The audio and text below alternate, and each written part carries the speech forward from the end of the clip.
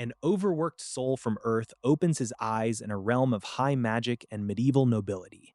Reborn into House Dragonia as Leon Dragonia Lionheart, he is heir to an elite grand duchy.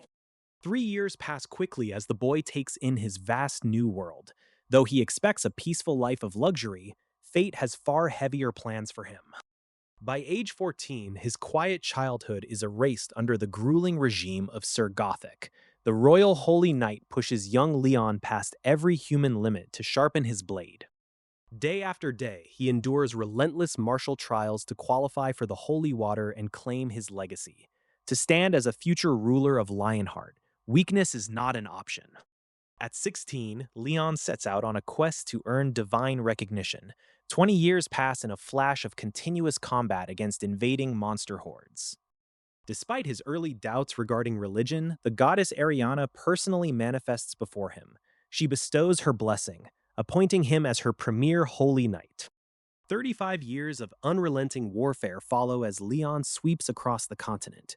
Goblins, dark cults, and entire hostile legions are wiped out before his steel. When King Argon passes, goddess Ariana selects Leon to lead the realm. He takes the throne as King of Lionheart and protector of the Holy Grail. 80 years turn into nearly a century of non-stop conflict. Corrupt Empire mages dabble in dark arts, unleashing chaotic threats across every border. Over 100 years into his reign, massive devastation sweeps through the realm.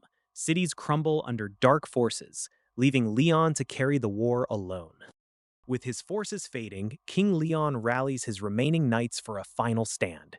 Under Ariana's banner, they charge headlong into a massive sea of monsters. Decades turn into centuries. 200, then 250 years of unending battle. Every comrade falls, yet Leon continues as an unstoppable lone army.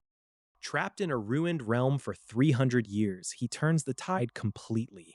The remaining Dark Invaders find themselves locked in the wasteland with him.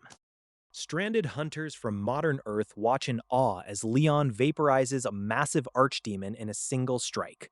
Radiating holy power, the king stands victorious before them.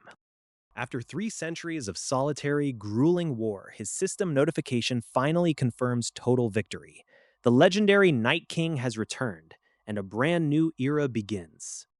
A black gate opens in the heart of Seoul, carrying an unprecedented threat level that shuts down all top guilds. Forced into a high-stakes mission, the Hunter Association sends in its own team, bracing for a catastrophe. Against all odds, Associate Manager Han Hari stumbles out of the portal alive. What she witnessed inside was not a realm of total doom, but a wasteland cleared by a single warrior. Back at headquarters, Han Hari and head manager Kim Jin-soo debrief on the impossible incident. A black rank gate, guarded by an archdemon, was conquered without any outside help.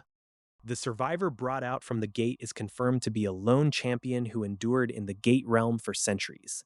While returners occasionally cross back, this man's authority defies all standard logic. Recorded footage reveals the full scope of the battle.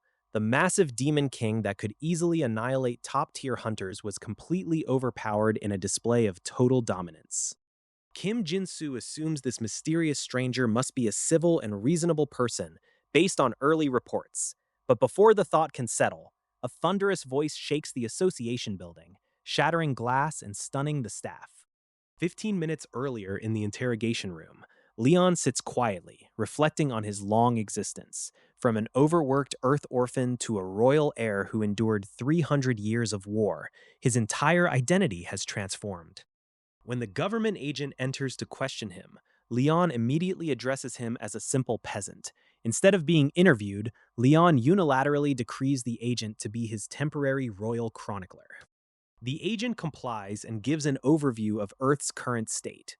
30 years ago, strange rifts began opening across the world, casting humanity into a constant state of emergency. Leon assesses the details with a strategist's precision. Earth's gates follow structured rules and trials, unlike the chaotic, unending invasions he endured in his former world. When the agent brings in a hot bowl of oxbone soup, Leon's old human memories stir with nostalgia. In his past life, this humble meal was his ultimate comfort food. However, his royal upbringing overrules his appetite. Outraged that peasant food was presented to a sovereign monarch, Leon slams the table and hurls the bowl across the room. He is Leon Dragonia Lionheart, the Night King, champion of the gods, and veteran of a 300-year war. Observing modern Earth, he sees a world lacking proper faith and vows to bring order to these foolish peasants. Leon enjoys his meal with Han Hari, commending her proper etiquette toward royalty. Respect between sovereigns is non-negotiable, and her proper conduct has earned his favor. Han Hari attempts to recruit him into South Korea's Hunter Association, but the response is absolute. A true sovereign will never take orders from a foreign military.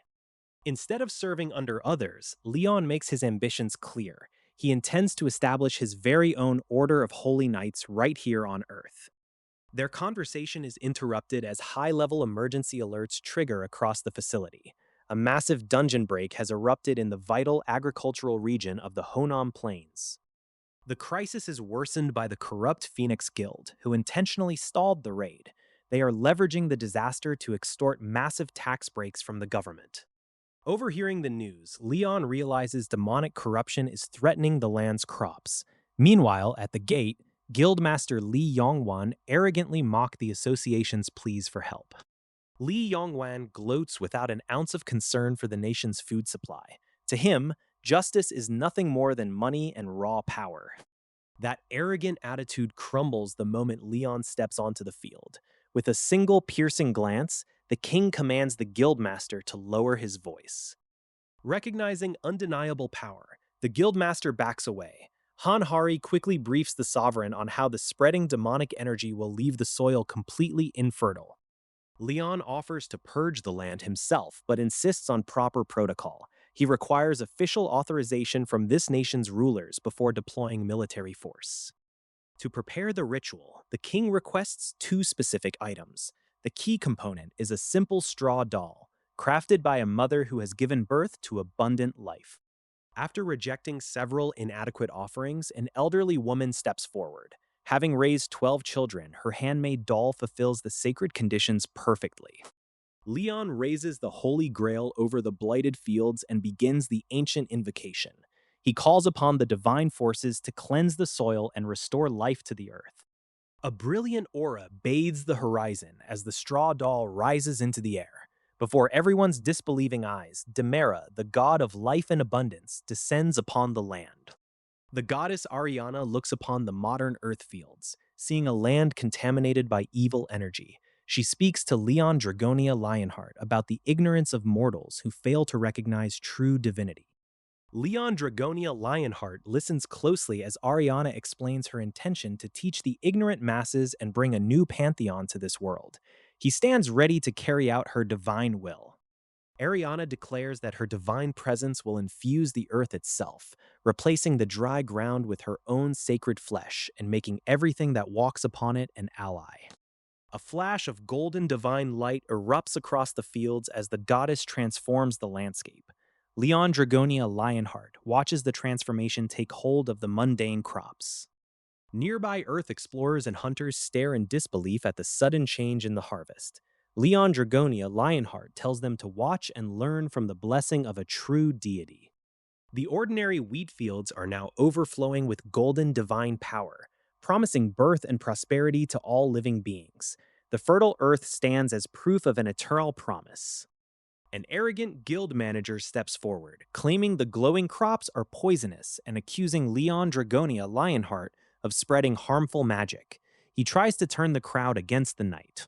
Infuriated by the slander against his goddess, Leon Dragonia Lionheart confronts the accuser and warns him not to soil the divine name with his ignorant tongue. Determined to expose what he calls a fraud, the manager brings out an appraiser to test the harvest. He is certain the grains will fail any official evaluation. The appraiser scans a sample of the blessed rice, and the system interface instantly lights up. The results leave everyone completely speechless. The rice is rated as rare rank, capable of curing Tier 3 diseases and acting as a powerful reinforcer. The modern explorers realize the staggering value of what they are looking at. Even eating a mere bug from the blessed fields grants an unexpected status buff. The hunters realize that everything touching this land has been supercharged by divine grace. With his work in the fields finished, Leon Dragonia Lionheart bids farewell to the miniature manifestation of Ariana. She gently reminds him to take care of himself as he prepares for the challenges ahead. Leon Dragonia Lionheart gathers his equipment and prepares to lead the Earth soldiers into a dangerous dungeon gate. Meanwhile, the corrupt guildmaster watches from afar with a wicked smile, plotting their doom. Inside the mysterious dungeon, unimaginable horrors awaken in the shadows. A terrifying red warning flashes across the screen as an unprecedented dungeon break begins, plunging everyone into an immediate countdown to destruction. The Hunters of Earth discover that clearing a gate isn't just about hacking through the grunts. Leon Dragonia Lionheart studies the dungeon layout, noting the terrifying truth of boss monsters and their infinite respawning armies. A sudden system alert shatters the air as a dreaded dungeon break begins. The Commander Knight, Dullahan, advances with an overwhelming horde of the departed, leaving the mortal defenders with a ticking clock. The frontline troops brace themselves as waves of skeletal archers and infantry flood the cavern. Assistant Manager Han takes the brunt of the assault, desperately trying to hold the line against impossible odds. Spells light up the dark as advanced magic tears through the ranks of bone and armor. Assistant Manager Han pushes his shield and stamina to the absolute limit, screaming for backup as the tide threatens to swallow him whole. Bludgeoned and coughing up blood under the weight of the boss's pressure, Assistant Manager Han collapses. The reserve forces panic, realizing that fighting a commander monster head-on is a suicide mission. Leon Dragonia Lionheart stands by entirely unbothered, flatly refusing to interfere in a disorderly battle. To him, a true king does not throw himself into a chaotic brawl just to build cheap honor. Sensing the danger, the red-haired warrior leaps into the fray to separate the commander from its swarm. She trades ferocious blows with the armored nightmare, testing the terrifying strength of the boss. Using a clever opening, she manages to isolate the boss monster from its endless infantry support.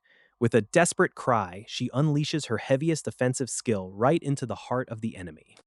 Despite landing a devastating blow, the Dullahan casually blocks the brunt of the blade with heavy armor. The sheer impact echoes across the chamber, leaving the warrior shaken by the gap in power. Stepping forward into the quiet aftermath, Leon Dragonia Lionheart issues a formal challenge to the undead commander. He declares himself the King of the Lionheart, demanding a proper, noble duel between knights. Faced with an ancient Dullahan commander, Leon Dragonia Lionheart refuses to fight dirty. Instead of overwhelming magic or cheap tricks, he steps forward to offer a true gentleman's duel. The Dark Commander accepts the challenge, sanctioning a duel fit for an honorable knight. Steel clashes against spectral armor in a devastating shockwave of blue light. Leon trades heavy blows with the undead warlord, matching every terrifying strike with absolute precision. He changes the weight balance mid-swing, cutting through defenses that no ordinary swordsman could touch. Observers watch in stunned silence as the Night King trades blows blow for blow, turning a monster's onslaught into a masterclass of pure swordsmanship. The Dullahan recognizes the veteran posture of someone who has survived countless wars. It asks to continue, yearning to fight a real knight one last time. Stripping away all necromancy and dark arts, they clash solely with blade and grit. It is a nostalgic return to the days when Leon wandered the world seeking pure honor. As the duel reaches its 10th exchange, the undead commander's memories of its past life begin to return. The cursed armor trembles under the weight of genuine respect. Exhausted by centuries of mindless massacres, the Dullahan finally collapses in peace. There can be no greater joy for a wandering warrior than to end a cursed journey through an honorable duel. Leon offers a final prayer for his fallen opponent, wishing his soul rest in the banquet hall of the gods. Divine light washes over the battlefield as a promise is fulfilled. With the gate cleared and the terrifying commander finished, the modern survivors stare in absolute disbelief. Their savior just turned a nightmare boss fight into a gentleman's agreement. As others marvel at the divine power displayed, Leon has already moved on to the most important part of winning any battle. He wastes no time getting straight to his loot. 4 exhausting days have passed since Leon Dragonia Lionheart returned to Earth, and his overworked assistant Han Hari is already at her absolute limit. Between running errands and managing a legendary warrior from another dimension, she barely has a moment to breathe. Leon casually demands a king's tribute from modern citizens, utterly unfazed by how absurd his medieval taxation sounds in the 21st century. When terrified locals try to calculate 50% of their crop yield, the sheer financial scale leaves everyone completely speechless. To make matters worse, Leon is utterly outraged by the lack of fine art in his temporary quarters, demanding museum-worthy masterpieces for a standard hotel room. Poor Han Hari has to scramble through the dead of night just to rent a suite worthy of his royal standards. Morning brings a much-needed breakfast, and Leon insists that Hari share the massive feast with him instead of standing at attention. Despite her protests about peasants and kings dining together, she cannot resist the overwhelming aroma of the food. The Night King leaves his hotel behind to inspect the new living arrangements provided by the Hunter Association. Even a high-end skyscraper fails to impress a man who spent centuries commanding massive fortresses. Outside the new residence, an unexpected visitor is already waiting in the lobby to intercept them. It is Park Jong-chan, the powerful director of Dujong Group's food division, looking to secure a lucrative partnership. Park Jong-chan attempts to charm the legendary survivor with smooth corporate talk and an outstretched hand, but Leon coldly brushes past the corporate executive, refusing to dignify a mere merchant with a handshake. Safely inside the upper floor, Hari goes over the association's arrangements while trying to figure out the merchant's true motives. She quickly realizes Park Jong-chan wasn't after standard alliances. He was after the miraculous blessed rice. A viral video online has already exposed the incredible healing properties of the magical crop harvested in Honam. Social media is blowing up with clips of sick animals and villagers miraculously recovering after eating the blessed grain. Back at Dujung Group, Director Park stares at his smartphone in absolute fury after being snubbed by the stubborn warrior. He refuses to let an out-of-touch survivor talk down to one of the most powerful corporate leaders in the nation. Park Jong-chan views Leon as nothing more than a stubborn, savage survivor who got lucky with a magical field, vowing to crush the arrogant knight and seize the miraculous crop by any means necessary. The corporate director plots his retaliation. Leon Dragonia Lionheart sets his sights on a grand vision for his return to Earth. Spreading faith in divinity and reforming the Knights Templar are only the beginning. The Night King knows that true divine order requires wiping out all evil thriving on the land to recover lost power and lift the temples once again. Leaving the grand battles behind for a moment, he tends to the delicate balance of worldly matters. A meeting is requested, bringing ambitious visitors right to his doorstep. Visitors from the Dujung Group arrive with slick smiles and grand presentations. They think they hold all the cards in this modern business negotiation. Han Hari watches nervously as her superior attempts to impress the king with luxury items. They offer high-grade artifacts as if they are mere tokens of charity. Leon looks over the so-called treasures with utter disdain. To a man who has wielded legendary relics against archdemons, these prized weapons look like scraps. Dismissing their flashy gear, Leon summons his own blade out of thin air. The sudden display of power leaves the arrogant merchants completely speechless. He hands a weapon over to assistant manager Han Hari to test out. Hesitantly, she grips the hilt of the master craftsman's blade and feels its overwhelming sun energy. With a single swing, the blade erupts into a massive column of blinding light. This sheer kinetic force shatters expectations and rattles the entire room. The merchants realize the terrifying gulf in power between themselves and their host. Leon cuts the meeting short, leaving them trembling in his presence. Shifting topics to the real prize, Leon demands the patent rights over the precious rice grains. The corporate executives scramble to capitalize on the absurd valuation. Thinking they have outsmarted the king by securing a monopoly, the foolish merchant smiles. But challenging divine authority in commerce is a perilous game. The Night King has little patience for modern arrogance. When a merchant dares to question divine authority, Leon Dragonia Lionheart puts him firmly in his place. He lectures the terrified mortal on the true meaning of labor and the blessings of the goddess. To a man who fought for centuries, modern whining sounds like sheer insolence. Later, looking out over the glittering skyline of modern Seoul, Leon considers his next move. He needs soldiers, but finding anyone worthy in this era is proving difficult. He arrives at the Hunter Association test site, where modern hunters gather to measure their ranks. The locals have no idea what manner of legend has just walked through their doors. Gu Daesung, a veteran hunter grinding away to support his family, crosses paths with the mysterious foreigner. Little does he know this old man carries the weight of a kingdom. Merely standing near Leon exerts an overwhelming aura that bends the air itself. The modern hunters stumble backward, gasping for breath under the sheer majesty of a true king. Leon is not here to fraternize with strong people, but to recruit his own loyal soldiers. Every hunter he passes looks hopelessly inadequate compared to the holy knights of his past. Stepping into the evaluation room, Leon treats the proctors like disobedient squires. When a measuring device fails to comprehend his power, he demands absolute respect. Disgusted by the useless gadgets and cowardly judges, Leon decides to take the test into the field. He heads straight for a dungeon gate to observe actual combat. Stepping through the Soul Gate alongside fresh rookies, Leon adjusts his sunglasses as the strange new battlefield opens before him. The Night King is ready to test this world. The trial begins in the open fields where Taehoon and his new squad gather for their grading exam. They are tasked with hunting down 50 kobolds in the wilderness, a standard test that separates the novices from the survivors. Taehoon quickly assesses his eccentric party members, noting their limited combat experience and hesitation. He realizes they will need strict coordination if they want to clear this gate without getting wiped out. Instead of charging into the fray with a weapon, Taehoon decides to sit back and observe the test completely unarmed. His nonchalant attitude leaves the rest of the group utterly baffled by his strange confidence. When the first wave of monsters lunges from the brush, the squad scrambles to defend themselves. Taehoon watches critically, refusing to lift a finger while his teammates struggle to hold their ground.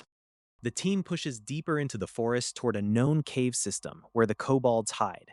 Taehoon suggests a practical strategy, advising them to smoke out the cave rather than fighting blind in the dark. Fierce combat erupts as the monsters burst from the shadows in a frantic panic. Taehoon steps in with his shield, easily blocking incoming strikes while directing his nervous companions on how to strike back. Working together, the group manages to turn the tide against the aggressive beasts. Taehoon praises their sudden improvement, keeping the momentum alive as they clear out the remaining foes. With the first skirmish successfully concluded, the party takes a brief moment to catch their breath. Taehoon maintains his detached demeanor, making it clear he expects absolute obedience if they are to survive. They arrive at the dark entrance of the primary cave network just as planned. Following Taehoon's precise instructions, they begin setting up a controlled fire to drive the creatures out into the open. The smoke instantly takes effect, sending a massive horde of screeching kobolds pouring out of the cavern. Taehoon and his squad coordinate their assault perfectly, picking off the charging targets with ranged attacks and shield walls. Just as victory seems assured and the quota is nearly met, the ground suddenly trembles violently. A terrifying, oppressive growl echoes from the deepest recesses of the cave, freezing everyone in place. A massive armored beast emerges from the darkness, identified instantly as a high-ranking monster far beyond the scope of a standard exam. Taehoon's eyes widen in disbelief as he realizes an absolute nightmare has just crashed their test. The dungeon assault turns chaotic as the lower-ranked hunters find themselves hopelessly outmatched by the Knoll captain. Panic sets in among the ranks as the relentless beast presses its advantage, threatening to wipe out everyone present. Taehoon Daesung struggles to maintain his defensive posture against the overwhelming strength of the monster. Every impact threatens to shatter his meager shield and break his spirit entirely. The situation deteriorates rapidly as the monster closes in for the finishing blow. Desperation grips the team members as they realize they are completely unequipped for this level of danger. Just when all hope seems lost, a commanding presence steps into the fray. Leon Dragonia Lionheart intervenes with absolute authority, effortlessly halting the Knoll captain's advance with a single gesture. Leon expresses profound disappointment in the modern hunters, rebuking their reliance on arbitrary rankings and weak mindsets. He demands that Taehoon pick up his shield and face the beast properly, rather than cowering in fear. The ferocious Knoll captain hesitates under Leon's intimidating aura, whimpering like a scolded hound. The sheer difference in martial power leaves the creature utterly cowed in the presence of the Night King. Leon refuses to let the young hunter off easy, turning the terrifying encounter into a brutal live-fire training session. He forces Taehoon to analyze his opponent's movements instead of treating him like a stationary dummy. Pushed to his absolute limits, Taehoon confronts his own feelings of inadequacy and lack of talent. Instead of accepting defeat, a sudden spark of determination ignites deep within his resolve.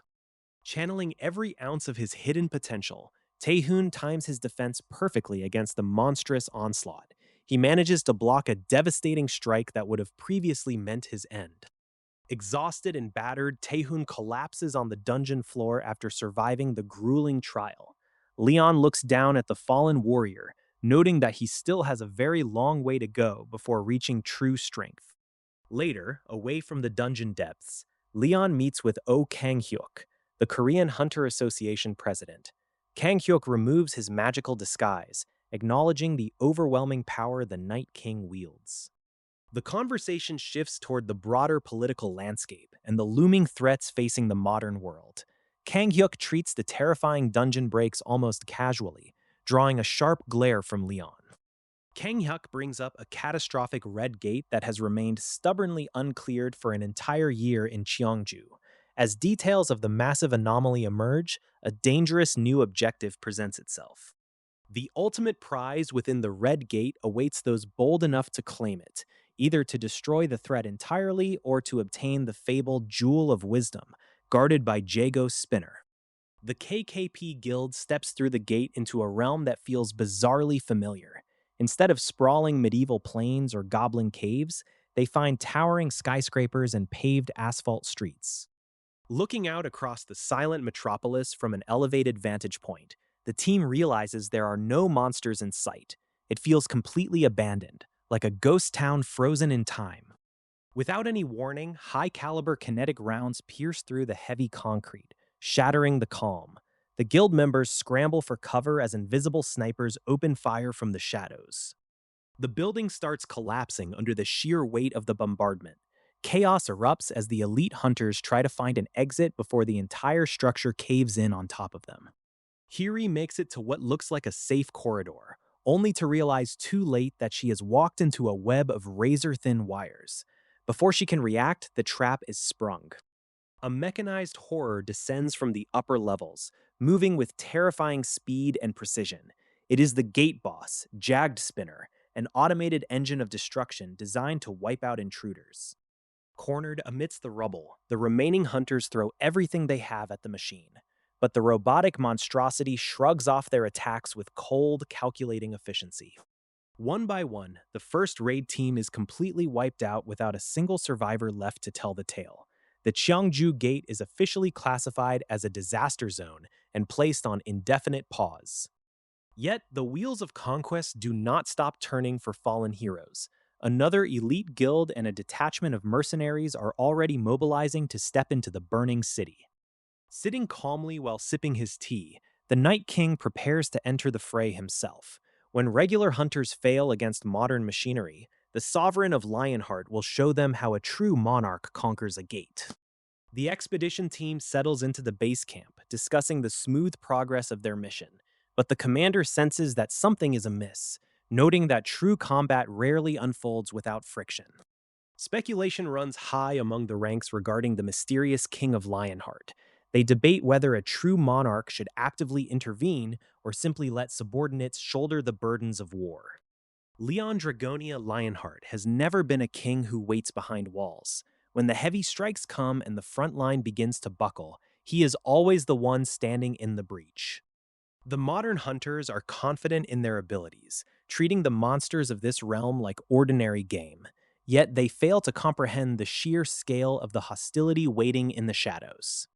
Without warning, a relentless mechanical threat emerges from the perimeter. The Jago Spinner descends upon the vanguard, initiating an automated eradication protocol with terrifying precision. Explosions tear through the streets as the automated terror unleashes its devastating firepower. The hunters scramble for cover, realizing too late that this machine operates outside any known parameters. Energy beams sweep across the area, bypassing armor and shattering defensive barriers. Panic ripples through the ranks as the machine's internal energy core charges for another devastating blast. Despite the overwhelming odds, the fighters strike back with furious momentum. A massive hammer blow lands squarely on the machine, cracking its outer chassis and forcing it to recalculate its priorities. The Jago spinner adapts instantly, unleashing a blinding counterattack that engulfs the battlefield in flames. Mages and warriors alike are driven back by the sheer intensity of the shockwaves.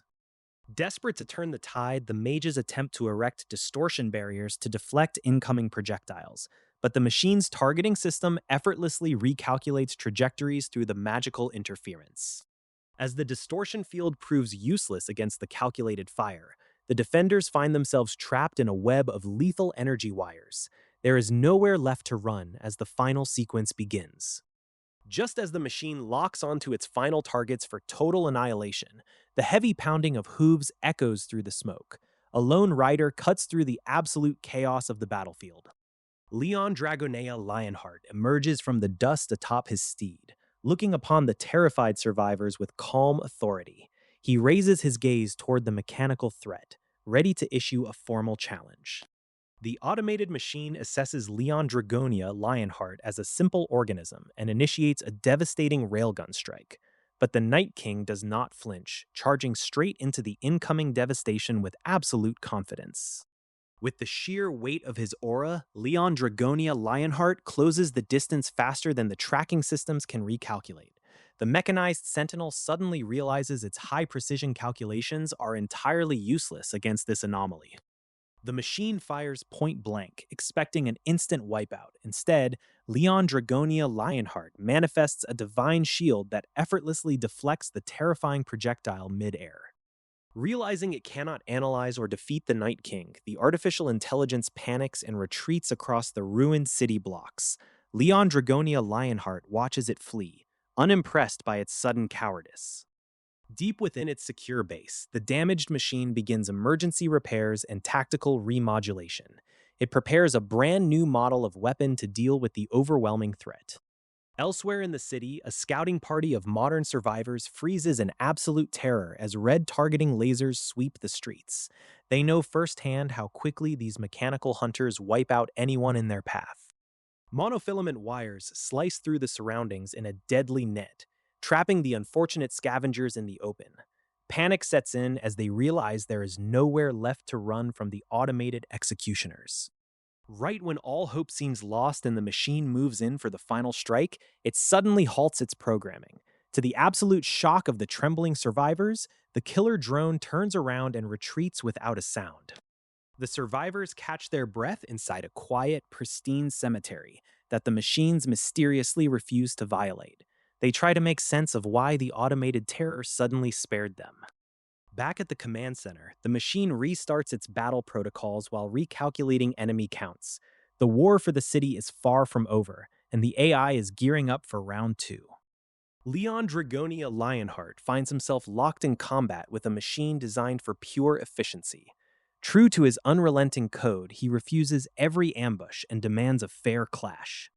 The mechanical adversary unleashes heavy ordnance, filling the ruined streets with fire and flying debris. Leon stands his ground, invoking divine blessing to turn aside the blistering onslaught. With calculated precision, the Night King bridges the distance between them, closing in with terrifying speed. Every strike rings out like thunder against metal, shaking the shattered pavement below. The machine shifts tactics, calling upon phantom horsemen to test Leon's resolve from every angle. But a Lionheart does not flinch when facing ghosts of the past or constructs of steel. Shell casings scatter across the concrete as the automated Titan pours endless ammunition into the duel. Leon surges forward through the barrage, his eyes locked on the core of his adversary. Channeling the enduring pride of his house, he unleashes a devastating blow that cracks the machine's primary defenses. Sparks fly into the dark sky as the long duel reaches its critical turning point. Pushed to its absolute limit, the machine initiates a catastrophic self-detonation sequence to purge the area. A massive wall of fire consumes the sector, threatening to bury everything in atomic fury. Flashing back across centuries, the true origin of these mechanical guardians is revealed in haunting detail. They were created with one single unbreakable directive: to protect the city at all costs. Generation after generation, the Iron Sentinels stood vigil, while the citizens around them faded into memory. They fought off every encroaching horror, becoming the silent protectors of a forgotten realm. Even as their operational limits frayed and circuits burned out, the automated wardens kept repeating their solemn duty: protected, protected, protected, a tireless mantra echoing in the empty ruins. Returning to the present, Leon surveys the smoking wreckage and discovers the mysterious anomaly sealed within. The jewel of wisdom rests quietly before him, holding secrets that transcend worlds. He speaks to the ruined mechanical warrior, recognizing the monumental burden it carried through the endless dark. No living being across dimensions could ever fully repay such unwavering loyalty. With a solemn declaration, Leon offers a final blessing to grant the faithful machine eternal rest. The quest is complete, but the weight of the fallen sentinels lingers in the quiet air. The artifact recovered from the ruins isn't just a relic, it's a cursed conduit, whispering temptation to anyone foolish enough to listen. Leon Dragonia Lionheart looks down at the strange mechanical sphere with quiet determination. If a demon's influence lingers within, it needs to be put down for good. Before the blade can fall, the machine awakens on its own. Fueled by a surge of unknown energy, it sparks back to life, refusing to stay still. Leon channels his divine power, striking the mechanical anomaly with blinding force. The resulting explosion floods the room with radiant golden light. From the blazing light descends Ariana, the goddess herself, manifesting before her faithful knight. The sheer majesty of her presence leaves everyone in the room utterly awestruck. Ariana inspects the mechanical being kneeling before her, recognizing a noble spirit beneath the metal shell. She decides that even this unusual creation is worthy of a higher calling.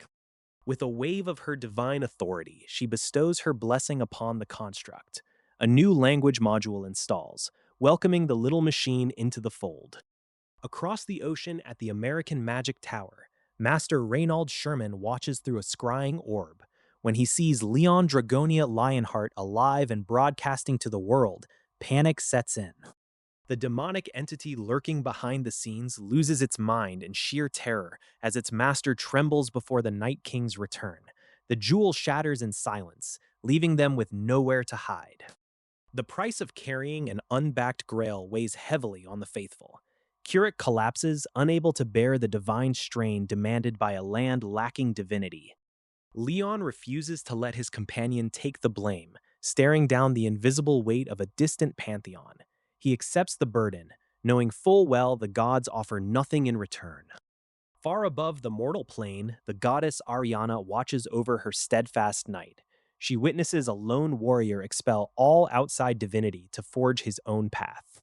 For over 3 centuries, the Night King stands alone against the endless tide of monsters. The entire pantheon owes an unpayable debt to the man who held the line. The gods gather in urgent council, horrified by how far Leon has pushed his mortal vessel. Pitos vents his frustration, demanding a solution from his divine siblings. 180 years pass in silence before Ariana finally speaks. She proposes a radical plan to spread their influence using modern Earth's own digital domain. Heto joins the strategy, suggesting they leverage the worldwide network known as the Internet. Since Leon ignored modern technology, the gods decide to take matters into their own hands.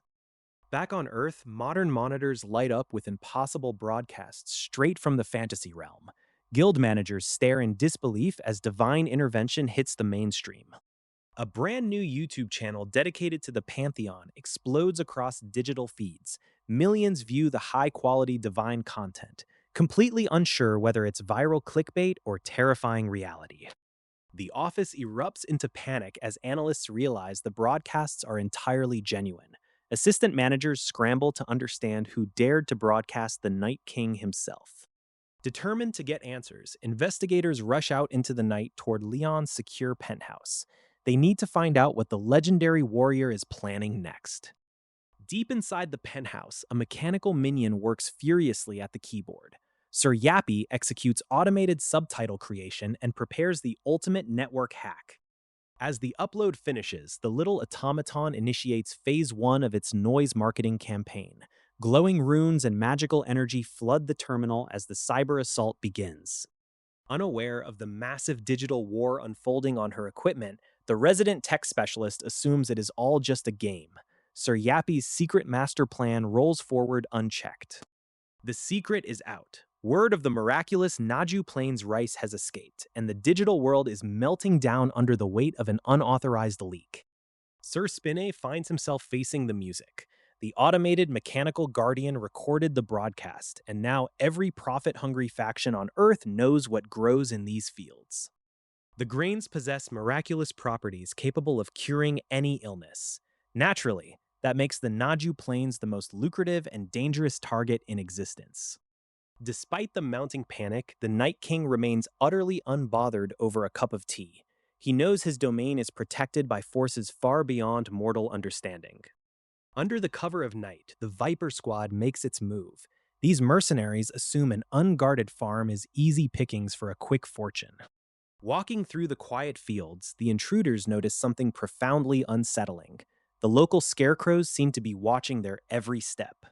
Panic takes root as comrades vanish into the mist without a sound. The simple farm decor is shifting, closing in with terrifying intent. These are no ordinary burlap ornaments standing guard in the dirt. They are lethal guardians of the harvest, moving with terrifying supernatural grace. Reality shatters for the elite squad as they realize they walked straight into a high-tier dungeon trap. There is no escape from this agricultural nightmare. Desperate to salvage their mission, the survivors make a break for the central storage silo. They still think they can grab the goods and run. A blinding flash erupts as defensive mines turn the approach into a crater. The Night King leaves nothing to chance when protecting his sacred crops. Yagdspin's automated security protocols verify the intruders as unauthorized human entry. The sentence for trespassing on holy ground is swiftly delivered. Morning breaks peacefully over Naju Plains, revealing a neat row of tied-up trespassers beneath the very doctrines they dared to break. As the news spreads across modern internet forums, the economic value of Pantheon and Divine Favor skyrockets to astronomical heights. Leon Dragonia Lionheart observes the shifting markets, proving that divine presence brings profound commercial influence. Discussing strategy with his allies, Leon considers the pricing of divine favor among ordinary people. He insists that access to divine blessings needs to remain affordable so that everyone can share in the faith. Leon sets his sights on a formidable challenge, preparing to tackle a yellow gate that most consider nearly impossible to conquer. His ambition to gather the full power of the Lionheart relic drives every move. Gathering at the Hunter Association headquarters, numerous low-rank hunters arrive in response to the mysterious summons. Whispers circulate among the crowd regarding the true identity of the survivor. Leon Dragonia Lionheart steps forward to address the gathered assembly, welcoming them to his newly established military force.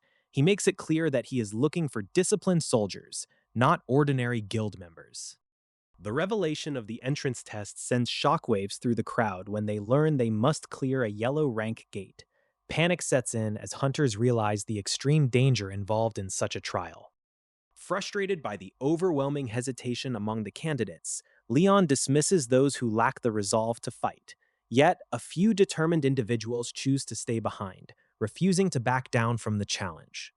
Leon questions why certain hunters decided to remain despite the deadly risk. He outlines the strict code of a soldier, demanding absolute obedience and complete trust in a knight's orders and power. With preparations complete, the assembled troops march toward the Samjian Station Yellow Gate. The heavy gear feels burdensome to the lower-rank hunters, who marvel at the high quality of their equipment. Observers note that the king himself enters the gate without wearing any physical armor at all. His allies remark that his legendary resilience makes traditional protective gear entirely unnecessary. As the gate activates, monstrous entities emerge from the darkness to assault the intruders. The battlefield erupts into chaos as Leon and his forces confront the terrifying horde head on.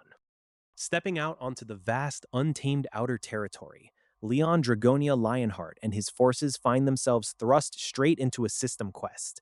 A massive faction war between rival tribes unfolds before them, turning the plains into an active battlefield. The local inhabitants quickly make their presence known, demanding to know who has dared trespass upon their territory. Confronted by towering, war-hungry orcs, Leon and his companions must decide which side deserves their support. Approached by the Battle Axe tribe's chief, Karda Carrick, the visitors are invited to join their ranks for an upcoming, larger-scale conflict. But the mere suggestion of allying with these creatures instantly triggers Leon's fierce, uncompromising hostility. Scorning the chief's talk of honor, Leon unleashes his fury directly at the tribal leader. With a devastating display of overwhelming power, he cuts the chieftain down in a single ruthless movement, leaving the rest of the army in utter shock. The system proudly flashes Leon's staggering combat statistics, cementing his legendary status as the ultimate slayer of orcs. Yet this arrogant defiance instantly turns the entire opposing army into a howling swarm of vengeful enemies. Surrounded by a tidal wave of bloodthirsty warriors, Leon's vanguard struggles to hold their ground against the ferocious onslaught. Shields splinter under the pressure as the fierce skirmish threatens to overwhelm their defensive formation entirely.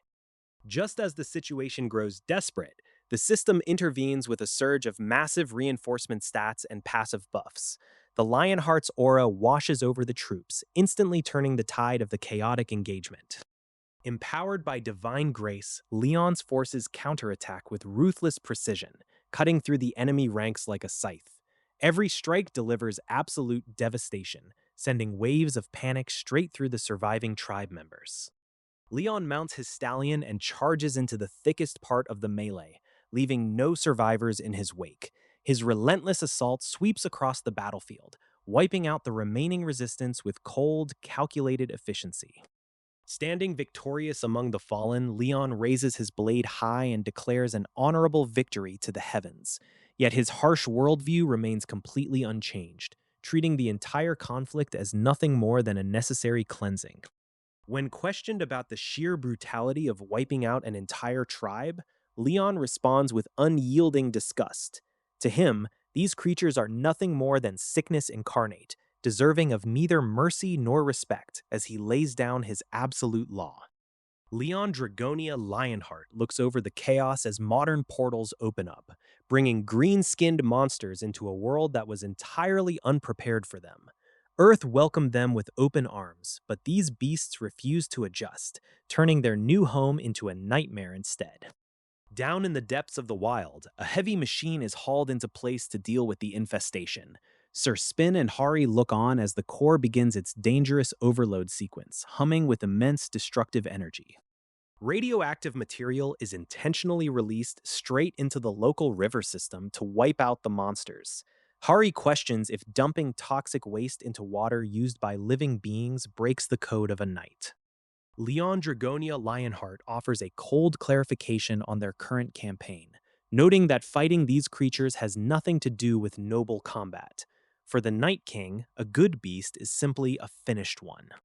Unaware of the poison flowing through their supply, the warriors raise their cups and celebrate a recent skirmish.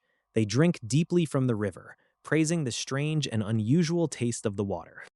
Suddenly, an agonizing wave of sickness hits the camp as the tainted water takes full effect. The monsters collapse in agonizing pain, screaming out in confusion as their bodies break down from the inside. A lone survivor crawls through the ruins, demanding to know what kind of dark curse or foul witchery has destroyed his entire tribe. He screams in rage at the sky, wondering what dishonorable coward could resort to such tactics. Leon Dragonia Lionheart and his elite forces waste no time descending upon the weakened camp. With corruption resistance active, the Lionheart soldiers sweep through the area to wipe out the remaining beasts. System notifications confirm the total elimination of the Battle Axe tribe across the hidden quest field.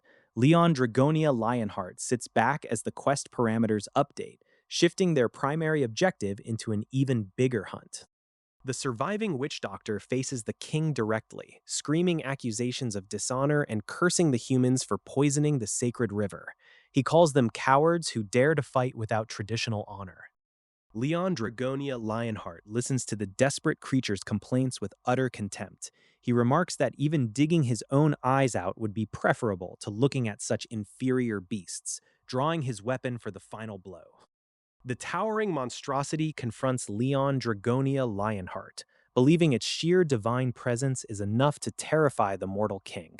Instead, Leon looks right through the intimidation, unimpressed by the supposed god towering above him. With a casual flick of his wrist, Leon unleashes an overwhelming wave of golden light that slices straight through the divine intimidation. The entity gasps in disbelief as its mighty presence is instantly countered by the sheer weight of Lionheart's authority. Blazing with furious divine flames, Leon presses the attack, declaring himself the true king of the Lionheart. He refuses to bow before any self-proclaimed deity standing in his path. The creature's defenses shatter under the relentless barrage, leaving it bewildered and feeling phantom pain for the first time in its existence. It screams out in agony, realizing its original body was far more durable than this fragile vessel. Defeated and humiliated, the remaining force has no choice but to retreat into the shadows, leaving behind stunned allies and bewildered witnesses. Leon stands victorious, having effortlessly dismantled another ancient threat. System notifications chime across the battlefield as the hidden quests are officially cleared and new traits are unlocked. The surviving troops marvel at their sudden surge in physical attack resistance against orcs.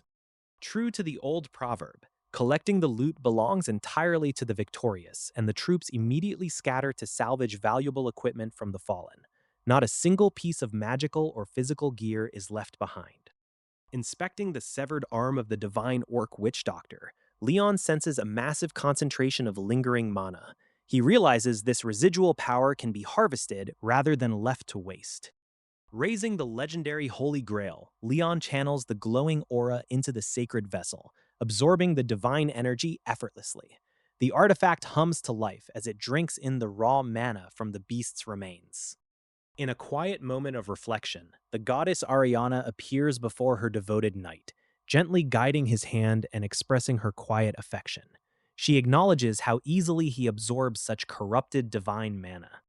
Leon reviews his arsenal of 4 sacred items, which includes the Holy Spear, the Holy Sword, the Holy Grail, and the Lionheart Relic. He prepares to restore the Grail to its full, glorious potential with the newly gathered energy. A blinding flash of holy radiance erupts from the chalice as Leon successfully infuses it with pure divinity. The artifact transforms in his hands, glowing with a magnificent restored majesty that leaves his followers utterly speechless. Suddenly, panicked screams echo from across the camp as one of the allies is violently grabbed by a rogue automated machine. The mechanical unit turns hostile without warning, crushing its victim in a ruthless grip right before the chapter ends. The dungeon raid turns sour when a modern contractor tries to pocket prized loot right under the Night King's nose. Leon Dragonia Lionheart has zero patience for petty thievery in a realm built on strict honor and absolute law. Sir Spin steps in to handle the scoundrel, but the captured contractor insists it's all a massive misunderstanding. Unfortunately for him, the stolen item in question is the precious heart of an orc warrior. The panicked thief frantically denies the accusations, claiming he would never dare steal from royalty. Leon watches with cold detachment, reminding the trembling modern explorers that his kingdom operates on entirely different rules. Under Lionheart law, theft is a grave offense punishable by the loss of one's hands. The modern contractors are forced to realize that the majestic castle they read about in books enforces its ancient codes without mercy. Gu Daesung steps forward to plead for leniency, asking if he might sacrifice his own arm to retrieve what was taken. It's a desperate gamble, but Leon listens to the soldier's rationale with an unreadable expression. Recognizing that these modern people are still learning the harsh realities of his world, Leon decides to grant a surprising measure of grace. A flash of golden divine power fills the clearing as a miraculous healing spell takes effect.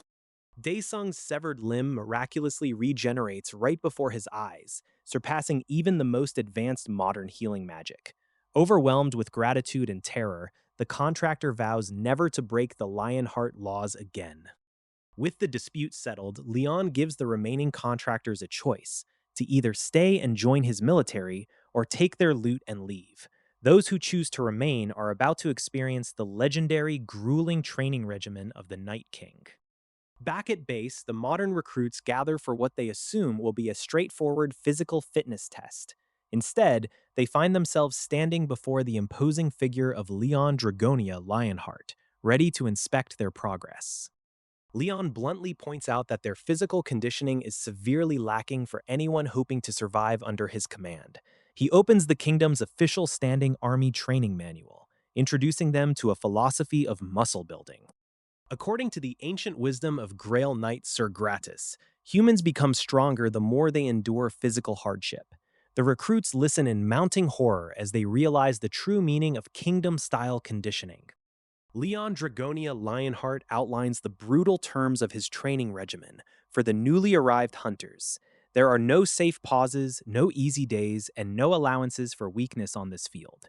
The only path forward runs directly through total exhaustion. The Holy Grail is offered as the ultimate restorative for those who manage to survive the relentless onslaught. It promises rapid healing for shattered muscles, but reaching it requires enduring a relentless storm of attacks. Every single second on the training grounds tests the absolute limits of human endurance. Chaos instantly erupts across the yard as the hunters turn on one another in a desperate scramble for survival.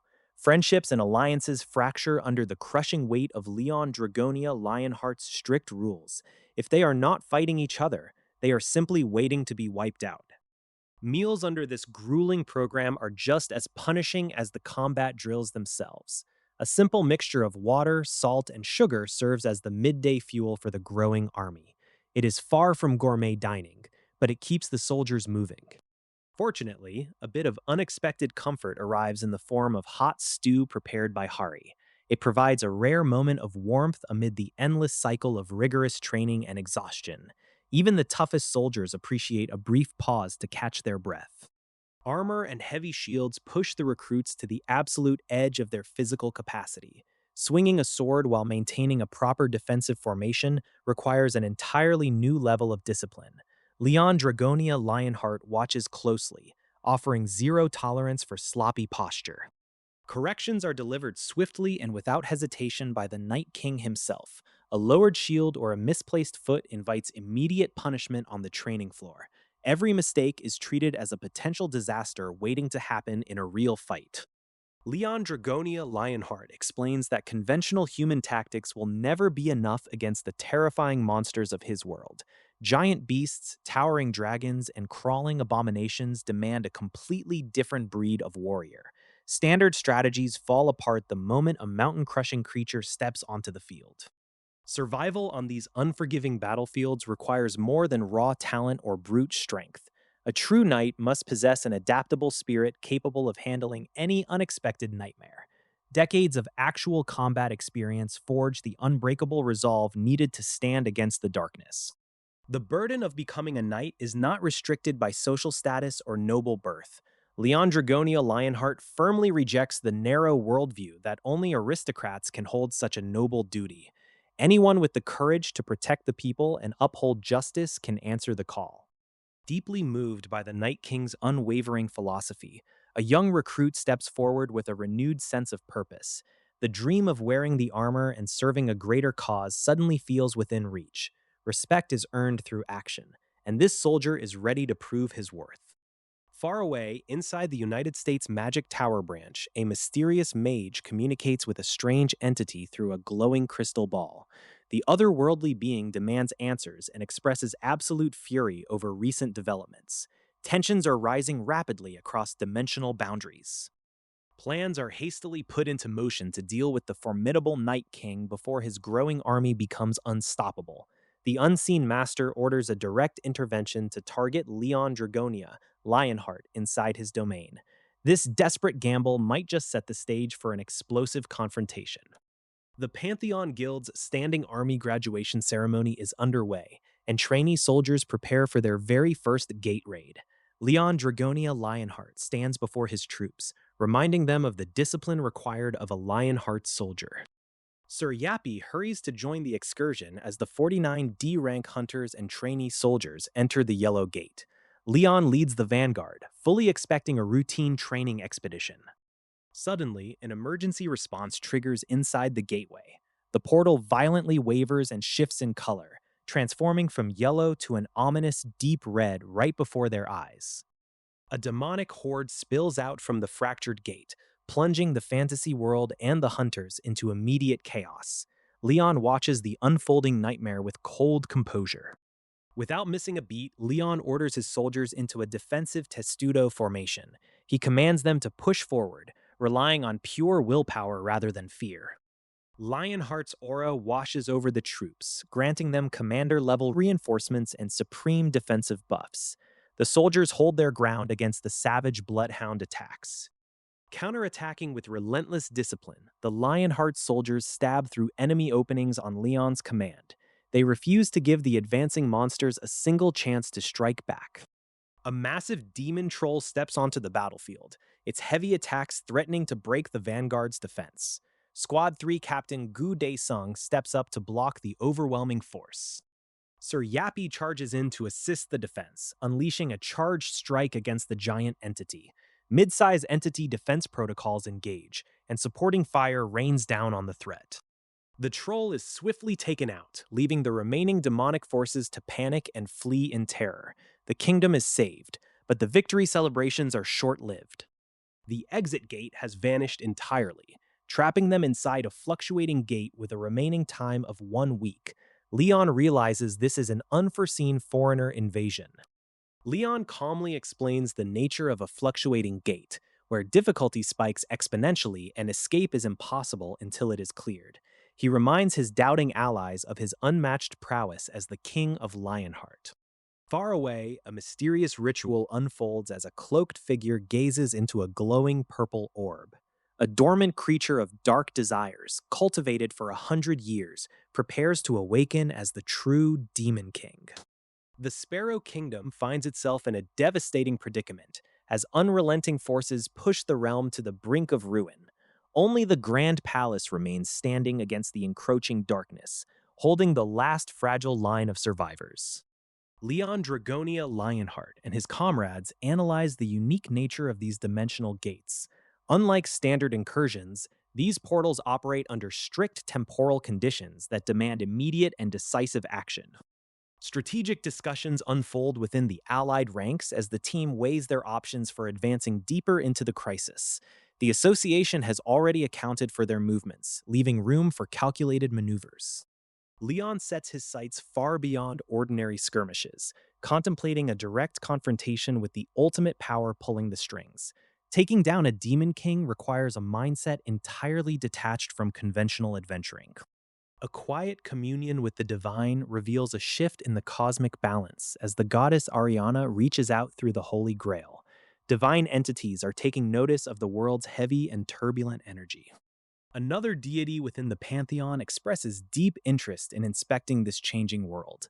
Leon learns that a truly formidable presence, a demon lord of terrifying magnitude, is anchoring itself nearby.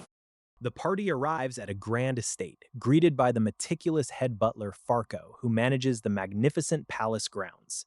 The architecture speaks to a long and deeply established matriarchal royal history. Navigating royal etiquette proves challenging for companions unfamiliar with palace customs, leading to hasty apologies from flustered allies. Even so, the path toward the majestic presence chamber lies wide open. Inside the throne room, Duke Arkham, the Chancellor of the Kingdom, prepares to formally recognize the heroes for their battlefield triumphs. Yet Leon bypasses conventional protocol entirely, determined to address the Queen directly. Outraged by such blatant disregard for court hierarchy, the Chancellor raises his voice in furious protest against the perceived insolence. He demands that the disrespectful outsider be dragged away immediately. With overwhelming authority, Leon steps forward and shatters the tension by declaring his true identity to the entire court. He is none other than Leon Dragonia Lionheart, the legendary king of the Lionheart. The masquerade inside the royal court shatters instantly when Leon Dragonia Lionheart confronts the treacherous Duke Archeum. What looked like a routine diplomatic gathering is revealed to be a den of vipers hiding in plain sight. Leon wastes no time uncovering the deception, exposing the corrupt noble right before the guards. Beneath the mask of humanity, Duke Archeum's true nature surfaces in a grotesque display of demonic energy. The terrifying presence confirms Leon's darkest suspicions about the royal court's infiltration. There is nowhere left to hide for the monsters masquerading as nobility. Chaos erupts through the halls as grotesque entities shed their disguises and attack the bewildered soldiers. The castle transforms into a frantic battlefield in mere seconds. Leon stands entirely unfazed amidst the panic, commanding the defense with absolute authority. With ruthless efficiency, Leon cuts down the demonic abominations infesting the royal grounds. Every swing of his blade carries the weight of a seasoned conqueror who refuses to let evil take root. The palace corridors run red as the defenders rally behind their unstoppable king. As the immediate threat is cleared from the throne room, political tensions flare up immediately. Leon asserts his supreme authority over the trembling officials, making it clear that hesitation is no longer tolerated. The queen's loyalists watch in awe as the Night King takes total command. With the chancellor gone and the royal court in disarray, Leon assumes direct control over the kingdom's armed forces. He demands absolute obedience from the remaining nobles to purge the capital of corruption. No corner of the castle will be left unchecked. Out in the central square, terrified citizens gather as rumors of demonic infiltration spread through the capital. Leon steps forward to address the massive crowd with a radical and terrifying proposition. He declares that the sacred flames of Pitos will expose every single hidden fiend. Without waiting for permission or hesitation, Leon forcefully casts people directly into the divine fire. Panic reaches a fever pitch as the bewildered populace watches in absolute horror. The Night King's ruthless methods leave no room for doubt or debate. To the shock of the onlookers, those touched by the demons burn away into nothingness, while the innocent remain untouched. The sacred flames prove their infallible judgment in the most dramatic way possible. Leon stands above the roaring blaze as the ultimate arbiter of truth. With the crowd terrified into compliance, Leon orders everyone suspected of corruption to enter the purging fire immediately. The square becomes a scene of frantic desperation as the citizens rush to prove their innocence. The Night King's overwhelming presence brooks no defiance. Hidden among the populace, remaining demonic infiltrators find their covers completely blown by Leon's relentless scrutiny. Their foul stench gives them away as the Night King locks onto their presence with lethal intent. There is nowhere left to run. Leon unleashes a wave of terrifying pressure that shatters the mental fortitude of the disguised demons. They recoil in agonizing pain as the true majesty of the god's night crushes down upon them. The arrogant monsters finally realize they have picked the wrong world to invade. Far from the capital, hidden masterminds watch the catastrophic failure of their infiltration plan through a magical orb. They tremble in absolute terror as they witness the terrifying wrath of the Night King unfold. Their grand scheme has been utterly dismantled by a single man. The citizens of Sparrow Kingdom gather in terror, convinced that every misfortune in their lives stems from the dark entities lurking among them. Leon Dragonia Lionheart stands tall above the crowd, ready to enforce absolute order and root out any negative emotions. The captive beast screams in defiance, blaming the citizens for their own misfortunes and corruption. But the accusations fall on deaf ears as the populace turns on the creatures, desperate to purge whatever is causing their misery. Leon Dragonia Lionheart channels the divinity of war and fire, granting divine flames to a young boy who seeks justice. The child steps forward, fueled by the memory of a father lost to the dark entities. With holy flames licking at his hands, the boy confronts the captive entity, unleashing a fiery fury of retribution. The beast's threats are cut short as the cleansing fire consumes it completely. Deep in the dungeons, Baltars, the demon of pleasure and corruption, reflects on 34 years of torturing humans. Little does he know that his own methods are about to be turned against him in the most unexpected way. A strange machine approaches the cell, demanding information with robotic coldness. Baltars laughs off the mechanical interrogation, foolishly assuming a machine has no capacity to break his stubborn spirit. The machine calmly executes its protocol, bringing out a wooden vat filled with holy water. Baltar scoffs at the meager threat, daring his captors to do their worst. Using big data and ruthless logic, the machine subjects the demon to an unrelenting baptism of holy water. Baltar screams in absolute agony as the burning liquid scorches his corrupt flesh. Drenched and battered, the demon tries to assert his title of terror, but the machine simply continues its relentless questioning. Every refusal is met with another punishing dip into the purifying vat. Completely broken by the mechanical interrogation, Baltars begins babbling just to make the endless torment stop. The machine calculates every syllable, cataloging information with terrifying efficiency.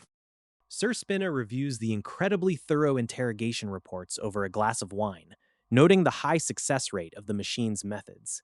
The systematic eradication of the dark presence proceeds without a single hitch. Suddenly, a sharp pain pierces Leon Dragonia Lionheart's chest, sending his heart rate soaring.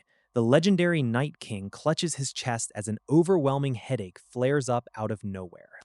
Unwilling to accept any weakness in his immortal frame, Leon Dragonia Lionheart stands up and shatters the table in pure frustration.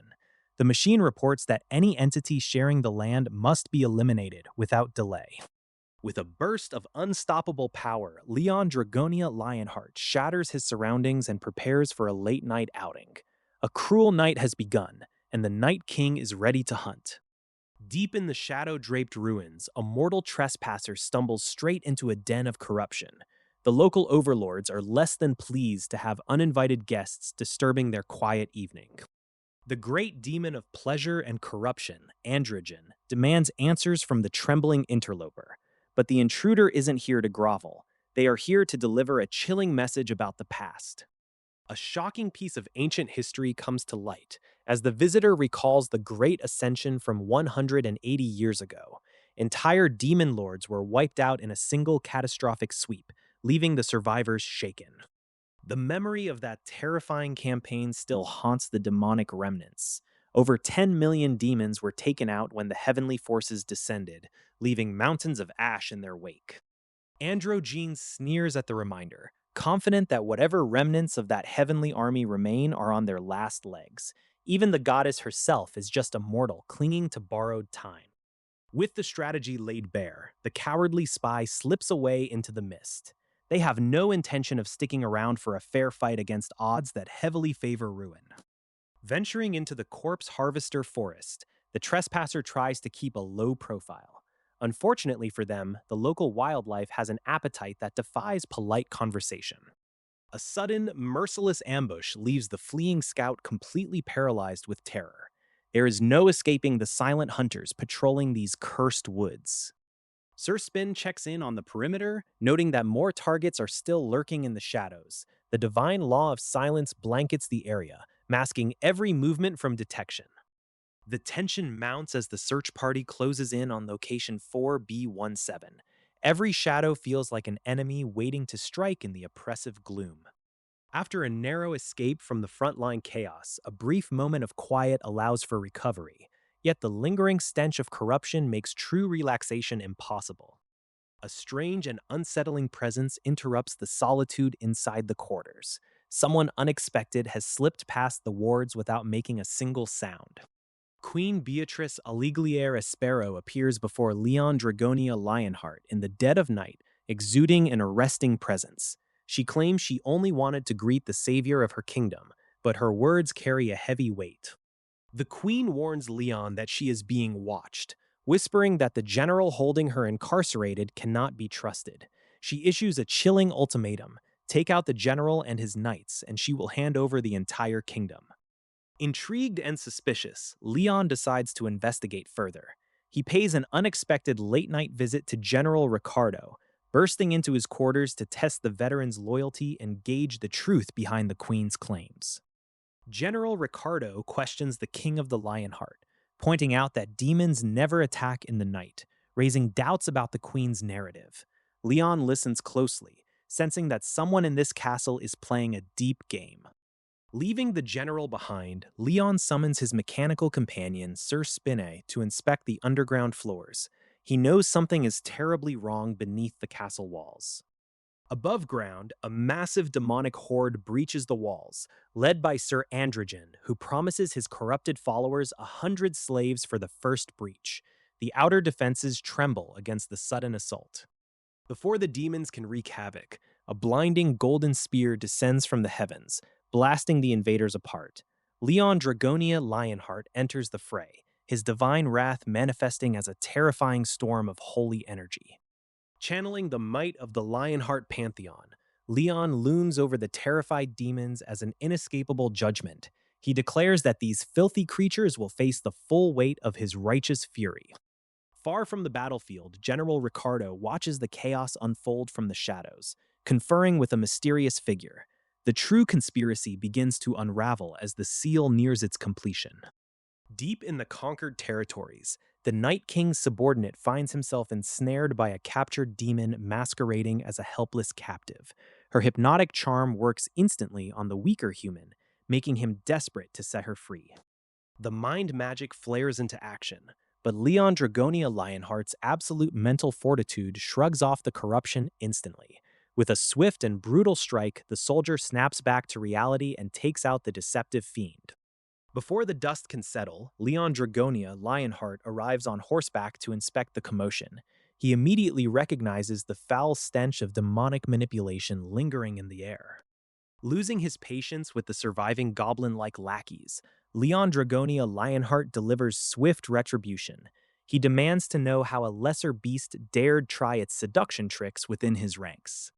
Later, riding through the city streets, the Night King observes the sullen and indifferent reactions of the citizens. Merely winning battles isn't enough. The people need a stark reminder of the horrors they face. Leon Dragonia Lionheart decrees that the populace must witness the execution of demonic entities firsthand. By forcing them to watch the corruption burn out, the citizens will learn true vigilance against the dark.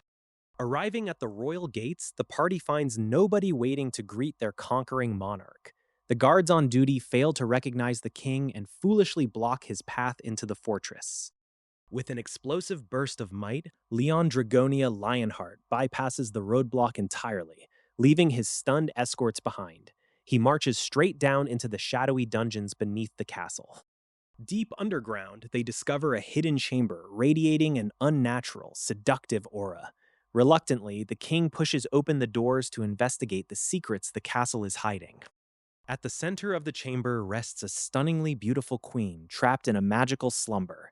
Her overwhelming presence instantly overwhelms the ordinary soldiers, turning their minds to mush. Even Leon Dragonia Lionheart feels a sudden jolt of dark energy trying to pierce his mental defenses. Refusing to yield, he unleashes his immense aura to violently shatter the ambient curse. To clear his subordinates' clouded minds, the king physically knocks some sense into them. He pours the purifying water of the Holy Grail, forcing them to flush out the lingering demonic temptation. Examining the situation closely, the veterans realize this isn't just normal coppery charm. It is a powerful curse. The Sleeping Queen possesses the signature aura of the Lady of Pleasure. Leon Dragonia Lionheart draws upon the divine power of dream and death stored within his sacred artifact. He extracts the dark essence directly from the queen's slumbering form to inspect its true origin. A blinding divine light erupts as Ariana's grace floods the chamber. The goddess manifests in her true glory, bestowing her direct blessing upon her fiercely devoted Night King. Ariana descends into the corrupted consciousness, stepping into the twisted realm born from dark dreams. She confronts the invading corruption head-on, demanding the demons reveal their true forms. The nightmare world shakes as divine authority enters the fray. Leon steps forward into the psychic battlefield, instantly recognizing the heavy aura of the Death Knight waiting in the gloom. The towering undead warrior locks eyes with the Night King, sensing the massive presence of a true monarch. Neither side intends to back down in this domain of shattered minds. The Death Knight charges with terrifying momentum, shattering the ground beneath its iron boots. Leon parries the crushing blow with blistering speed, realizing his opponent carries the weight of a twisted pride. Sparks fly as steel meets ancient enchanted armor in the dark. Frustrated by the chaotic interference of the surrounding undead, Leon demands a fair one-on-one duel. The Death Knight scoffs at notions of honor, declaring that such things vanished long ago. The battle intensifies as both fighters exchange devastating blows amidst the debris. With a ferocious burst of power, Leon brings his blade down in a blinding arc of holy energy. The Death Knight is overwhelmed by the sheer force, its defenses broken in a single cataclysmic strike. The royal bodyguards are wiped out, leaving the corrupted commander exposed. Standing victorious over the fallen general, Leon demands to know why the queen fell into such darkness. The defeated knight reveals a tragic truth about a fatal deal made with a demon. The kingdom's ruin began not from outside invasion, but from an impossible bargain. Flashbacks reveal the desperate queen making a pact with a shadowy fiend to save her people from total destruction. The demon promised salvation in exchange for harboring the essence of corruption for 100 years. It was a trap with no loopholes and no escape. As decades pass, the continuous torment slowly drives the queen insane, while her kingdom collapses around her. Even her most loyal knight eventually gives in to the overwhelming seduction of corruption. General Ricardo Buns makes a fateful choice, pledging allegiance to the darkness to protect her. The enemy forces reflect on their unwavering devotion to the queen, having given up everything to become Death Knights. They manage to keep her sealed away for 80 long years, sleeping through half a day at a time in a display of ultimate loyalty. Leon Dragonia Lionheart arrives on the scene to address the loyal soldiers. He speaks directly with the dark entity standing before him, acknowledging the gravity of the situation. A sudden surge of purple energy floods the area as demons begin to manifest all around them. Leon Dragonia Lionheart immediately recognizes the rising threat closing in on their position. Leon Dragonia Lionheart issues a commanding call to awaken the dormant soldiers of the Lionheart. The ancient fighters snap to attention, realizing their long slumber has come to an abrupt end. Panic sweeps through the ranks as word spreads that the enemy has breached the castle walls. The defenders scramble to organize their defenses as wave after wave of attackers pour inward. The courtyard erupts into chaos as the opposing forces clash with overwhelming numbers. Leon Dragonia Lionheart steps forward calmly, ordering his troops to raise their shields and hold their ground. The demonic horde pushes forward with terrifying enthusiasm, seeking pleasure in the pain of battle. Frenetification takes hold of their ranks, turning every strike into a chaotic frenzy. Armor shatters and the front lines struggle to maintain their footing against the sheer weight of the assault. The defenders fear it might be over as the enemy overwhelms their positions. Just as despair threatens to consume the army, a blinding pillar of golden light erupts across the battlefield. Leon Dragonia Lionheart channels an immense surge of power, rallying his forces for a counterattack. Needing a massive charge of energy to turn the tide, Leon Dragonia Lionheart pushes his own limits. He unleashes a devastating wave of force that clears a path straight through the enemy lines. The tide officially turns as the King of the Lionheart leads a ferocious charge against the remaining demons. General Skeletal commanders look on in awe as their troops are pushed back. The Skeletal General places his ultimate bet on Leon Dragonia Lionheart to bring about real change in this desolate world. Recognizing the immense symbol of hope standing before them, the ancient allies pledge their unwavering support. Surrounded by a blazing aura of divine fire, Leon Dragonia Lionheart vows to stand before everyone and shoulder the burden alone. He continues his eternal sacrifice, burning brightly so that others may finally stand on their own 2 feet. The battlefield erupts in divine fury as Leon Dragonia Lionheart summons the full might of his sacred bond. He stands tall against the horde, declaring war in the name of the goddess who chose him centuries ago. With a thunderous roar, his summoned beast crashes into the enemy lines, scattering foot soldiers like dry leaves. Leon commands the front lines with absolute authority, showing no hesitation. The demonic forces panic as their ranged artillery fails to punch through the Night King's defenses. Leon charges right into the center of the chaos, turning the enemy's formation into complete disarray. Magic cannons unleash torrents of purple destruction across the field, but Leon carves straight through the barrage. His passive auras nullify incoming spells and shrug off enemy reinforcements. A rival commander steps forward, screaming in frustration as his troops crumble to dust around him. He demands his minions finish off the lone human, unaware of the sheer gulf in power. Leon issues a chilling countdown, giving them exactly 1 minute to try and take him down. The enemy general screams in disbelief, realizing his entire army cannot stop one stubborn king. Swinging his blade with merciless precision, Leon begins tearing the enemy leader's defenses to shreds. Every strike exposes the pathetic reliance on cheap magic tricks over true martial grit. The frustrated commander attempts to deploy a secret psychological weapon, trying to flood Leon's mind with overwhelming temptation and desire. But the Night King has carried an impossible war for centuries. Mortal vices hold no sway over him. Breaking free from the illusion instantly, Leon mocks the desperate demon for trying to bargain with temptation. When a third party tries to interfere with the duel, Leon shuts down any talk of honor among monsters. With one final, earth-shattering blow, the corrupt demon lord is completely wiped out in a blinding flash of red light. Another commander falls, leaving the battlefield trembling before the relentless might of Lionheart. The peaceful kingdom thought its golden age would last forever, but the shadow of invasion crept closer with every passing day. The wise Mage Queen watched the borders burn as an endless cycle of conflict began to swallow her realm whole. Every victory brought temporary relief, yet the demon forces simply returned no matter how many times they were wiped out. Desperate and out of options, the Mage Queen listened to the twisted whispers of a shadowy entity promising salvation. She accepted the dark bargain to protect her beloved citizens, sealing her fate and the downfall of her entire kingdom. A single wretched deal unraveled a century of prosperity into corruption and eternal regret. The proud queen and her loyal knights drowned in their own hidden desires, transforming a majestic sanctuary into a haunted ruin. For a decade, a heavy shroud of devastation hung over the castle as the consequences of the pact set in. Leon Dragonia Lionheart inspects the cursed artifacts left behind in the silent halls, recognizing the heavy taint of evil on the metallic crown.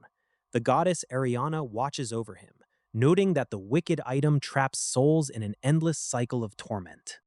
A flash of brilliant pink light heralds the arrival of a vibrant deity who greets Leon Dragonia Lionheart with casual familiarity. They banter about the battlefield, proving that even divine beings have their own unique dynamic. Leon Dragonia Lionheart makes an unexpected request to guide the fallen souls trapped outside the sacred boundaries of paradise. The pink-haired deity balks at the notion, declaring that such outcasts fall entirely outside the normal cycle of life and death.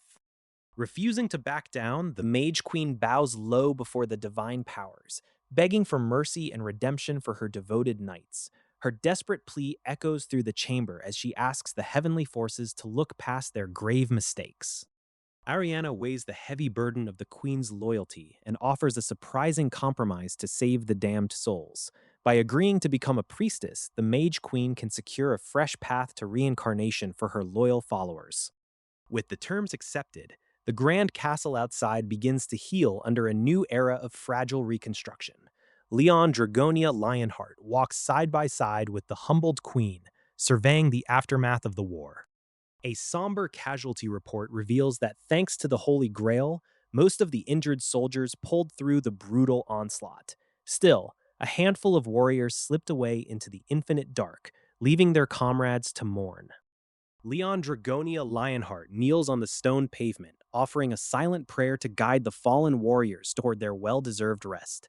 The sacred flames rise to honor their immense courage on the battlefield. As the solemn ritual concludes, the system flashes with unexpected warnings regarding the strict rules of paradise entry.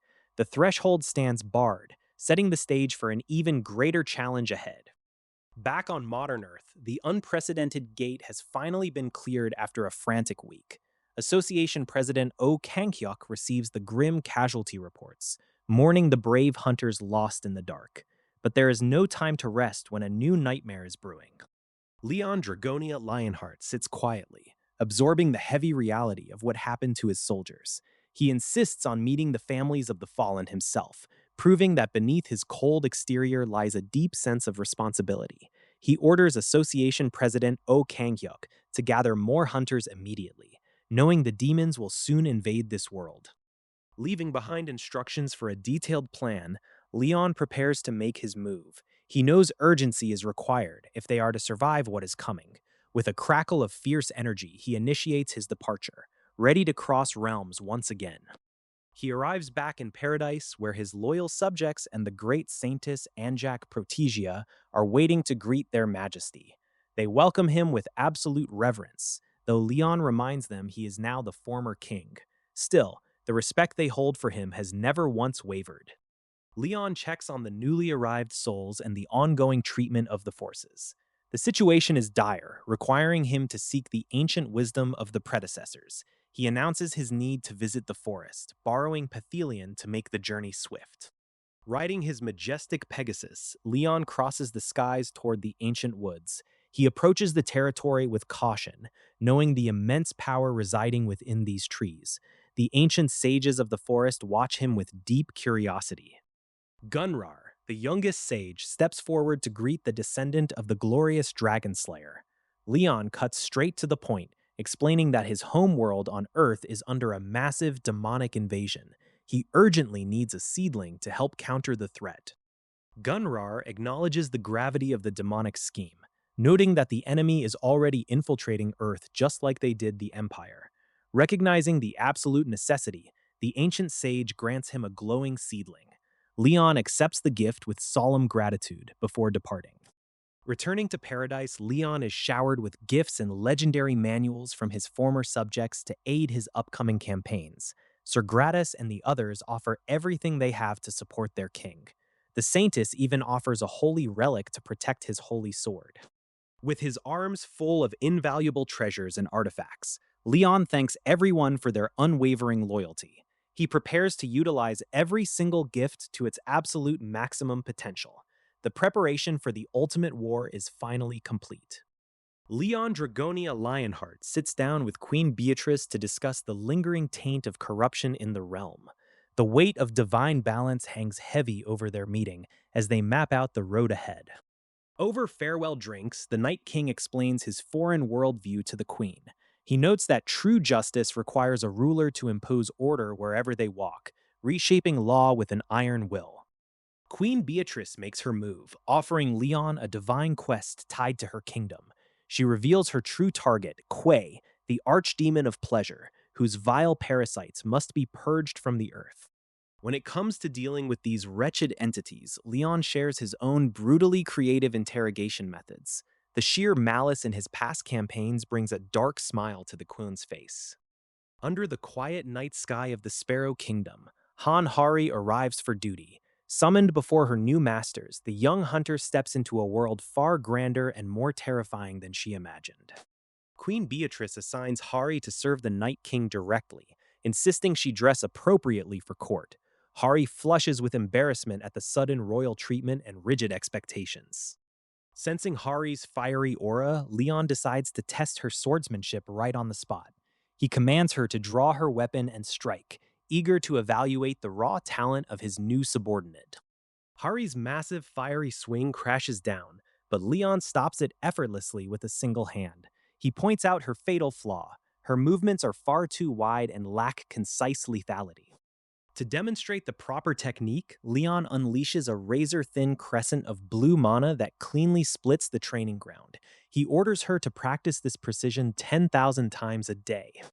Queen Beatrice steps in to offer her own lesson on concentrating fiery mana without letting it dissipate. She demonstrates a concentrated stab of pure red heat that pierces the air with terrifying focus. Hari tries to mimic the technique, but her attempt barely registers compared to the Queen's display. Left alone in her office that night, the overwhelmed hunter realizes she has far too much work on her plate. Desperate for administrative help, Hari logs into Sir Yappy, a supercomputer designed to maximize efficiency. The mechanical helper immediately starts processing hunter administration and tax benefits. Sir Yappy processes her request for a maid uniform using big data analytics. The machine dutifully pulls the most popular online shopping results, completely unaware of what it is unleashing upon her. The hustle and bustle of the Hunter Academy masks an unusual visitor today. Leon Dragonia Lionheart has arrived to inspect the next generation of potential warriors. Instead of offering standard instruction in swordsmanship or spear combat, Leon shocks the faculty by demanding they study theology. He firmly believes true strength stems from the divine. When the young recruits scoff at his unorthodox methods, Leon demonstrates raw divine power. The overwhelming display leaves every student instantly silenced and trembling in awe. Later, amidst the student body, familiar faces whisper about the sheer audacity of his lessons. The academy is turned completely upside down by the arrival of the legendary knight. Checking his old phone, Leon finds mentions of the Divine Sword Guild and his busy associates. He learns that Hari Nuna is currently out on dispatch for the Pantheon. Seeking a surprise reunion, Leon tracks down Hari Nuna at her quarters, bursting into the room unannounced. However, he finds her dressed in an absurdly embarrassing uniform. Panic ensues as Hari desperately tries to hide her predicament from her visiting family.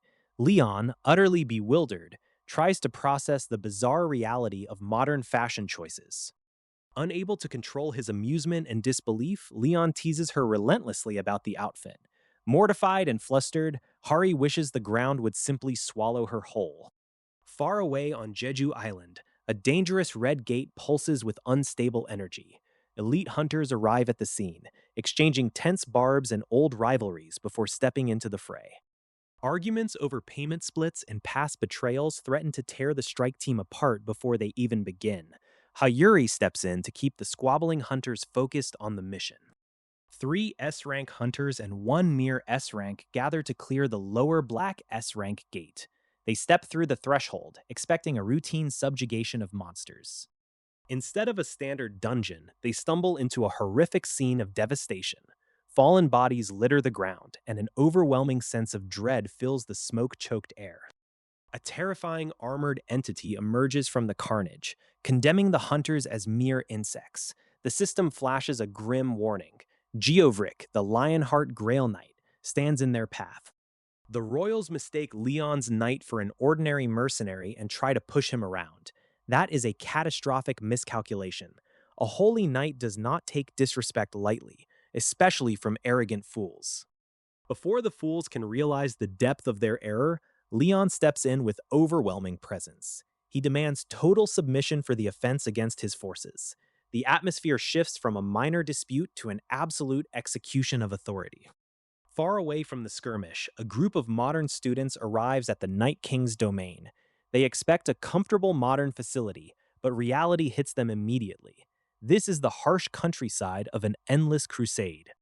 The training grounds are nothing short of a nightmare for the newcomers. They are thrown straight into brutal combat drills where blood and sweat fly. Leon watches with cold amusement as they struggle to survive the basics. Leon gathers the students to outline the hierarchy of his elite forces. He explains the rigorous path to becoming a true knight of the realm. Only the strongest willed individuals will ever reach the pinnacle of his order. To test their mettle, Leon challenges all 40 students to attack him at once. He casually invites them to give it everything they have. It is less of a sparring match and more of an absolute wall. The moment the fight begins, Leon dismantles their formation with contemptuous ease. He strikes with blinding speed, sending students flying across the field. They quickly realize there is no opening in his defense. Bodies litter the ground as the students are systematically wiped out one by one. Despite giving it their absolute all, they barely leave a scratch on him. Leon stands tall, unimpressed by their modern arrogance. Even when they combine their strongest attacks, Leon intercepts every single blow effortlessly. He counters with devastating force, proving the vast chasm between them. It feels less like training and more like a boss raid. With the exercise finished, Leon resumes his lecture on the rigid levels of knighthood. He breaks down the ranks from simple foot soldiers up to the legendary Grail Knights. The weight of his history hangs heavily over every word. Leon recounts his own arduous journey, chosen by goddess Ariana to become a Grail Knight. He bears the title given to a single champion who inherited the Lionheart. Yet, he notes with a smirk that even his immense power has limits. Back on the battlefield, the consequences of crossing the Night King catch up to his enemies in spectacular fashion. Leon unleashes his divine wrath upon the remaining foes. Any challenger foolish enough to stand against his kingship is wiped out without mercy. Waking up with a blank mind is never a good sign, especially when waking in a strange tribe's tent. Leon Dragonia Lionheart shakes off the fog as the local shaman explains just how close he came to being completely wiped out. Bits of memory trickle back, shattered ground, overwhelming force, and a desperate escape through the smoke. The monster chasing them was unlike anything normal, turning what should have been a standard encounter into a nightmare. The reason healing magic failed for 2 whole days becomes clear when Geovric enters the conversation. This enemy uses powers of regeneration in reverse, cursing wounds to ensure they never close properly on their own. Special tribal markings are imprinted onto Leon to aid his recovery and grant unique effects. Every etched line carries a specific purpose, preparing him for the arduous task ahead against an absolute unit of a foe.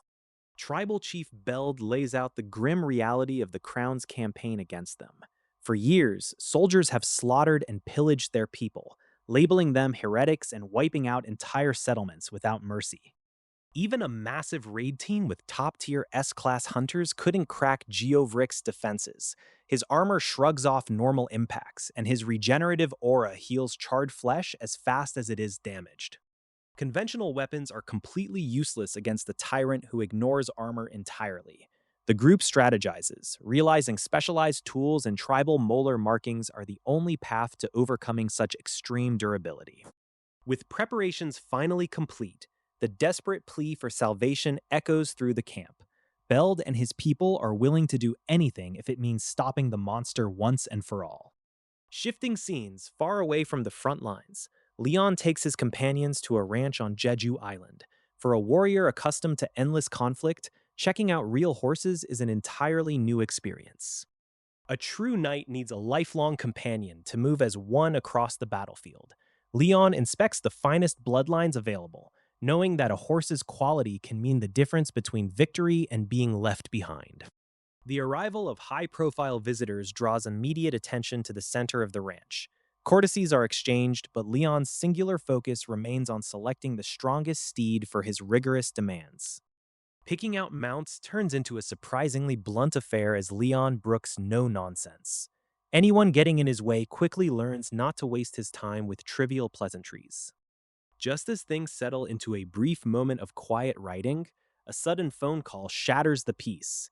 Kang Yuk's urgent voice cuts through the calm with troubling news from the association. A massive dungeon break is imminent, and the gate's field boss is already causing panic. But the most alarming part? Someone else is out there, stepping forward and boldly claiming to be the true Night King. The gate yields its secrets to the Night King as his party surveys the scorched earth left behind. Nothing remains of the settlement save for ash and the faint residue of ancient power. Surviving scouts are examined, their minds probed to unearth whatever terror wiped out this sector. Leon Lionheart listens closely as the pieces begin to connect. A dreamscape is woven to dredge up lost memories from the unconscious survivor. The goddess assists, pulling names and blurred faces from the deep well of the mind. The name Geovric echoes through the camp, tied to a legendary warrior of old who wielded a holy warhammer, but the scale of the destruction suggests something has gone terribly wrong with this ancient hero. Leon Lionheart presses forward across the ruined terrain, analyzing the tactical efficiency of the massacre. Whoever struck here left no survivors and no mercy. The discussion turns to the fate of Grail Knight Geovric, whose soul supposedly ascended centuries ago. If his sacred power remains behind, it points to a very dark contradiction. Three harsh theories cross the Night King's mind. Either Geovric lives in hiding, his soul went astray, or he turned against the very light he once swore to protect. Vowing to get to the bottom of these atrocities, the Night King rallies his subordinates for the raid ahead. His eyes burn with absolute intolerance for such crimes. Suddenly, the horizon erupts into chaos as another settlement falls under attack. Raiders descend upon innocent folk, leaving red stains across the landscape. Fury overtakes Leon Lionheart as he witnesses the carnage unfold before his eyes. With a roar that shakes the ground, he charges headfirst into the fray. The enemies turn out to be savage orcs, operating with brutal efficiency, just like the old days. The Night King moves with terrifying speed, closing the distance in a heartbeat. Leon Dragonia Lionheart unleashes a devastating display of power, shattering the immediate area with divine fury. The onlookers are left stunned by the sheer destructive scale of his sudden outburst. He roars with wild energy, urging his mount forward while his allies watch in sheer disbelief. They wonder if the legendary Night King has finally lost his temper amidst the endless trials. Ariana observes the chaos with a calm demeanor, trusting in the profound reasons behind Leon Dragonia Lionheart's actions. She knows better than anyone the heavy burdens he carries. The modern arrivals grapple with the harsh truth of this reality, realizing that the NPCs and foes within these gates are mere echoes of past memories. They are nothing more than remnants of ancient conflicts replaying their loops. Leon Dragonia Lionheart steps forward to address the local knights, introducing himself as the Master of House Dragonia. His bold declaration startles the onlookers, who recognize neither his face nor his name. The local knights struggle to comprehend his claim, questioning whether he is joking about being the legendary monarch. Still, one of them decides to place their trust in him despite the bizarre situation. Inquiries are made regarding Sir Geovric, the Grail Knight currently leading a relentless campaign against the local tribes. The modern arrivals learn of the brutal methods being employed across the region. Beyond the fortified gates, the barbarian tribes gather their forces, recognizing the immense difficulty of the trials ahead. They prepare to defend their territory against the impending assault. Sir Geovric confronts the tribal defenders, claiming that all his aggressive actions are justified in the name of his faith. A fierce clash erupts as the warrior refuses to show any mercy to his opponents. Sir Geovric channels overwhelming divine power, channeling the absolute authority of his patron deity to subjugate the battlefield. The surrounding fighters are forced to their knees under the crushing weight of the miracle. The divine punishment lands with catastrophic force, erasing thousands of tribal warriors in a single devastating stroke. The sheer scale of the power leaves the onlookers utterly stunned. Miss Hilder and her guild realize they are hopelessly outmatched against forces wielding divine authority. They recognize the sheer impossibility of fighting such overwhelming might and plan their escape. The armored knights press the attack relentlessly, closing the distance and overwhelming the mercenaries in brutal close combat. Every clash drives the defenders further into a corner. Veterans of countless campaigns across the continent, these Kingdom Knights bring decades of hardened combat experience to the battlefield. They march into the fray with absolute devotion to their pantheon. Realizing the terrifying odds, the invaders try to piece together their options as the battlefield begins to collapse around them. Support from other guilds feels miles away as the pressure mounts. A chilling revelation drops as the invaders connect the gate's religion to the legendary King of the Lionheart. The sheer weight of that name strikes immediate dread into their ranks. Miss Hilder abruptly announces a tactical retreat, leaving her bewildered allies behind as she prepares to fall back. She insists that bringing back proper support is their only remaining play. Frustrated by the resistance, Miss Hilder resorts to forbidden dark magic, crossing a line that her supreme leader deeply despises. Her desperate gamble unleashes a corrupted power across the battlefield. The dark energy surges through the troops, twisting their bodies and forcing a terrifying transformation upon the survivors. The dark blessing takes hold with excruciating agony.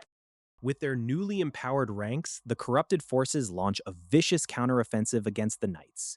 The battlefield erupts in chaotic violence as neither side yields an inch. The invaders target the physical weaknesses caused by the heathen markings, pressing their advantage with brutal strikes. Every collision sparks with destructive energy as the line strains to hold. Facing imminent ruin, the lone knight prepares to make the ultimate sacrifice to ensure the survivors make it back to the kingdom.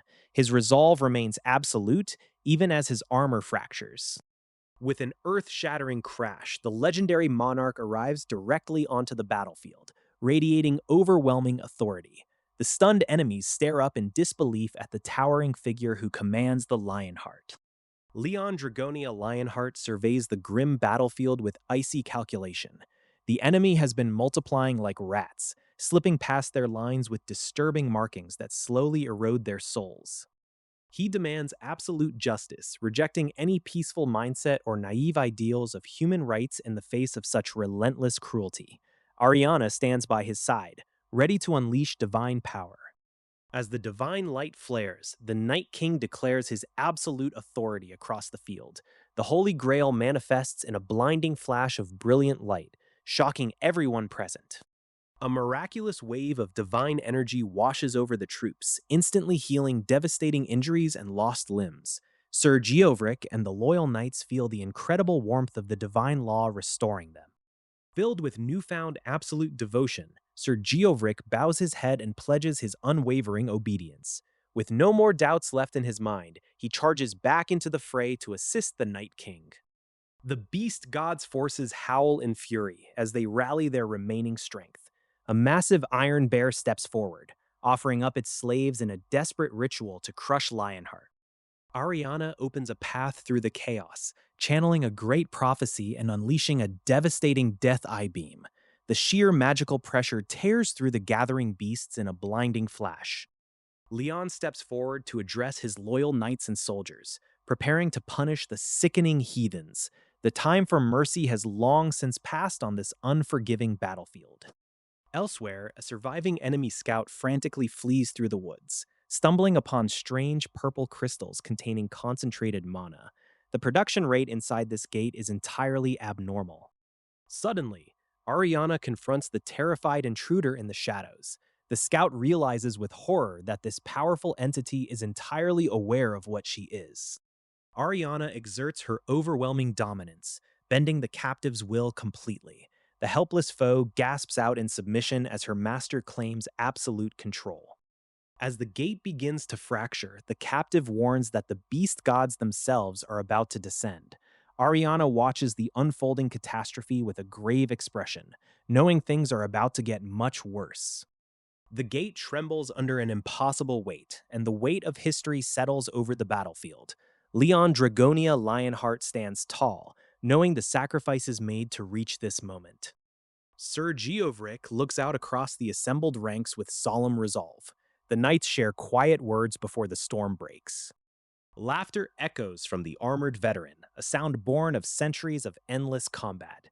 There is no fear left in Sir Geovric, only the grim satisfaction of a final duty. Leon Dragonia Lionheart watches quietly as the reality of the gate closing sets in. The Lionheart name carries a burden that few could ever truly comprehend. The beast gods bare their fangs, promising utter ruin to anything in their path, yet the king of the Lionheart refuses to flinch before the encroaching darkness. Sir Geovric makes a choice that cannot be undone, stepping forward to embrace the end. A dark crystal power surges through his armor, sealing his fate. The loyal knight urges the living to fall back and preserve their strength. For the sake of the future, the dead must sacrifice themselves. Pain tears through Sir Geovric as the dark energy claims him from within. He kneels before Leon Dragonia Lionheart, offering his final loyalty. Divine light flares as a sacred hammer is conjured from the prayers of Demera. Sir Geovric transfers his remaining power into the weapon with steady hands. Leon Dragonia Lionheart accepts the sacred hammer, vowing to remember this fierce honor. The cavalry prepares for one final charge into the fray. Orders are barked and the troops pull back as the commander stands alone. Thousands of foes have fallen to Sir Geovric's blade over the long centuries. A chorus of defiant voices rises from the ranks as they face the monstrous horde. Today, they fight for justice under the watchful eye of the gods. Leon Dragonia Lionheart orders the others to leave, refusing to let them throw their lives away needlessly. Yet some choose to stay and watch until the very end. The sky tears open with a blinding flash as the terrifying ascension begins. Leon Dragonia Lionheart watches in grim silence, knowing the cost of this victory will be etched in blood. Leon Dragonia Lionheart finds himself battling an unfamiliar enemy. Absolute, unyielding exhaustion. Centuries of unending war have forged his body into a living weapon, yet weariness finally claims his thoughts. Even in moments of rest, his mind remains trapped in the endless cycle of battle. The fear that haunts him is not physical destruction, but the terrifying emptiness of a future where he must stand entirely alone once more. Hanhari arrives at the training grounds, looking for the Night King in the quiet hours. Finding him alone with his heavy thoughts, she approaches to check on his well-being. Sensing an opportunity, Hari asks to spar with him to shake off the quiet tension. Leon agrees, instructing her to bring out her sword and show him how much she has improved. The moment steel meets steel, the overwhelming difference in power becomes painfully clear.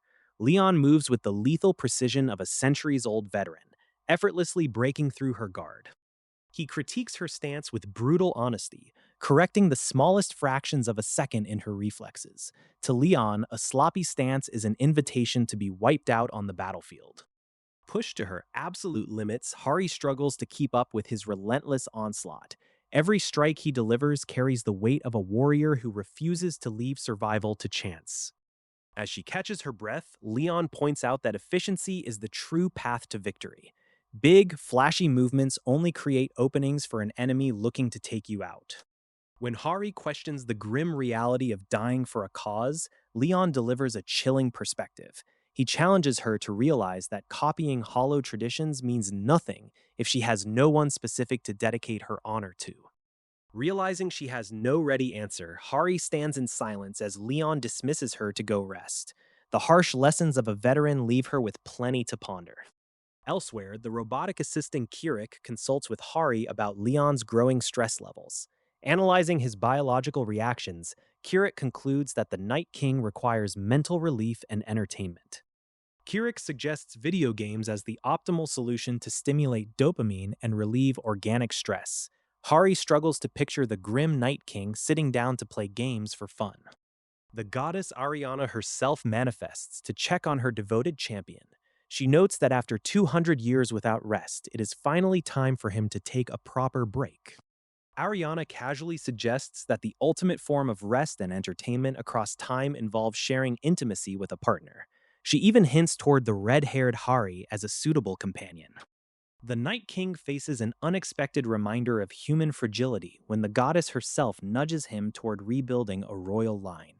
Leon Dragonia Lionheart, however, remains entirely unimpressed by her grand cosmic plans.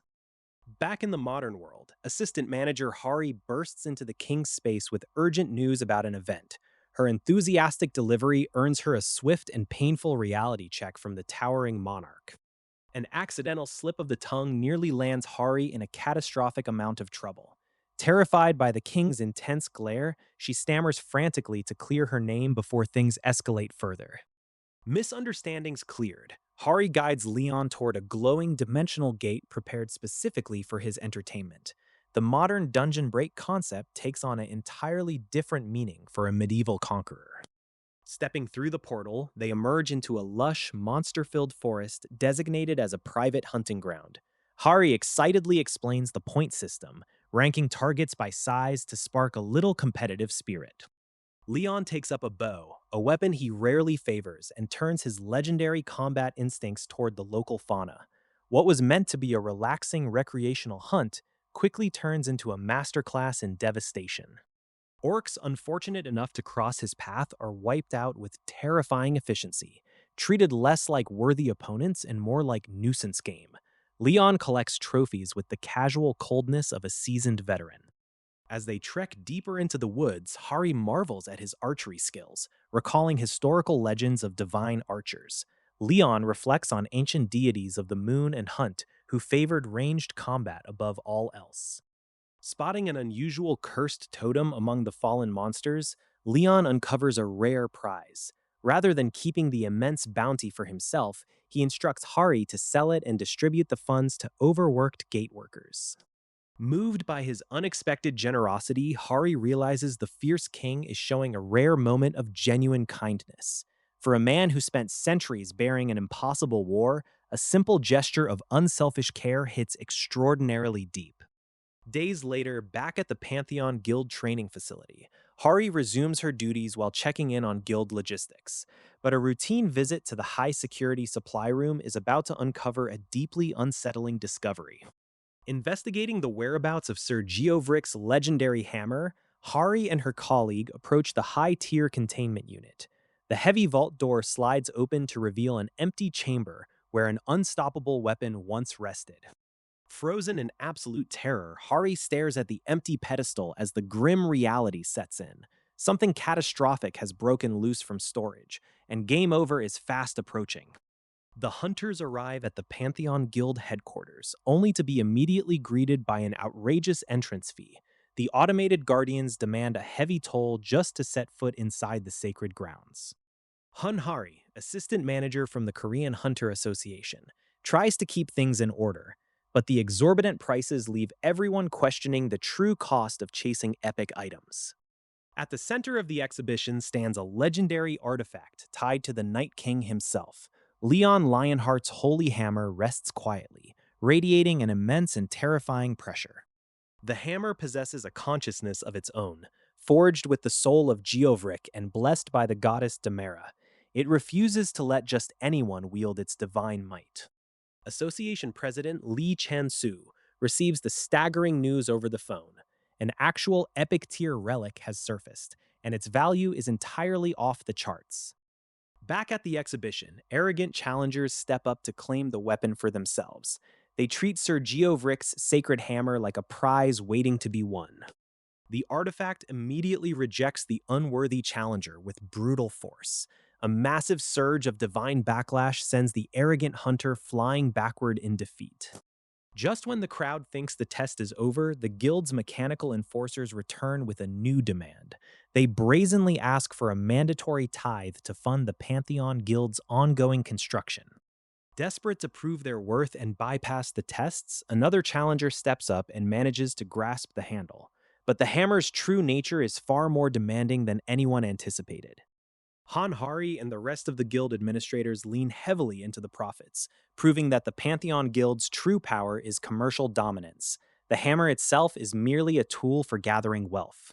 The Pantheon Guild is expanding at a terrifying pace across the modern world. Thanks to Yappy's relentless administrative grind, massive funds are flowing directly into their coffers.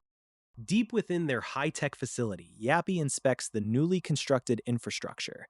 The robotic assistant has big ambitions for crafting gear fit for divine warfare. Frustrated by the limitations of organic brains, Yappy continues building out the base's forging facilities. Every piece of advanced technology is scavenged and optimized for the ultimate cause. With the minimum level forging facility finally online, Yappy sets out to generate serious capital. The financial markets of the modern world are about to feel a very strange presence. Stock market manipulators find their master plans completely derailed by a mysterious entity known simply as Yappy. Billions of dollars shift overnight as the robotic mastermind disrupts global trade. Instead of chasing high-value stocks, Yappy invests heavily into devastated and corrupted lands across Asia.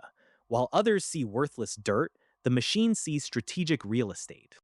By purchasing vast grain industries and spreading the faith of Demera, Yappy begins purifying the ruined soil. It is a slow economic conquest, turning barren wastelands into profitable agriculture. Meanwhile, Han Hari is caught completely off guard by Yappy's aggressive financial strategies. The young hunter is pulled straight into what looks suspiciously like a high-stakes investment scheme. Convinced to hand over her savings and even sell her semi-basement apartment, Hari is named a silver member of Yappy's rapidly growing network. The promises of huge returns cloud her better judgment. With the classic multi-level marketing pitch in full swing, Hari is encouraged to recruit 5 more members to reach gold status. She is entirely unaware of the financial web she is weaving. Yappy's unorthodox pyramid scheme gains massive momentum as more people buy into the hype. The funds pour in faster than ever, fueling the grand designs of the Pantheon Guild. However, such massive and unregulated financial disruption does not go unnoticed by the authorities. District court officials arrive unannounced to serve a stern warning regarding asset confiscation. Before Yappy can fully process the sudden legal crackdown, the agents move in to seize the guild's hard-earned capital. the robotic mastermind's brilliant financial empire faces an unexpected and sudden halt. The Pantheon Guild is in absolute financial ruin after losing everything in a massive investment disaster.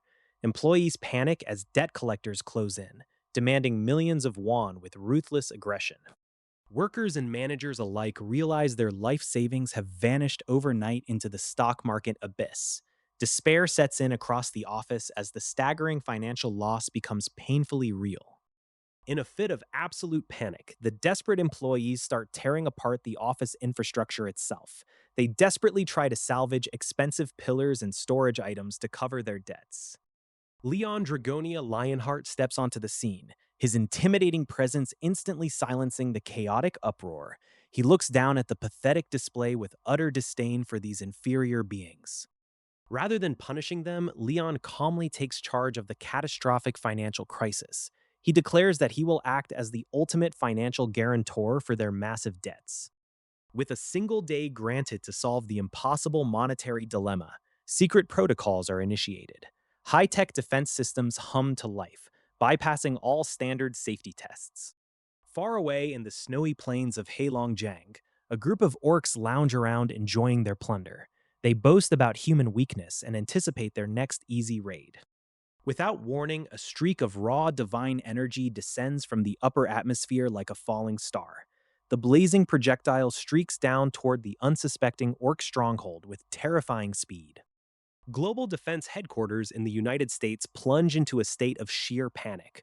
Officials discover that the divine staff weapon has been completely hacked by an unknown force.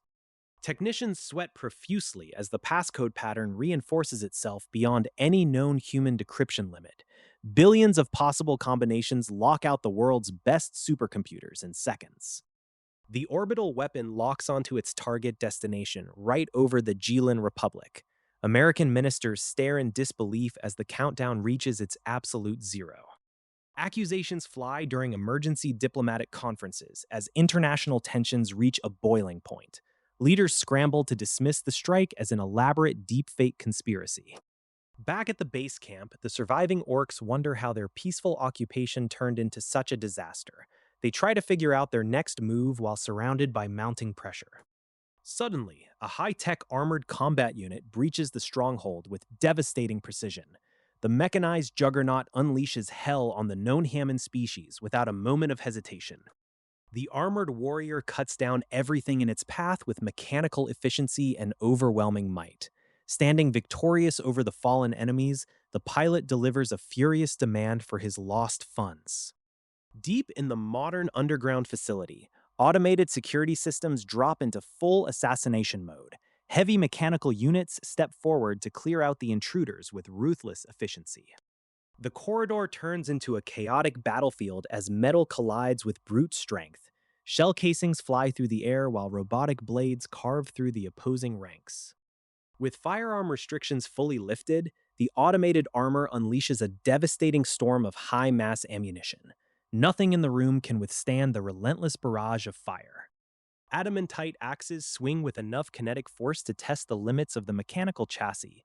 The heavy combat android takes severe damage under the staggering blows. Despite running low on ammunition, the robotic enforcer adapts instantly to the combat data. It delivers a crushing counteroffensive that leaves the remaining combatants reeling. Activating Tactical Divine Law, the automated system turns the tide with overwhelming superiority. The enemy commander realizes too late that victory was never an option. With the mission objectives completed and all witnesses removed, the automated drone secures the adamantite materials. The chaotic operation in the Republic comes to a definitive close. Back at the command center, the profit margins and successful outcomes are reviewed with satisfaction. Sir Yappy confirms the major conflict has finally ended without a hitch. Analysts examine candidate profiles and combat data to prepare for the next phase of divine recruitment. The young fighters show promising improvements in swordsmanship and tactical readiness. Qian Soyan's file reveals her high standing among the top 10 Guildmasters' academies. Her exceptional affinity for divine swordplay makes her a prime target for connection. Suddenly, a familiar and oppressive presence interrupts the quiet atmosphere. A legendary figure from Lionheart history seems to echo across the spatial divide. The heavy hammer belonging to the Night King shifts on its own accord, reacting to an unseen resonance. The young guildmaster rushes to the balcony, sensing a massive shift outside. Gazing down into the courtyard, he spots an unexpected figure standing beneath the open sky. The ancient Lionheart King has crossed the threshold back into the modern world. At the academy, a new student arrives to begin rigorous night training under strict supervision. Thousands of miles away, satellite imagery captures a terrifying anomaly forming right in the middle of the ocean. Historical records show that the Dragon Palace Gate disaster decades ago changed maritime defense forever. Emergency channels light up as officials realize the incoming hurricane is heading straight for a catastrophic dungeon breach. Guildmasters and high-ranking operatives scramble to find anyone capable of tackling such an overwhelming threat. Unease settles in among the leadership as communications reveal the terrifying scale of the impending disaster. Leon Dragonia Lionheart arrives to address the assembly, his presence instantly demanding absolute attention. He receives a full briefing on the Ocean Gate and the destructive hurricane complicating any raid attempt. Negotiations turn tense as Leon Lionheart demands an exorbitant tribute worthy of a king's honor. With the terms tentatively settled, preparations begin for drafting the elite roster destined for the ocean raid. A sudden realization hits the roster planner regarding Leon Lionheart's strict personal policy on team composition.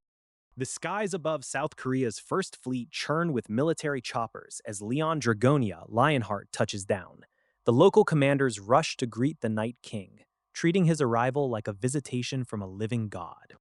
Inside the briefing rooms, high-ranking officers hang on his every word. Even amidst modern military might, the Night King commands absolute reverence from everyone in the room. Meanwhile, Reynold Sherman, the master of the American Magic Tower, nervously holds an orb of demonic mana. He is trying to hide his dark affiliation in the presence of the legendary Lionheart. Reynold breaks down in sheer panic, terrified that his demonic magic ring will give him away. To him, standing near the Night King feels like dancing on the edge of an active volcano. The trembling wizard crushes his own concealing ring into dust under the pressure, praying the Night King does not notice his fraudulent aura. He escapes the room, utterly shattered by the encounter. Elsewhere on the deck, Assistant Manager Han Hari runs her mouth about the holy trials. She loudly questions the rigorous standards and doubts the divine judgment of the gods. Bad move. Leon Dragonia Lionheart appears directly behind her like an executioner, grabbing her by the hair. You simply do not mock a king's standards within his earshot. Hari dissolves into a puddle of absolute terror, begging for her life after imitating his royal behavior. Leon lets her off with a warning, but the psychological damage is already done. The punishment takes a bizarre turn when Hari is informed she has been chosen as a saintess for Poma, the divinity of sea and waves. Her bewilderment quickly turns to sheer horror. Leon cites an ancient superstition that having a woman on board a warship is bad luck. His solution to appease the maritime omens is brilliantly unhinged and completely merciless. Despite her desperate screams of betrayal, Hari is bound tightly to a wooden pillar like a nautical figurehead. Her fellow hunters watch in stunned silence as the king enforces his ancient customs. As the warship blows its horn and departs into the stormy sea, Hari hangs off the very front bow, trussed up like cargo. The Night King's raid begins with supreme comedy and zero hesitation. A massive hurricane bears down on the military fleet, threatening to swallow the ship's whole. Amidst the howling wind and roaring waves, Leon Dragonia Lionheart remains entirely unbothered, standing on deck to pass the time with some fishing.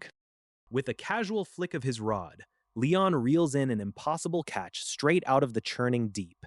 The sailors watch in absolute disbelief as the Night King treats a raging tempest like a quiet afternoon pond. Leon calls upon Poma, the divinity of sea and waves, summoning a towering presence from the watery depths. The ancient spirit acknowledges the Night King, recognizing the supreme authority he commands over the tides. Poma agrees to grant its divine blessings and authority over the water to a new vessel. However, the spirit requires a suitable medium to channel its immense power through the rolling seas. Han Hari is unceremoniously chosen as the saintess to carry the divinity within her. Bound tightly to the mast, she quickly learns that the favor of gods often feels an awful lot like a punishment. Pleading for her freedom, Hari begs Leon to untie her as the hurricane closes in around them. The Night King remains utterly unmoved by her cries, deciding her lack of faith requires a bit more airborne discipline. As the ship glides smoothly through the eye of the storm, Hari realizes the surrounding waves mysteriously part for them. Poma is actively pacifying the water, using the bound Saintis as a living anchor. The moment Hari finally manages to slip free from her restraints, the calm vanishes instantly. The storm violently reclaims the skies, hurling her right back into the whipping wind and lashing rain. With zero hesitation, Leon promptly ties her right back to the mast where she belongs. Out in the wider fleet, rival ships are not nearly as fortunate, suffering devastating losses against the turbulent Fury. Commanding his forces forward, Leon prepares the vanguard to breach the dimensional anomaly ahead. The Allied warships line up, bracing themselves as they approach the glowing threshold of the gate. The Pantheon Guild rushes into the vanguard as the raid officially commences across the dark waters. But the ocean holds hidden dangers, and swirling vortexes rise up to challenge the invading fleet. Washed ashore on an unfamiliar beach, the survivors gasp for air as the ocean spits them out one by one. High Yuri sputters on the salty water, desperately trying to figure out just how far a runaway tornado carried them. They check on each other in the sand, confirming everyone made it through the wild storm in one piece. But before they can catch their breath, a tiny, surprisingly arrogant turtle waddles up to deliver a divine message. The miniature messenger scolds the bewildered Saintess for her lack of respect toward a divine creature. It explains that it carried them safely through the ferocious waves using the authority of the ocean itself. The little creature takes possession of a nearby body to aid them, lending its strength to the shoreline. Suddenly, the ground shakes as monstrous shell crustaceans emerge from the foaming surf to attack the camp. Yuri panics as giant claws close in before she even has a chance to recover from the journey. In desperation, she tries to unleash her flames, only to realize the stubborn turtle is blocking her magic. The turtle unceremoniously tosses her aside to handle the giant crabs directly with terrifying physical force. With a few swift, brutal stomps, the aquatic monsters are wiped out completely, leaving the beach quiet once more. Nearby, the Magic Tower Master communes with a glowing orb to locate hidden statues scattered across the island. He channels dark energy into the ground, demanding that the ancient stone structures rise and reveal themselves. The magic guides them straight to a foreboding stone monument shrouded in dark energy.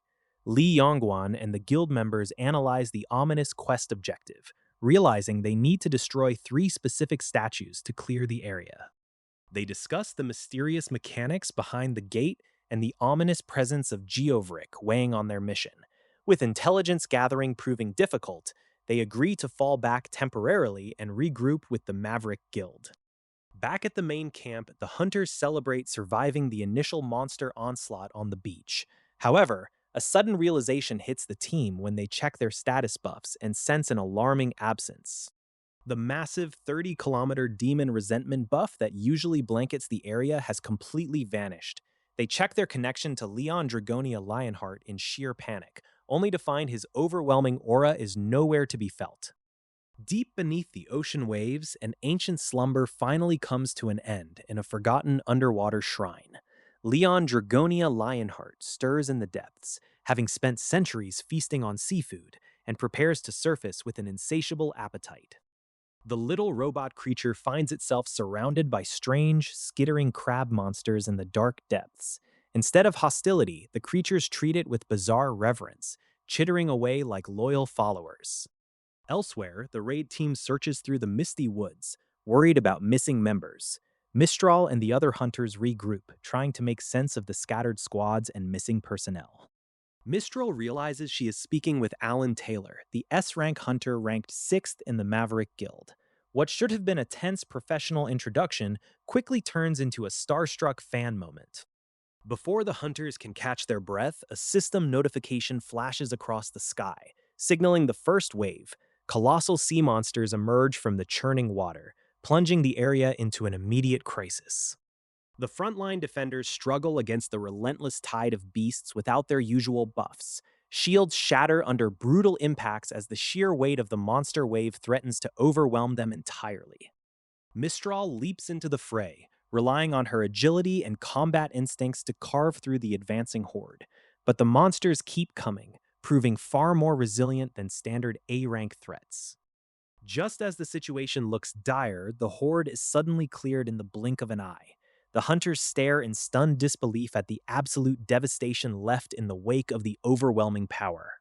Far away from the chaos, Kim Jae-hyuk analyzes the repeating patterns of the monster waves. He realizes these creatures have been locked in an endless war against other factions for a very long time.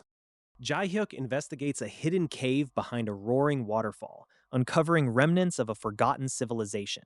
The architecture hints at a world far more advanced and complex than anyone had imagined. Meanwhile, Leon Lionheart stands in the submerged ruins, sensing an oppressive presence weighing down upon the territory. The ambient power in the air shifts, signaling the intrusion of an ancient malicious entity. A towering, nightmarish entity wreathed in dark flames manifests before the Night King, mocking his weakened state. It boasts of the grand opportunity it was given after the downfall of Malice. Unfazed by the towering demon's arrogance, Leon hears the name Malice and remembers his past triumphs. The ancient monarch prepares to settle centuries of waiting and bring this dark encounter to a definitive end. Down by the shore, Han Hari tries to understand the peculiar rules of ocean divinity. The sea is an endless source of life, but getting through to these creatures takes more than simple beach games. Deep in the island interior, the Maverick Guild stumbles upon a glowing anomaly. A strange statue stands tall among the trees, guarded by an unsettling purple aura that signals danger. Deciding they have no other choice, the guild members step forward to wipe out the mysterious landmark. With a mighty punch, they shatter the stone and clear the first obstacle from their path. With the first objective gone, the team splits up to track down the remaining statues across the islands. They need to act fast before the next wave catches them unprepared. They cross over to a neighboring island, but something immediately feels wrong about the terrain.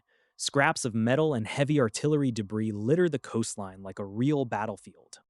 Before they can retreat, mechanical horrors emerge from the brush with a chilling mechanical screech.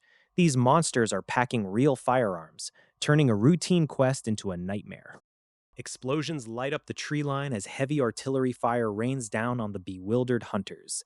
They realize too late that these mechanical beasts are completely real and overwhelmingly lethal. The expedition team realizes their grave mistake as the mysterious seals around the ancient island begin to crack open one by one.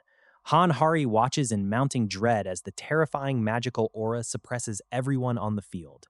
A dark presence breaks free from its prison with overwhelming force, catching the entire group entirely off guard. The terrifying entity known as Rakchar emerges from the shattered ruins, radiating an aura of absolute chaos. Panic and despair ripple through the ranks as the ancient menace begins to manifest its full might. The surrounding environment immediately warps under the sheer weight of its malevolent presence. Chaos infects the minds of everyone nearby, turning allies against each other in a frenzy of madness and terror. Hanhari tries desperately to keep the team together as reason collapses all around them. The psychological pressure becomes unbearable, pushing the survivors to their absolute limits. In a sudden burst of corrupted violence, companions turn their fists against their own friends. Han Hari screams out in disbelief as trusted allies are taken out in the ensuing melee. The sheer brutality of the corrupted mindset leaves no room for hesitation or mercy. Plummeting into the dark depths of the ocean after a devastating blow, Han Hari feels the cold embrace of the water pulling her under. Memories of her past and the ideals she was taught flash before her eyes as fading consciousness threatens to take over. Surrounded by the abyss, she questions the true worth of her path as a saintess. Instead of letting go, a profound spiritual awakening takes hold beneath the waves as the voice of the divine speaks to her soul. She learns to surrender the desperate urge to grasp infinity and instead lets the vast power flow through her. The ocean responds to her newfound understanding, answering her call with miraculous scale. With a sweeping display of divine law, The very waters of the sea split apart to reveal a path forward. Leon Dragonia Lionheart stands waiting at the end of the parting waves, his legendary presence cutting through the turmoil. The Night King has arrived, and the tides of this desperate battle are about to turn. The chaos left behind by the resurrected demon begins to unravel the minds of everyone in the vicinity. Leon Dragonia Lionheart remains entirely unbothered, stepping into the fray with his trademark cold indifference. A massive wave of psychological corruption washes over the camp, turning allies against one another in a blind frenzy. Leon acts quickly to neutralize the mental anomaly before the internal carnage gets completely out of hand. Issuing urgent orders, Leon commands the remaining soldiers to retreat toward the gate while there is still time. He prepares to hold the line, refusing to let the unfolding disaster swallow the survivors whole. The ground shatters as the ancient entity awakens, its terrifying aura choking the very air around them. This is the true face of the abyss, and it demands absolute submission from anyone foolish enough to stand in its path.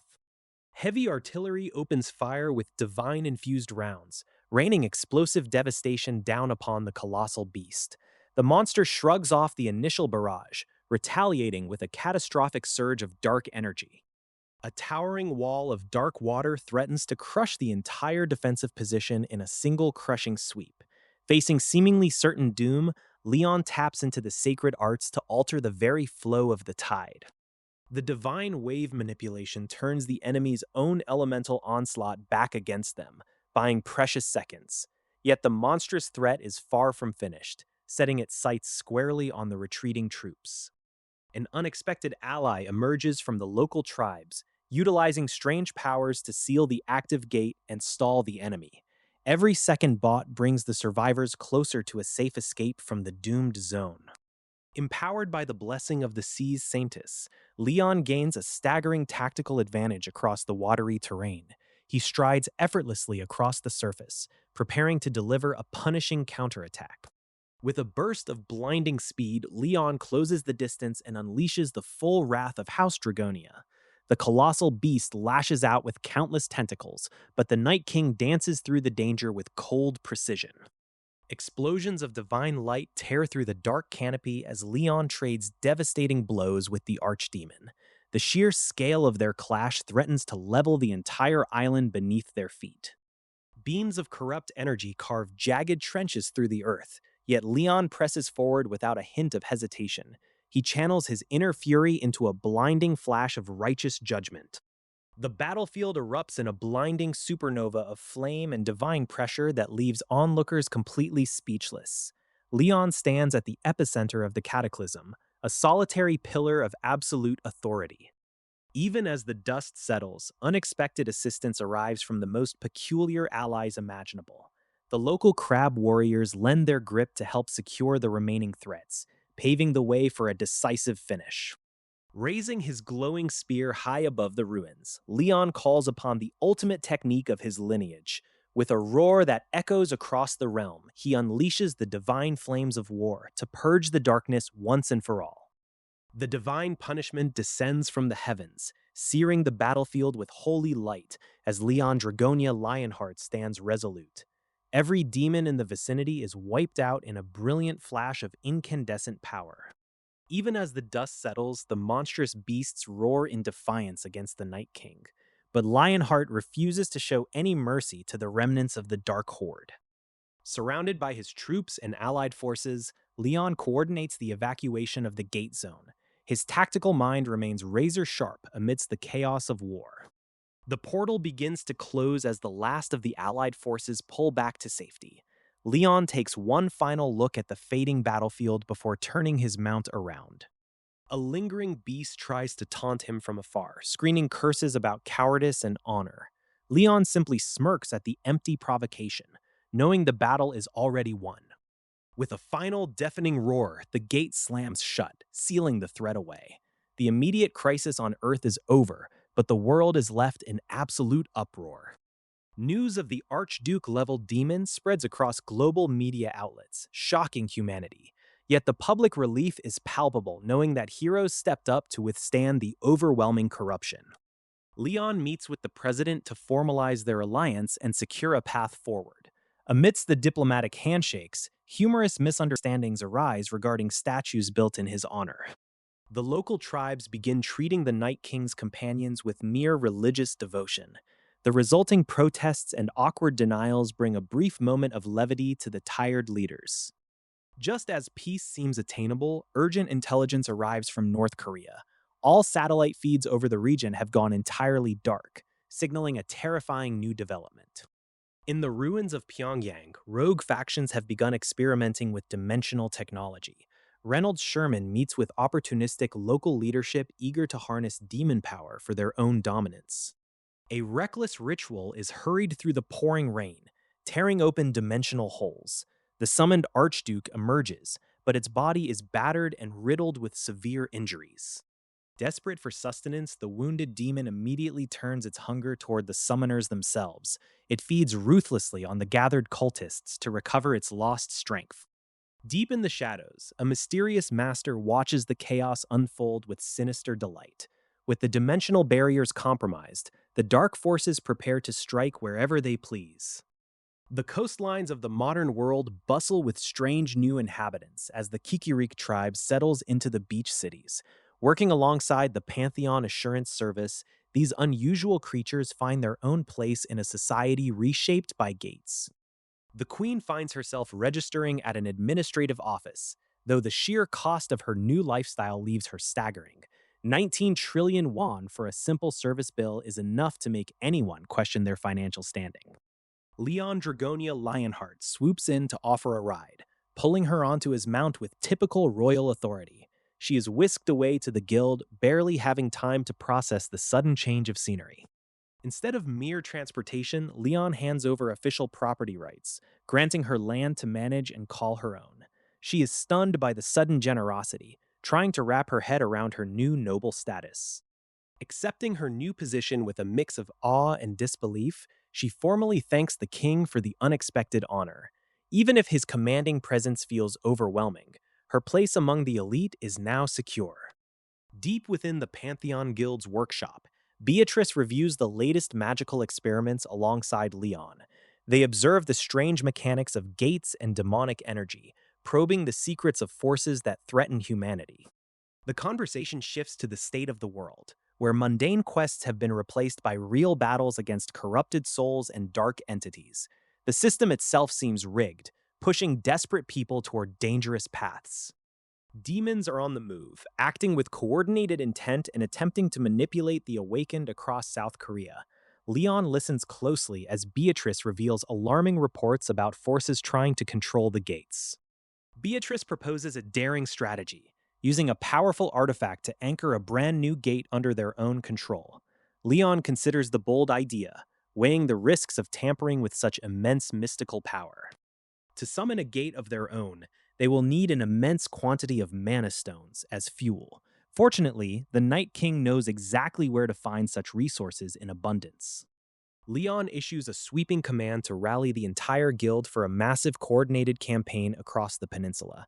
Every single gate in South Korea is about to feel the full might of the Pantheon Guild. A colossal force assembles outside, bringing together knight trainees, elite fighters, and the Kikarik tribe into a true military army. The scale of the deployment stuns onlookers who expected a standard dungeon raid. Dividing their forces into 20 separate strike teams, the guild moves out with breathtaking speed to clear gates nationwide. Artillery roars and magic obliterates threats that would normally stall ordinary hunters for months. While normal guilds struggle to finish a couple of raids, the Pantheon Guild wipes out over 20 gates in a mere 4 days. Leon wades into the chaos personally, cutting down opposing monsters with overwhelming force as the entire nation watches in disbelief. Preparations are underway for a massive raid, with rare items and high-value mana stones changing hands behind closed doors. Leon Dragonia Lionheart organizes the details to ensure total confidentiality before any move is made.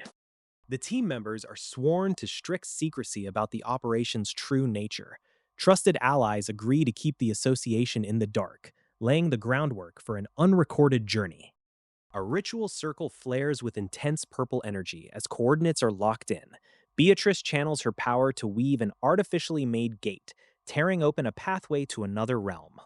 Stepping through the rift, Leon and his companions find themselves thrust directly onto a chaotic and blood-stained battlefield. There is no time to get bearings before an onslaught begins. Valtoric's savage orc shredders charge forward, overwhelming the frontline troops. Heavy armor provides little comfort against an enemy that strikes with brutal, relentless force. A commander from Valtoric's army corps reveals their unfortunate location right in the middle of Riam Valley, near Zorea's holy relic. It becomes clear the gate brought them to the worst possible place. The past weighs heavily as the legacy of Sir Zorea, the Grail Knight of dreams and twilight, unfolds across the valley. His final mission left scars upon the land that time refused to heal. Facing overwhelming numbers, the order is given to fall back and regroup. Sir Zorea manifests his fantasy territory, sending a wave of crushing pressure across the battlefield. Amidst the chaos, an unexpected meeting takes place as the Agent of Divinity steps forward. Leon comes face to face with Zorea, the oldest Mission Knight and fellow Grail Knight. Zaria kneels before the Night King, noting that Leon's appearance is locked in his absolute peak. Centuries of relentless warfare have left their distinct marks on both legendary figures. Zorea explains the ambush by beast god heathens while transporting the holy relic toward the Empire's borders. The mission requires splitting forces to protect the true artifact at all costs. As plans are set to secure the relic and locate the scattered teams, a chilling realization settles over the veterans. The past they are trying to protect might just swallow them whole. Sir Zaria wakes up in the middle of nowhere, completely disoriented after taking down a massive beast. The young modern hunters nearby check on him in absolute disbelief at his raw power. They try to figure out how he ended up separated from his group. Zaria explains his mission: to transport a sacred Grail relic all the way to the Lionheart borders. Decades slip away like sand through his fingers. For a long time, the divine silence stretched on without a single quest or word from the heavens. He spent 50 exhausting years wandering the world, an aging superhuman waiting for a divine command that refused to come. While others carved their names into history, the world pitied him. Then, a mysterious entity appeared in his dreams, questioning why he subjects himself to such endless suffering. She offered him a way out, telling him to return to the kingdom and drop his duties. Zorea refused to stop, kneeling in the dirt and declaring that trying was all he could possibly do. He treaded through endless mud, pushing forward when poets and singers mocked his foolishness. His stubborn endurance paid off when he became a Grail Knight at the unprecedented age of 100. The endless march of war continued, with Zaria holding the line against relentless waves of monsters. Shields lock and axes swing as the allied forces clash with a massive horde of orcs. The front line holds firm, demonstrating a terrifying combat power that stuns the observing Earth hunters. The modern hunters watch in awe as Sir Zorea's forces operate on an entirely different dimensional plane. Even high-ranking hunters from Earth pale in comparison to the sheer might on display. Without hesitation, Zorea mounts his horse and charges straight into the fray, leaving the modern hunters flabbergasted by his reckless speed. He sprints vertically across the fortress walls, unleashing holy flames that obliterate the enemy vanguard in a single breathtaking display of divine wrath. While the system quest urges them to escort the Grail relic safely, the Earth hunters start noticing strange anomalies within the gates. The quests feel manipulated, carrying a neutral yet deeply unnatural intent. Just as they begin investigating the structural flaws of the gates, a sudden ranged projectile flies toward them out of nowhere. A hostile beast dares to target the modern hunters, triggering a brand new system buff right as the battle escalates. The expedition moves through the shadowed wilderness with heavy gear and silent steps. Tension hangs in the dark air as every newcomer realizes how fragile survival is out here. Sir Zorea rides at the front, projecting an absolute aura of authority. When beastly challengers step out of the dark, he offers no hesitation, only total, crushing force. A monstrous foe tries to corner him from above, but Zorea meets the arrogance with instant retribution. With a single flick of divine power, the area erupts in a massive shockwave. The beast crumples under the sheer weight of holy might, gasping for breath against an opponent out of its league. Zarea lectures the intruder on the sacred rules of trespassing. Cornered and overwhelmed, the creature attempts one final desperate bluff. Zarea remains completely unbothered, noting that trash is trash no matter how many arrive. Something feels off in the shadows as divine resonance ripples through the clearing. Zarea channels a specialized technique, channeling the power of dream and death. A dark invocation brings sweeping judgment upon the unfaithful ranks. The lingering combatants scatter in absolute terror, trying to outrun the divine wrath. Once the dust settles, the modern expedition sets up camp near a protective cave entrance. The younger members trade nervous glances while Zarea keeps his experienced guard up. Night deepens over the camp as horses rest and the fire crackles softly. Dame Stella watches Zarea carefully, struggling with how to address someone of such legendary stature. An accidental slip of the tongue prompts Zarea to reveal the secret behind his current state. He explains the divine law that allows him to summon a younger clone of his past self. While this clone lacks the full strength of his real current form, it still packs plenty of punch. The team marvels at the sheer utility of divine intervention. Peace is shattered instantly as heavy tremors shake the earth beneath their feet. Massive beasts burst from the shadows, catching the camp completely off guard. Zarea barks urgent orders as the ground caves in from an ambush. A terrifying subordinate of a demon emerges from the dark, carrying venomous danger. Hunter Gu Daesung takes a direct hit before he can react, falling hard to the toxic ground. Panic erupts as the team scrambles to protect their fallen comrade from the demonic strike. The battle turns desperate when poisonous magic threatens the unit, leaving the injured struggling to stay on their feet. Han Hari steps forward to shoulder the burden, channeling divine flames to turn the tide.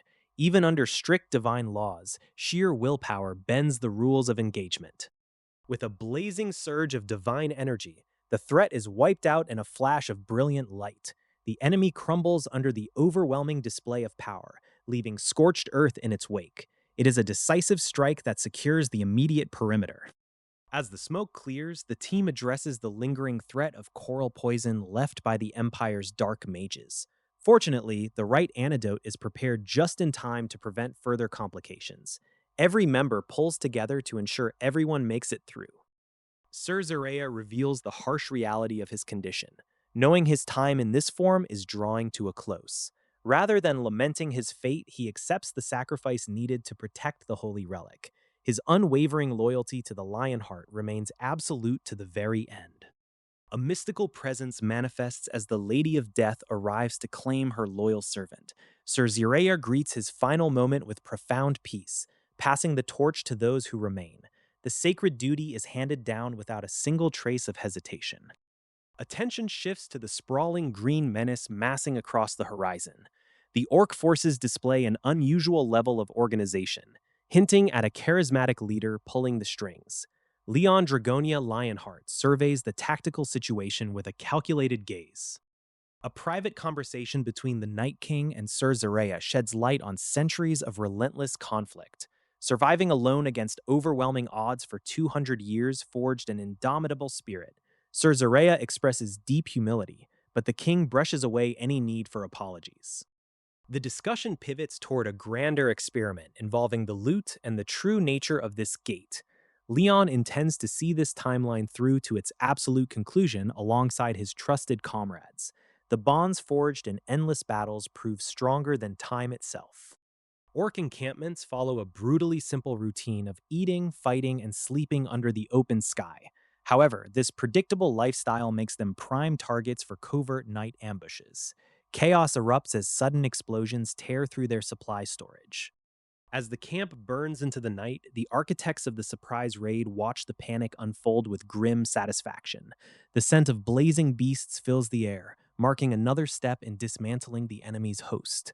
Leon stands ready to reshape the history of this realm.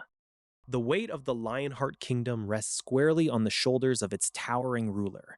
Clad in legendary armor, the Night King embodies an unyielding force that refuses to break. This is the story of the strongest Grail Knight, carrying a war that never truly ends. The mechanics of divine power reveal why these warriors are so feared across the realm. Regular knights are limited by their finite reserves of faith, but Grail knights can constantly convert belief into raw divine might. Out on the front lines, that endless well of power turns into a nightmare for the opposing camp.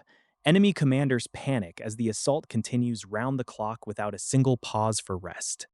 Just a tiny group of attackers manages to lock down entire encampments with relentless pressure. The defenders are left completely baffled, unable to fathom how so few people can cause so much chaos. Even their elite beasts are taken out effortlessly by the unstoppable duo. Frustration boils over into sheer terror as the camp realizes their biggest assets are gone in the blink of an eye. A massive champion steps forward to put an end to the madness, radiating absolute confidence. But that bravado shatters almost instantly when he faces the overwhelming presence of a true Grail Knight. With the leadership thoroughly rattled, the camp decides on a desperate gamble. They issue a formal challenge, hoping to settle the conflict through a direct duel instead of a grinding war of attrition. The terms are accepted with characteristic boldness, leaving the enemy chiefs stunned by their opponent's absolute fearlessness. They step out to meet the challenge head on, ready to finish this once and for all. Elsewhere, the recent survivors catch their breath and check in on one another after the storm. Relief washes over the camp as everyone realizes they made it through the ordeal in one piece. Anxieties flare up briefly about missing companions scattered across different transport squads. Fortunately, a reassuring companion reveals she has already cast a tracking spell to keep tabs on everyone. Checking the magical interface, she maps out the locations of the missing squad members across the strange terrain.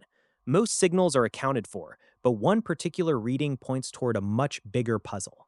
Far above the atmosphere, a high-tech orbital satellite finishes its deployment sequence. It begins scanning the surface of this enclosed world, looking for anomalies from an entirely new perspective.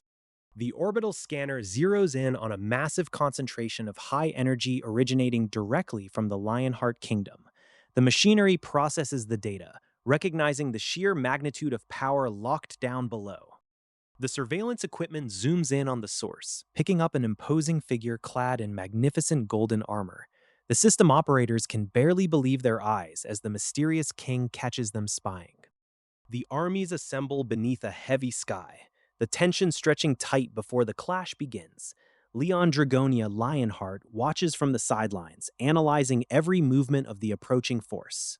Cerzeria steps forward to accept the challenge, facing the hulking champion of the opposing ranks. The monstrous warrior boasts of endless strength, but Zaria remains completely unfazed. Channeling radiant energy, Zaria draws a magnificent blade and engages the beast in a flurry of sparks. The brute strikes back with raw fury, testing the veteran knight's defenses to their absolute limit. A sudden brutal counterattack lands square against Zaria, sending him crashing backward. The onlookers watch in stunned silence as the terrible blow threatens to turn the tide of the duel. Refusing to yield, Zaria unleashes a devastating domain of divine energy around his opponent. The mystical aura surrounds the beast, trapping it inside an inescapable wave of otherworldly force. The massive opponent shrugs off the pressure through sheer dark vitality, retaliating with vicious speed. Zaria takes a heavy blow, coughing up red Kool-Aid as the brutal exchange continues without mercy. Blades clash in a dazzling display of sparks and shattered stone as both warriors push past exhaustion. The sheer destructive output begins to crack the earth beneath their feet, shaking the entire battlefield. With one final, earth-shattering surge of dark might, the monster breaks through Zaria's guard. The veteran knight crashes down to the dust, battered and breathless as the beast looms overhead. Sir Zaria steps forward to volunteer for the vanguard, his weathered face belying the sheer weight of experience he carries. Leon Dragonia Lionheart watches his old companion speak, knowing the heavy price of stepping into the path of an orc champion. Zaria insists on taking the lowest position, brushing aside glory in favor of pure duty. When Leon questions his resolve, Zaria simply smiles, proving that his devotion runs far deeper than mere titles or rank. The battle erupts in a storm of dust and violence as Zaria clashes directly with the monstrous orc champion. Blood stains the earth, but the veteran knight refuses to yield an inch of ground to the beast. Activating his ultimate technique, Zarea taps into his death resistance to keep fighting past the absolute limit. Every fiber of his aging body screams in protest, yet he pushes forward against the tide.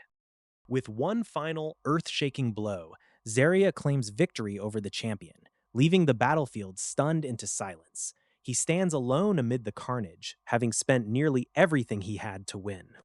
The triumph comes with a devastating cost as Zarya's death resistance fades away. He looks back at Leon Dragonia Lionheart, knowing his long journey through countless wars has finally reached its end. Leon catches his fallen comrade, telling him to rest while he watches over the end. The King of Lionheart holds the veteran close, honoring the profound sacrifice of a true knight. With the vanguard secured, Leon unleashes his own terrifying divine power upon the remaining green beasts. He stands tall above the battlefield, a lone god of war demanding that the enemy face him at once. High above the chaos, a relic transportation team maneuvers safely across the Imperial borders, maintaining the vital alliance. The logistics of survival keep turning, even as blood is spilled on the ground below. Back on the battlefield, the holy light converges as a sacred grail is presented to honor the fallen hero. Zarea refuses to waste Leon's divine power, asking instead for a simple ritual to close his chapter. Zarea asks to be remembered not as a real legend, but merely as a reenactment of a memory. Leon begins the solemn rites, his hands steady as he prepares to send his oldest friend off into the great beyond. The goddess manifests in the ethereal light, answering the final prayers of the dying knight. She gathers Zarea's weary soul, promising that his name and glory will remain etched into the halls of the gods forever. A pillar of divine radiance erupts into the heavens as Zarea departs for the Lionheart name. Leon watches the light fade, bidding a quiet farewell to the comrade who stood by his side through the endless centuries. Deep in the monster-ridden wilds, Sir Gothic leads his small company forward under the cover of night. Beside him, young knights whisper of the legendary past, remembering the terrifying grandeur of Leon Dragonia Lionheart in his absolute prime. Decades ago, a 16-year-old Leon was chosen as a mission knight, defying every conventional limit of the realm. He plunged headfirst into impossible campaigns, bringing down entire villages of orcs and earning the favor of the goddess of light. By 22, he stood at the absolute pinnacle as a Grail Knight, a radiant force of unstoppable might. Back in the present camp, Sir Gothic oversees the grueling training regimen, pushing the newer generation to their absolute limits. Sir Ziria steps up to spar with the veteran knight, but the gap in skill is brutally apparent. Every strike from Gothic lands with machine-like precision, leaving Ziria completely overwhelmed and gasping for breath. Defeated and frustrated by his own perceived weakness, Zarea laments how far he falls short compared to prodigies like Dame Hari. Gothic offers a sobering perspective, reminding him that self-doubt is just another obstacle to conquer. Becoming a Grail Knight is never about pure born talent or inherited traits. It is something manifested through relentless trial. Gothic reveals the three pillars every true knight must possess: immense courage, undying hope, and pure love. The gods do not simply hand out these divine honors. They grant an opportunity for mortals to manifest them through sheer willpower. With lessons concluded, the Vanguard resumes their covert infiltration toward the Empire's borders. Disguised as a relief transport team, the Lionheart delegation approaches the heavily fortified Imperial checkpoint. The local guards demand identification, completely unaware of the devastating storm about to walk through their gates. Heavy oak doors swing open to reveal high-ranking Imperial figures waiting inside the stronghold. Sir Sulfart and members of the Elite 13 electors stand ready, immediately recognizing the disguised visitor as a mere clone of Twilight. Panic instantly erupts along the ramparts as Imperial forces realize enemies have breached the perimeter. Before anyone can sound a proper warning, a terrifying magical onslaught tears through the courtyard. A monstrous explosion shatters the gateway as a sinister Imperial sorcerer steps forward to greet them. The trap is fully sprung, leaving the Lionheart Vanguard facing an overwhelming ambush in the heart of enemy territory. The Imperial mages thought they had rewritten the divine laws. They laughed in the face of ancient magic, believing their new spells surpassed the gods. Lightning crackled across the sky as the Empire's finest unleashed their devastating arts. They expected chaos and ruin to follow their commands. But the battlefield shifted instantly when a mysterious figure arrived from above. With a calm smile, she stepped right into the heart of the enemy's formation. The mages sputtered in outrage, demanding to know who dared defy their modern arcane might. She simply brushed off their threats as if they were nothing more than a mild nuisance.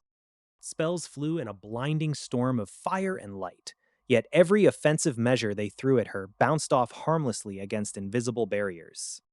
Disbelief turned into pure panic as their strongest attacks were effortlessly swept aside. She possessed a terrifying abundance of mana that completely dwarfed their own. She didn't just block their magic, she absorbed it straight from the atmosphere. The Imperial mages realized too late that they were playing a game they could never win. With a casual gesture, she opened a void that swallowed their grandest spells whole. The enemy leadership could only watch in horror as their supremacy dissolved into nothing. High above the chaos, a massive intervention struck the ground like a falling star. The sheer impact shook the earth and left everyone scrambling for answers. From the smoking crater, a mechanical guardian sparked back to life, its internal systems whirring with urgent emergency protocols. As its gears locked into place, a strange divine power radiated from within. The vanguard scrambles through the narrow pass, desperate to outrun the Empire's closing net. But their pursuers are already right on their heels, turning a routine extraction into a desperate flight for survival. Red-haired fighters ignite their divine energy to hold the line, sparking a violent clash in the canyon. Sparks fly as iron meets iron, and the air crackles with the raw power of the gods. The ground shatters under the weight of an unexpected onslaught, plunging the convoy into absolute chaos. Demonic energy erupts across the battlefield, signaling an arrival far worse than the Imperial pursuers. A towering demon lord steps onto the field, radiating a dark aura that makes the very air heavy with dread. He laughs at the mortals before him, treating the skirmish like a playground for his own amusement. Knights of Lionheart rally instantly, forming a protective wall around the holy relic to keep it out of enemy hands. They know the cost of failure, and they refuse to yield an inch of ground. Divine magic clashes with demonic forces in a blinding display of absolute power. The combatants trade blows with terrifying speed, leaving scorched earth in their wake. Accusations fly fast as the Allies realize the Empire's betrayal has left them completely exposed to the demonic horde. Trusted partnerships fracture in an instant when survival is on the line. Surrounded and outmatched, the remaining fighters prepare to make their final stand against the overwhelming tide. There is no retreat left to take, only the choice of how they fall. Purple shockwaves sweep across the canyon, tearing through armor and sending defenders flying through the air. The demon's relentless assault pushes the brave knights closer and closer to the edge. Injured and exhausted, the defenders struggle to keep their footing as the enemy closes in for the final strike. It looks like the end of the road for the valiant Holy Knights. Just when all hope seems entirely lost, a familiar presence stirs within the quiet boy from Earth. The goddess's true power begins to manifest, bending the rules of reality itself. He grips the sword with a newfound resolve, stepping forward to challenge the forces of annihilation head-on. The demons suddenly realize that this adversary is unlike anyone they have ever faced before. The battlefield erupts into total chaos as enemy forces scramble in sheer panic. Heretics and monsters realize too late that they have poked a sleeping giant. Chaos unfolds on the front lines as defenders struggle to maintain their ground. They realize the looming threat cannot be ignored any longer. Stella Vermilion steps forward to hold the line, her resolve steeled against the oncoming tide. Every second counts as the enemy closes in for the strike. A blinding flash splits the sky as a devastating meteor comes hurtling down from above. The sheer scale of the incoming destruction leaves everyone breathless. From the blazing wreckage steps Volcanus, a towering juggernaut wreathed in divine flames. The executioner of divine will arrives to pass judgment. Volcanus unleashes overwhelming pressure, mocking the arrogance of those who dared oppose him. His immense power completely dominates the battlefield. Enemy commanders try to push back against the unstoppable force, but their efforts crumble instantly. Every strike from the armored warrior shatters their defenses. Desperation sets in as the foes realize they are facing endless, suffocating mana. Panic takes over their ranks as they face a literal god of war. A massive surge of energy erupts, and the terrified commander attempts a desperate de-demonification. It is a frantic bid to survive a vastly superior enemy. The skies blaze once more as another pillar of divine punishment descends. There is no escape from the fiery wrath raining down upon the guilty. Far away from the main skirmish, mysterious figures watch the unfolding spectacle with greedy eyes. They plot to harness the leftover mana for themselves. The plotters are suddenly interrupted as a familiar face joins the fray. He arrives precisely when he is least wanted, bringing absolute authority with him. The King of Lionheart makes his majestic presence known to all remaining survivors. As the dust settles, a quiet conversation reveals the true scale of the ongoing war. With a brief farewell, the king hands over a glowing token of immense power before departing. He leaves his allies standing in awe, knowing he alone carries the weight of the world. The long-lost holy relics of the kingdom finally return to their rightful master.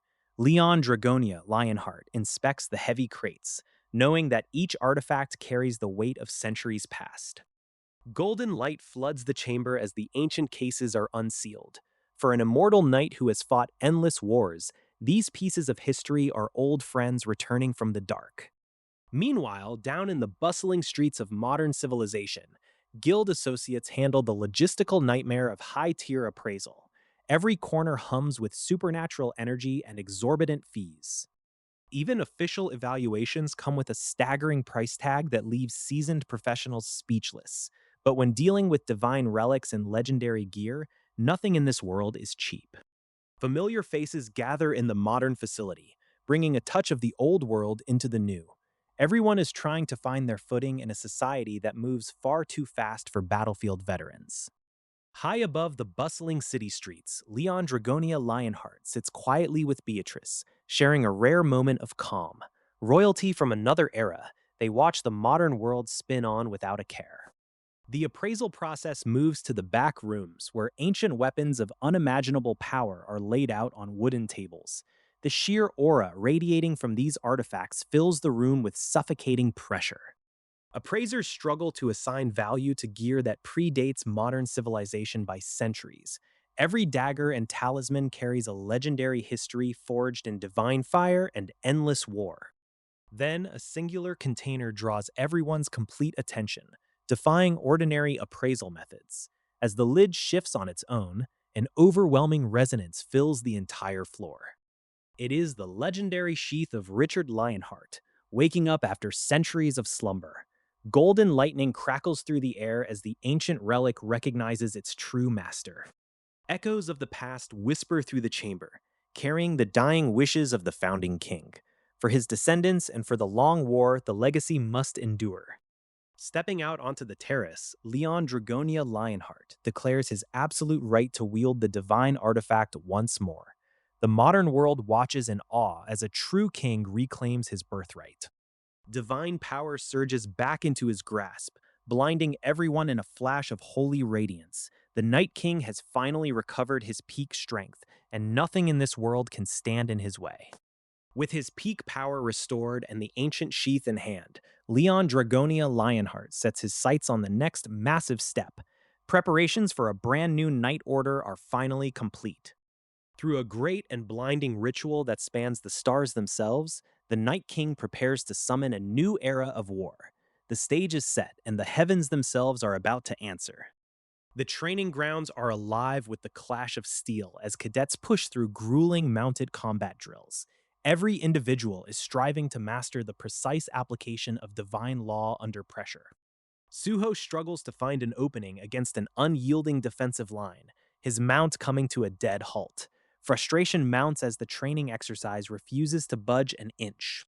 A sudden countermaneuver catches Suho completely off guard, sending him tumbling straight off his horse. The impact leaves him grounded and scrambling for breath in the dirt. Grim determination flares in the dust as teammates close in with overwhelming force. The mock battle turns entirely one-sided under relentless, heavy strikes. Recovering just enough to voice his disbelief, Suho groans about his aching bones while observers cheer from the sidelines. It is a harsh lesson in academy survival. The morning session finally concludes with a resounding victory for the opposing team. Cadets catch their breath as instructors call a halt to the bruising exercise. Away from the training yard, leadership briefs the ranks on tactical positioning and upcoming maneuvers. Every soldier is expected to leverage terrain to their absolute advantage. Exhausted from the heavy drills, the group gathers to share a much needed meal and hearty snacks. Simple potatoes and fresh rations vanish instantly among the hungry cadets. A massive bowl of kimchi arrives, sparking instant celebration and overwhelming enthusiasm across the table. Good food remains the ultimate morale booster after grueling physical trials. Conversation turns toward the upcoming induction ceremony and the choice of divine patrons. Each cadet weighs which godly allegiance best aligns with their combat style. The unique abilities of various holy knights and mechanical relics spark lively debate among the peers. Even bizarre technological devices find a place in the Academy's eccentric ecosystem. A sudden notification interrupts the downtime as word spreads that a guardian is visiting the grounds. Suho's expression shifts instantly as he heads toward the entrance. Sitting quietly by himself, Suho attempts to brush off the unexpected family visit with a stoic attitude. Companions notice the tension but choose to respect his guarded boundaries. Stepping into the Pantheon Guild's lobby, Suho confronts his mother face to face in a charged atmosphere. Family expectations clash directly with his personal path forward. Demands to withdraw from his current guild echo through the lobby as old fractures resurface without warning. The weight of maternal pressure tests every ounce of Suho's resolve. Accusations fly about joining heathens and betraying sacred loyalties in favor of a dangerous path. As the confrontation reaches its boiling point, Suho stands firm against the ultimatum. The lecture hall is packed, but Leon stands out of place as the students question the nature of the Pantheon's gods. They debate whether silent deities truly exist if they never grant miracles or answer prayers. Leon listens closely as the students compare different faiths, noting how some gods make their presence known through strange avatars, while others remain entirely hidden behind doctrine. A sudden divine manifestation startles the room, proving that the gods of this world are very much active and responsive to those who serve them with absolute devotion. A freak localized downpour catches the students off guard, prompting a deeper discussion on whether divine protection extends to shielding followers from the simple elements of nature. Leon offers his own stern perspective on faith, warning the young candidates not to treat the gods as mere wish-granting merchants or expect rewards for every prayer. Selection time arrives, and the divine figures make their choices known among the candidates, leaving certain hopefuls thrilled while others realize their potential fell short. Behind the scenes, older and more dangerous divine entities watch the proceedings with keen interest, plotting their own moves in the shifting hierarchy of power. Days later, out on the city streets near the Pantheon Guild branch, a group of zealous street preachers begins blasting deafening religious broadcasts through massive speakers. The fanatics scream fiery warnings of damnation and hellfire at any passerby who refuses to acknowledge their specific deity, causing a chaotic scene right outside the guild. Pushed past his limit by the relentless noise and the utter absurdity of the street sermon, Leon deploys an enforcement drone to shut down the disruption permanently. The streets of the modern world hide ancient grievances, where everyday order gives way to sudden, sharp chaos. A small commotion breaks out as a miniature mechanical nuisance causes a public scene, panicking the locals in broad daylight.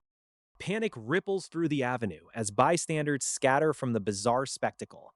It is not just an ordinary disturbance, but a calculated disruption designed to draw eyes and provoke a swift reaction from anyone watching closely. Behind the scenes, the masterminds of this little digital theater review their handiwork with quiet satisfaction. They believe their hidden operations remain entirely secure from outside interference, hidden safely behind screens and corporate fronts. Footage of the disruption is captured and stored, meant to be used as leverage in a much larger game. Yet arrogance has a way of blinding those who think they pull all the strings, ignoring the sheer scale of forces moving just beyond their sight. Without warning, retribution arrives in a flash of invisible energy that hums through the city's infrastructure. High-tech security systems and massive server networks begin to fail all at once, plunging the arrogant operators into sudden panic. In a matter of seconds, their digital empire goes dark as core servers are completely wiped out. The untouchable guild finds its operations crippled from the inside out, left staring at blank screens with nothing left to salvage. Elsewhere, Kim Jae-hyuk walks the quiet streets, wrestling with the invisible weight placed upon his shoulders. Divine mandates are not requests. They are absolute commands that demand total obedience, no matter how heavy the cost. The divine presence looms over him like a storm waiting to break, whispering demands for harsh judgment upon perceived heretics. Jae-hyuk knows the danger of hesitation when dealing with a deity whose patience is exceedingly thin. Arriving at a familiar doorstep, he steps inside to the warmth of a simple home and a comforting family meal. Yet the contrast between ordinary domestic peace and the divine orders ringing in his ears creates an unbearable tension. Sitting across from his mother, every ordinary gesture is overshadowed by the invisible storm pressing down from the heavens. The voice in his mind demands immediate action, viewing everything through the cold lens of divine punishment. Stepping back out into the cool evening air, Jae-hyuk tries to catch his breath away from the oppressive scrutiny. But divine attention is inescapable, following him into the quiet corners of the park where the thunderous voice resumes its relentless pressure. The divine entity manifests physically on the park bench beside him, casually discussing grand schemes of righteous retribution. Jae-hyuk can only stare in sheer disbelief as the legendary monarch treats mortals like chess pieces on a board. When the king asks why such an immense burden was placed on young shoulders, the reply is as uncompromising as steel. The deity cares nothing for excuses, demanding that the heretics who threaten their reputation face swift and absolute consequences.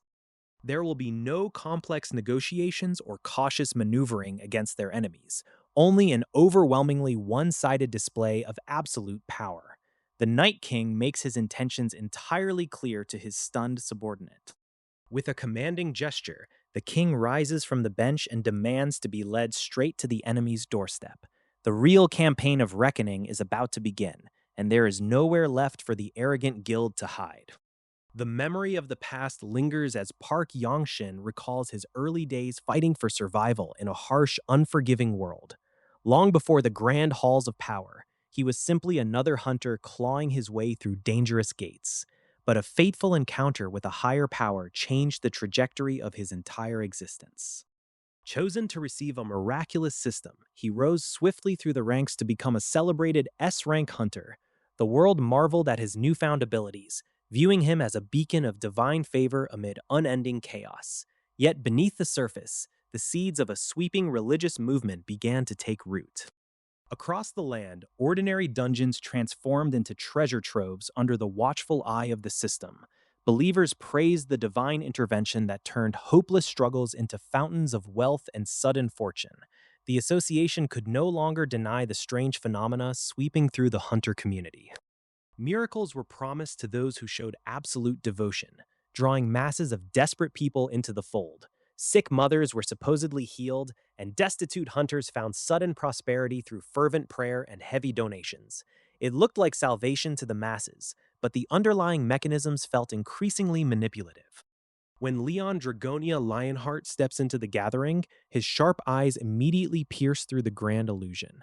He recognizes the operation for what it truly is, a predatory cult exploiting the vulnerable for profit and control. The Night King refuses to stand idly by while false prophets prey on the faithful. Unimpressed by the dazzling presentations and the eager followers rushing to be baptized, Leon approaches the inner circle. The leaders welcome him as a precious guest, completely unaware of the legendary might standing before them. The atmosphere shifts instantly from a warm sermon to a tense standoff. Refusing to play their games, Leon casually dumps sacks of money onto the floor, testing the boundaries of their so-called divine power. He demands that they produce a genuine miracle right then and there to justify their extravagant claims.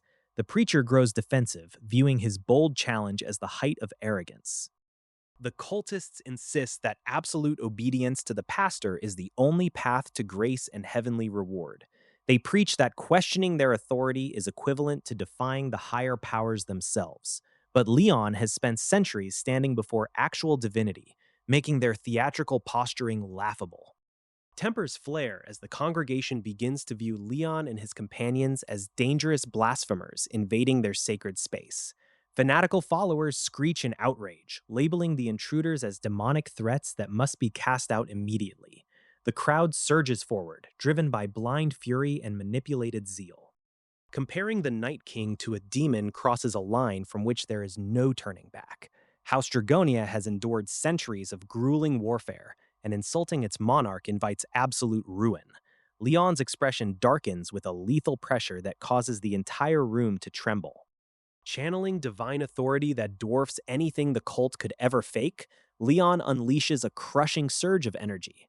The very air cracks under the immense weight of his presence as he prepares to purge the hypocrites. Panic replaces arrogance in the eyes of the false prophets as the true wrath of the Lionheart descends. Leon Dragonia Lionheart decides words are entirely insufficient, choosing instead to summon an apocalyptic scale of divine wrath straight down from the heavens. Panic sweeps through the onlookers as a colossal mass descends from the atmosphere, threatening to obliterate the surrounding landscape in seconds. Channeling pure divine power through his glowing hands, Leon prepares to anchor the falling catastrophe before it wipes everything away. The sheer impact zone detonates with blinding force, shaking the earth and leaving witnesses utterly paralyzed by the Night King's terrifying might. Emerging from the dust, Leon confronts a trembling traitor hiding within the shadows, exposing Kim Jae-hyuk for the deceitful coward he truly is. A horrifying parasitic entity is revealed clinging to an innocent soul, using human vulnerability as a shield against the righteous wrath of the king. Desperate pleas echo through the courtyard as a mother becomes a host for the creeping darkness, begging her son for rescue from the parasite. Trusting wholly in his divine mandate, Leon readies a precision strike designed to excise the corruption without harming the innocent life trapped within. Divine lightning surges with absolute judgment, tearing through the air to incinerate the parasitic evil clinging desperately to the human host. The smoke clears to reveal the mother safely separated from the nightmare, collapsing into a tearful embrace with her deeply relieved child. Having restored order to one corner of the chaos, Leon turns his cold, unyielding gaze toward the next target on his list of traitors. Park Yongshin experiences a rude awakening as divine authority grabs hold of his soul, dragging the hidden parasite right out into the open. Cornered and shrieking in pure terror, the demonic creature attempts to bargain for its miserable existence against an adversary who despises mercy. The meteor that fell on modern Earth has brought monumental shifts, and Leon Dragonia Lionheart stands at the absolute center of it all. As the world watches in awe, he officially announces the massive merger with the Pantheon Guild. The press conference turns chaotic as reporters clamor for answers about the strange celestial event. Leon calmly reveals the ultimate truth to the mesmerized public. He summoned the meteor himself, claiming complete ownership over the fallen star. Government officials quickly arrive to negotiate access to the heavenly materials. Leon wastes no time putting the divine meteor to practical use, planning to forge superior equipment for his loyal knights. A formal agreement is struck between the Night King and the Ministry of Science and Technology. In exchange for resources, Leon promises divine artifacts forged from star iron while keeping key smiths under his protection. Just as business concludes, a terrifying emergency video is brought to light. A ruthless threat known as the Wandering Demon Sword is cutting a bloody path across nations and is currently headed straight for Japan. Back at the guild headquarters, guildmasters and elite healers gather for a tense meeting. Tempers flare and awkward accusations fly among the leaders regarding recent alliance strategies. The atmosphere in the room shifts from tense negotiations to teasing gossip. Veteran Guildmaster Cheon Jinsu casually prods the younger members about their personal lives and future family plans. Completely unamused by the endless generational lectures, the younger guild members bluntly fire back. They brand the older master with the ultimate insult for anyone living in the modern awakening era. The heavy doors swing open to reveal the sovereign of Lionheart himself. Leon strides into the room with overwhelming presence, ready to put an end to the petty bickering. Without missing a beat, the senior master labels both the newcomer and the king as certified old-fashioned relics. Leon refuses to take the disrespect lying down and makes a decisive power play. The leaders of this modern world gather around Leon, trying to wrap their minds around the sheer weight of his three-century history. Qian Jinsu, the nation's premier swordsman, finds out the hard way that centuries of fighting leave no room for modern arrogance. Meetings carry on with uneasy tension as the modern guildmasters realize they are sharing a table with a true relic of another era. Leon commands the room effortlessly, leaving even the most powerful figures stumbling over their words. 13 years ago, the world changed forever when a colossal black gate manifested in London. A massive strike force of elite hunters marched in, facing a nightmare of unimaginable difficulty. Against all odds, the raid succeeded, marking the first time a black gate was ever cleared. Among the spoils was a cursed, terrifying blade of epic proportions that would soon change hands across the globe. When that cursed weapon fell into the wrong hands, absolute disaster struck in an instant. A catastrophic surge of dark energy corrupted its wielder, unleashing devastation on a horrific scale. Hundreds of thousands were lost before the vessel was finally cornered and neutralized. Yet the demonic sword itself managed to slip away into the open sky, vanishing without a trace. The cursed blade crossed borders time and again, whispering temptation to new hosts across various nations. 4 years ago, it finally found its way into the hands of Cheon Jiho, sealing a dark fate. Now, the Divine Sword Guild and other major factions prepare to mount a desperate raid to hunt down the demonic threat. Leon listens intently as the Alliance maps out their dangerous upcoming campaign. Financial backers and guild leaders negotiate the heavy stakes of the operation, chasing glory and massive funding. Leon accepts the terms with quiet confidence, stepping forward as their unexpected savior. As the meeting concludes, an urgent voice calls out from behind. Chon Jinsu stops Leon in his tracks, his expression grim as he demands an audience for one final, deeply personal request. The veteran swordsman speaks of his granddaughter, whose dangerous path is tied directly to the looming raid. He begs the Night King for a single favor concerning her safety. The shadows of the past still haunt the waking hours of those left behind. In the quiet dark, old scars ache and memories of a devastating loss resurface without warning. A mysterious force stirs in the gloom, reaching out to a broken soul wrapped in grief. It offers an irresistible bargain, wrapped in the promise of retribution. Out under the pale moonlight, a shadowy entity makes its presence known to Chen Soyun. It dangles the ultimate temptation before her, knowing she is desperate enough to accept. The Dark Patron promises immense power and a path to vengeance, whispering of a dark knighthood. But such borrowed might always comes with a heavy, hidden cost. Meanwhile, the association gathers its elite for a high-stakes mission. The tension in the room is palpable as young warriors are chosen for deployment. Leon Dragonia Lionheart oversees the proceedings with a stern gaze, evaluating those who will carry his name into battle. Every choice matters when the stakes are this high. Hanhari steps forward to receive legendary gear bestowed by the king himself. The Star Iron equipment blazes with divine energy, meant to bring out her true potential. The sheer brilliance of the legendary weapons leaves the assembly in absolute awe. Power like this is rarely seen outside of ancient legends. Next up is Kim Jae-hyuk, who receives a blessing that rattles him to his very core. The sheer magnitude of the divine energy almost knocks him off his feet. Amidst the grand bestowals, Chan Soyun stands apart, wrestling with her own turbulent thoughts. Her grandfather attempts to steer her away from danger, but her mind is made up. Leon Dragonia Lionheart grants her request with a stoic nod, letting her walk her chosen path. He knows all too well what it means to be driven by a thirst for retribution. In the shadows far from the royal halls, Soyen seals her dark pact. The ominous entity bestows its grim power upon her, forging a dangerous new path in the dark. She grasps the cursed blade, stepping fully into the role of the Avenger. But as divine and dark forces collide behind the scenes, an unsettling question lingers about where this path will ultimately lead.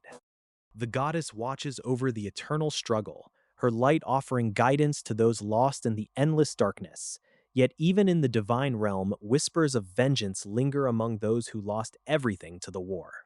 Shadows stretch across the ruined landscape as dark forces lament the softness of humanity. They remind each other of old grievances, nurturing a bitter hatred that refuses to fade with time. Back in the modern world, political machinery grinds forward as leaders discuss the rising influence of foreign guilds. They view these massive organizations with a mixture of awe and deep-seated terror. Plans are set in motion to leverage the upcoming raids for maximum political advantage. The Prime Minister plots to deploy elite forces, ensuring his nation maintains dominance on the global stage. High above the clouds, an aircraft carries a delegation toward a momentous encounter. Officials below whisper nervously, fully aware they are not handling a normal diplomatic visit. The air itself seems to heavy with an oppressive aura as the Night King steps off the transport. His mere presence radiates a status far beyond ordinary mortals, freezing the onlookers in their tracks. Local authorities scramble to offer formal greetings, struggling to maintain their composure under his overwhelming gaze. They quickly realize conventional etiquette means nothing to a king forged in centuries of endless combat. President Kamiya steps forward to introduce himself, expecting the usual diplomatic pleasantries. Instead, he meets a wall of absolute indifference that shatters his confidence instantly. Outrage ripples through the welcoming party as a local official attempts to assert dominance over the royal visitor. Leon Dragonia Lionheart remains entirely unfazed, viewing their posturing like an annoyance from an unruly child. Without lifting a finger, an immense wave of pressure crushes the surrounding air as the true might of the Night King flares outward. The trembling officials realize too late that they have provoked a monster they can never hope to control. An emergency transmission shatters the relative calm. The wandering demonic sword is on the move again, crossing the ocean itself. Surrounded by crackling purple energy, the monstrous entity carves a path through the waves. Nothing in the water can slow its terrifying advance. A sudden dungeon break erupts right where the demonic sword touches down. The coordinates spell disaster for anyone in the vicinity. Guild leaders gather to dissect the impossible data. Gates are being artificially created, pointing to a terrifying new level of strategy. Orders are barked and plans are laid across multiple factions. They must intercept the demonic sword before it shatters the regional defenses. Reports flood in from various guild outposts as the entity shifts targets. The sheer scale of the incoming threat forces a hasty restructuring. Chaos erupts on the ground as communication lines go dark one by one. Whole teams vanish into the smoke and wreckage without a trace. Survivors among the hunters stumble upon the horrific aftermath. Entire squads have been wiped out from the inside of massive monsters. Panic spreads through the association as more teams fall silent. They scramble to assemble a unified response against an enemy that defies tracking. Elite hunters arrive at the disaster zone to join forces. They calculate their odds against a monstrosity that has already crushed multiple teams. The dark presence reveals its true, terrifying visage amid the wreckage. Akasha steps forward, radiating an overwhelming aura of pure destruction. The battlefield erupts into sudden, chaotic panic as an overwhelming aura surges outward. Elite fighters try to establish control, but the sheer force threatens to shatter their ranks entirely. A devastating single strike catches everyone off guard, sending seasoned hunters crashing to the ground. The sheer disparity in power leaves the survivors gasping in disbelief. With effortless precision, the assailant deflects incoming attacks using only one hand. The sheer arrogance of the defense humbles those who thought they stood a chance. As support healers rush in to stabilize the fallen, they find their abilities completely failing them. An ominous debuff settles over the area, sealing away any hope of recovery.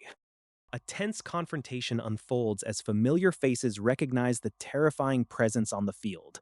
Old bloodlines and lingering grudges rise to the surface as harsh words are exchanged. High above the ruined city, reinforcement arrives via private transport. A resolute determination hardens in the eyes of those stepping onto the burning stage.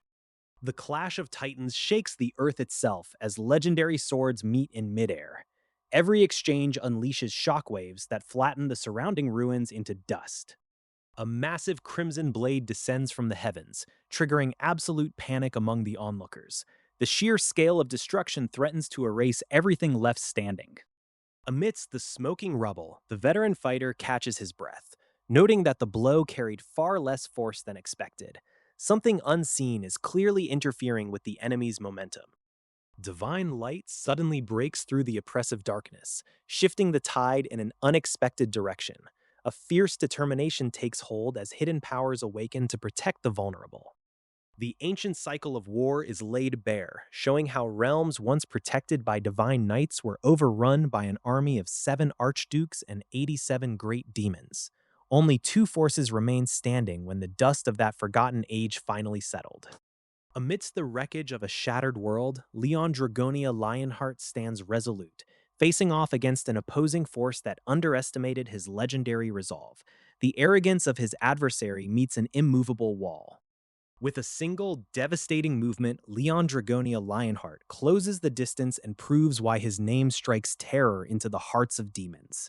His raw power easily overwhelms the Archduke Demon. Debuffs and dark magic flood the battlefield, but the Holy Grail and Leon Dragonia Lionheart's immense divine power shrug off every curse thrown his way. He marches forward as an absolute legend. The Archduke Demon screams in frantic disbelief as every advantage is wiped out by Leon Dragonia Lionheart's overwhelming buffs. The tide of battle has turned completely against the forces of darkness.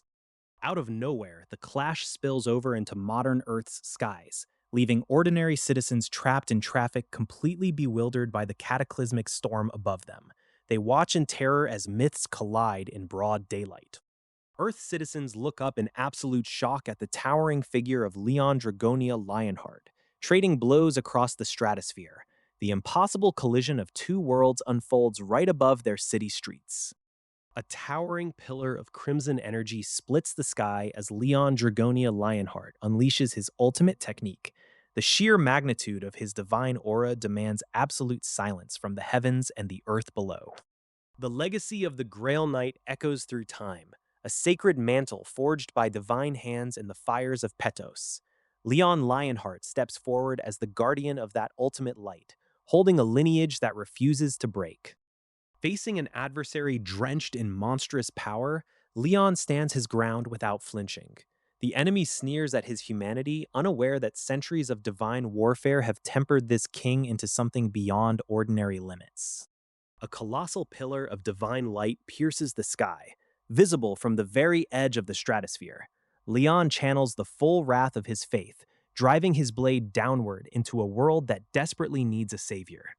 Amidst the shattered ruins, the enemy mocks Leon's perceived decline, calling him a stubborn cockroach.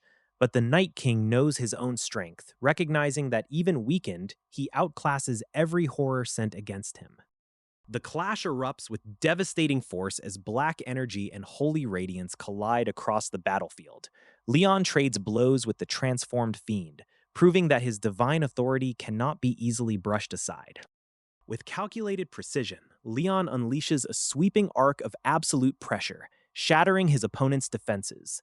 The brute stumbles backward in sheer disbelief, realizing the immense gulf between their capabilities. Left behind by the main combat, swarms of monstrous beasts flood the area to buy their master precious seconds. They think numbers will protect them from a king who has spent centuries slaughtering hordes.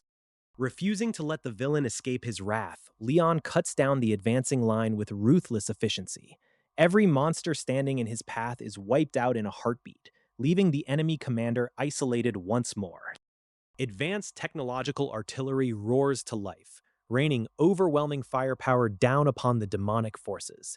Even as the fiend tries to summon a dark cloud for cover, modern reinforcement changes the rhythm of the war. Reinforcements arrive with stunning momentum as loyal troops flood the war zone under royal banners. The Allied forces rally behind their monarch, bringing a renewed wave of hope to a battle that has raged endlessly. With his faithful soldiers assembled and his holy blade gleaming with righteous fury, Leon Lionheart issues the final command. The King of Lionheart prepares to sweep away the remaining darkness once and for all. The immediate threat has scattered before they can fully consolidate. leaving the Night King and his allies to survey a battlefield that refused to stay quiet. Yet, while the major dangers slipped away into the shadows, the victory still leaves room for celebration. A quiet moment between the sovereign and his goddess sets the wheels in motion for a deeper hunt. With a touch of divine assistance, tracking down the remaining demons becomes much more than a distant hope. Back at the banquet, spirits are high and the drinks are flowing among the gathered fighters and supporters. The celebratory mood offers a brief respite from centuries of endless campaigns and constant vigilance. Laughter echoes through the hall as the companions exchange stories of triumph and narrow escapes. Even the stoic warriors find themselves swept up in the warmth of the evening. Away from the festivities, Cheon Soyeon stands alone in the quiet corridors, consumed by a dark and lingering obsession. Her soul aches for vengeance against the forces that stripped away everything she held dear. The Night King steps out of the shadows to confront the young fighter before her bargains take her down an irreversible path. He understands the heavy toll of solitary warfare better than anyone alive. He warns her that walking the path of pure retribution leads only to an empty void that consumes the spirit. Revenge may taste sweet at first, but it ultimately leaves nothing behind. Soyeon breaks down under the weight of her grief, confessing that the failure was entirely her own doing. The demon sword tempted her, and she fell right into its trap. Rather than offering empty comfort, the king challenges the target of her anger, pointing out that she might be aiming at the wrong enemy entirely. True clarity comes from recognizing the actual source of corruption. 10 days later, the Demon Sword Raid Squad gathers once more to prepare for their next major operation. The atmosphere shifts instantly from personal reflection to urgent military readiness. Public opinion swings rapidly as the corruption within the Japanese Hunter Association comes to light. Citizens begin to look toward the Pantheon Guild and the visiting royalty for true protection. The vanguard forces advance into enemy territory, ready to dismantle opposing factions with absolute efficiency. Every barrier in their path is systematically cleared away by the advancing strike team. Chaos erupts across the stronghold as the Night King's forces breach the defenses with terrifying momentum. There is no quarter given to those who traded their humanity for power. Stepping into the demonic territory brings an immediate and crushing pressure, reducing combat stats by a staggering 80%. But for Leon Dragonia Lionheart, the Lion King, this is merely another domain to conquer and cleanse. Yet the moment the Sovereign steps forward, an overwhelming surge of passive buffs floods his forces. Thousands of invisible boosts counteract the debuffs, turning a crippling handicap into an unstoppable tide of holy might. Accompanied by his elite expedition team, the king sets out to dismantle the demon lord Akasha's forces. Their scouts waste no time deploying advanced reconnaissance drones to map out enemy colonies across the ruined landscape. Approaching a fortified settlement, the vanguard encounters a local resident standing guard on the ramparts. The dialogue turns hostile instantly when the terrified villager demands to know who dares approach their domain. When the village chief steps up with an arrogant attitude, Leon refuses to tolerate the insolence. A swift display of absolute authority sends the old man scrambling in sheer terror from the Lion King's terrifying presence. Cornered by the king, the chief is quickly unmasked as a former sergeant of the Empire's army turned devil worshipper. The evidence of his betrayal under the demon's banner is entirely undeniable. Gathering the entire village population into the courtyard, Leon confronts the cowards who willingly bowed to Akasha's rule. They immediately drop to their knees, weeping and begging for mercy while blaming the demons for forcing their hands. The Lion King has zero patience for excuses from people who traded their honor for safety. He demands to know how many innocent lives were taken by their cooperation with the dark forces.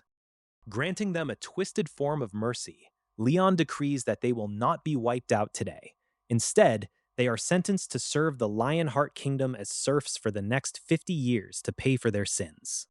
Panic erupts through the ranks as the villagers realize the humiliating reality of their punishment. Preferring an honorable end over a lifetime of forced labor, several prisoners loudly protest the king's decree. An outright riot is swiftly crushed by the enforcers, reminding everyone present that defiance carries an immediate cost. The rebellious villagers are bound tighter and forced to submit to the sovereign's absolute will. With thousands of new laborers secured for the war effort, the operation proves to be a massive logistical success. The scouting drones confirm that more hostile forces are swarming toward their position. A massive demon army approaches the perimeter, eager to avenge their fallen subordinates and reclaim the territory. Leon's vanguard smiles at the prospect of a real battle, ready to test their combat buffs against the horde. As the opposing forces clash, the king issues a chilling reminder to the newly acquired workforce watching from the sidelines. His glowing eyes pierce the gloom as he orders the serfs to the front lines. The frontline deployment begins with absolute zero hesitation from the Night King. Captives are marched out to face the absolute worst possible fate on the battlefield. Panic sets in as the unfortunate souls realize they are being used as living shields. Leon watches on with cold detachment, leaving no room for argument. The demonic army emerges from the dust, entirely unprepared for the sheer madness unfolding before them. What starts as a standard skirmish instantly escalates into total chaos. A full-scale charge shatters the enemy ranks as Leon's forces surge forward.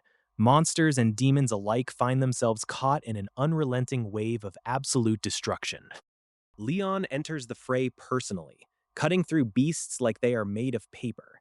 The battlefield trembles under the sheer force of the Lionheart's storm troop. Combat enhancements amplify the carnage, turning every strike into a devastating shockwave. The demons try to retaliate, but they are entirely outmatched by the sheer aggression. With a final, earth-shattering leap, Leon clears the field and secures the victory. The dust settles to reveal a staggering enemy casualty count and a massive haul of prisoners.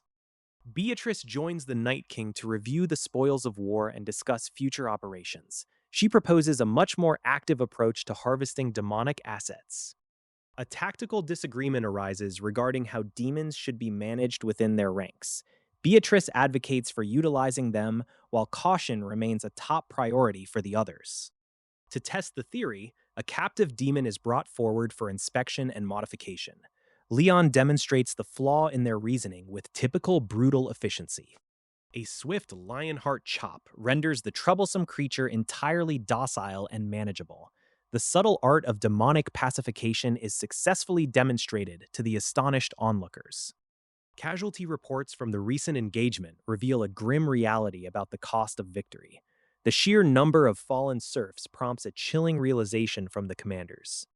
Far away in Akasha's castle, a Dark Lord awakens to an unimaginable catastrophe. The call for help went unanswered, and the fortress is already falling apart. Bound in chains and suffering from severe injuries, the Dark Lord realizes the true extent of the disaster. The Lionheart name has brought absolute ruin to their doorstep. Desperate to turn the tables, the defeated entity searches frantically for a suitable vessel to reclaim power. The ominous gaze fixes upon a familiar, talented target. Chon Soyeon stands before Leon Dragonia Lionheart, receiving a parting gift and a stern warning about the dangers of psychological attacks from demons. With the gates breached, Leon Dragonia Lionheart charges into the fray, his absolute resolve driving him straight into enemy territory. Chaos erupts as demonic forces swarm the courtyard, leaving Cheon Soyeon desperately trying to maintain control as the situation rapidly deteriorates. A parasite makes its move, striking with blinding speed and seizing an opportunity in the heat of combat.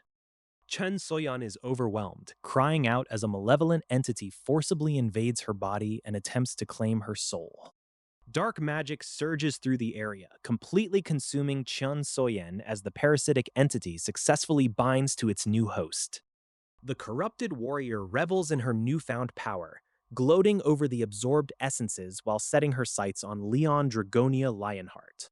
Leon Dragonia Lionheart steps forward to face the parasite, recognizing the abomination wearing his trainee's face.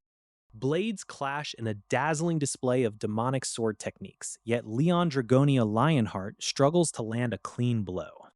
The parasite mocks Leon Dragonia Lionheart, boasting about the vast library of stolen memories and sword techniques now at its disposal. Leon Dragonia Lionheart points out the fatal flaw in his opponent's arrogance. Collecting techniques without truly mastering any of them is utterly worthless. With a crushing counterattack, Leon Dragonia Lionheart strikes down the parasite, bringing down the hammer of absolute justice. Leon Lionheart stands over the trembling soul, his heavy blade resting against the dark domain. He rejects any comparison to monsters, declaring his true name as the King of the Lionheart. The defeated entity dissolves into nothingness, leaving only echoes in the void. Inside the mystic space, a hooded figure watches as the Dark Lord is swept away. Leon demands answers about the strange realm, but the mysterious ally reveals they kept their promise. Lionheart's faith and power have unlocked a doorway others could only dream of reaching. A divine avatar takes temporary possession of the vessel, smiling coolly at the chaos left behind. The young saint Chon Soyeon is finally freed from her torment, though her consciousness remains tethered to the ordeal. The mysterious entity bids farewell, having extracted enough archdemon's soul to satisfy its hunger. Dark remnants attempt to claw their way back into control, promising boundless strength and destruction. Soyeon resists the corrupting influence, rejecting the parasitic entity that tried to break her spirit. With a surge of pure defiance, she casts off the dark bonds and lashes out at the remaining whispers. The hospital room falls silent as the monitors beep a steady rhythm in the quiet light. A gentle hand reaches out to touch the resting girl, breaking the heavy tension of the long vigil. Soyeon opens her eyes to find a familiar face staring back through tears of disbelief. An emotional reunion unfolds as father and daughter embrace after an agonizing separation. The past danger recedes, replaced by the warmth of a family restored against all odds. He murmurs promises of protection, vowing to never let such a threat reach her again. Soyeon questions her father's next moves regarding the guild and his divine connection. He admits his role as an avatar came with steep consequences, yet remains determined to make things right. Helping the Pantheon Guild becomes his immediate path toward atonement. Outside the hospital room, Leon Lionheart sits quietly with a cup of coffee while the family sorts through their new reality. Guild representatives arrive to pay their respects to the Night King, acknowledging his unmatched influence. Their conversation turns to the lingering corruption left within the surviving demonic humans. Deep gratitude fills the air as the guildmaster bows before Lionheart for saving his son and granddaughter. The alliance between their families solidifies into something much deeper than mere politics. A humorous misunderstanding arises over forming a sworn brotherhood, much to Leon's utter disbelief. With the local affairs settled, Leon steps out into the crisp, modern air, ready for his next destination. A summoning circle flares to life under his commanding gaze, crackling with immense arcane energy. He holds a mysterious old tome, flashing a confident grin as a new campaign begins. The new knights stand at attention, fresh from their promotions and ready for their debut mission. But the challenge awaiting them is nothing ordinary. They must face a towering giant with only serfs at their side. Leon Dragonia Lionheart outlines the bizarre parameters of the trial before them. To take down a giant using only low-ranking serfs sounds completely illogical to the recruits. Sir Gratis's ancient training manual suggests a staggering mathematical solution. If 500 serfs land thousands of strikes, the giant will fall. The recruits stare at the insane numbers in absolute disbelief. The trial begins as the serfs rush the colossal target, throwing themselves into the reckless assault. A powerful blessing activates from the sacred text, supercharging their collective attack power. The buff multiplies to an absurd 20,000%, turning a standard exercise into an overwhelming surge of might. Leon Dragonia Lionheart watches with delighted amusement as the impossible strategy unfolds. The giant is brought down in a chaotic flurry, leaving the surviving serfs breathless and victorious. Hari offers a thoughtful perspective on the senselessness of the losses, catching Leon Dragonia Lionheart's attention. Shifting tactics, Leon Dragonia Lionheart singles out a captive and demands a full confession of past sins. The man breaks down under pressure, confessing to terrible crimes committed during his human days. Enraged by the prisoner's wicked past, Hari charges forward to dish out immediate punishment. Leon Dragonia Lionheart stops her, explaining that these individuals are ordinary sinners rather than demonic threats. The knights are tasked with commanding their own squads of serfs through the dangerous trial grounds. Strategy, speed, and management become the true tests of leadership. As the final results are tallied, some knights excel while others struggle miserably to keep their serfs alive. A mysterious hooded presence observes the carnage from the shadows with quiet fascination. Leon Dragonia Lionheart evaluates each commander's performance with a critical eye, praising clever methods while noting severe failures. Leading serfs requires a ruthless touch that not everyone possesses. At the Pantheon Naju, Leon Dragonia Lionheart inspects a curious tree seedling that refuses to grow. He wonders if the earth itself lacks the necessary magic to nurture it. Channeling his own divine power directly into the soil, Leon watches in fascination as roots shoot downward and thick branches burst forth into the air.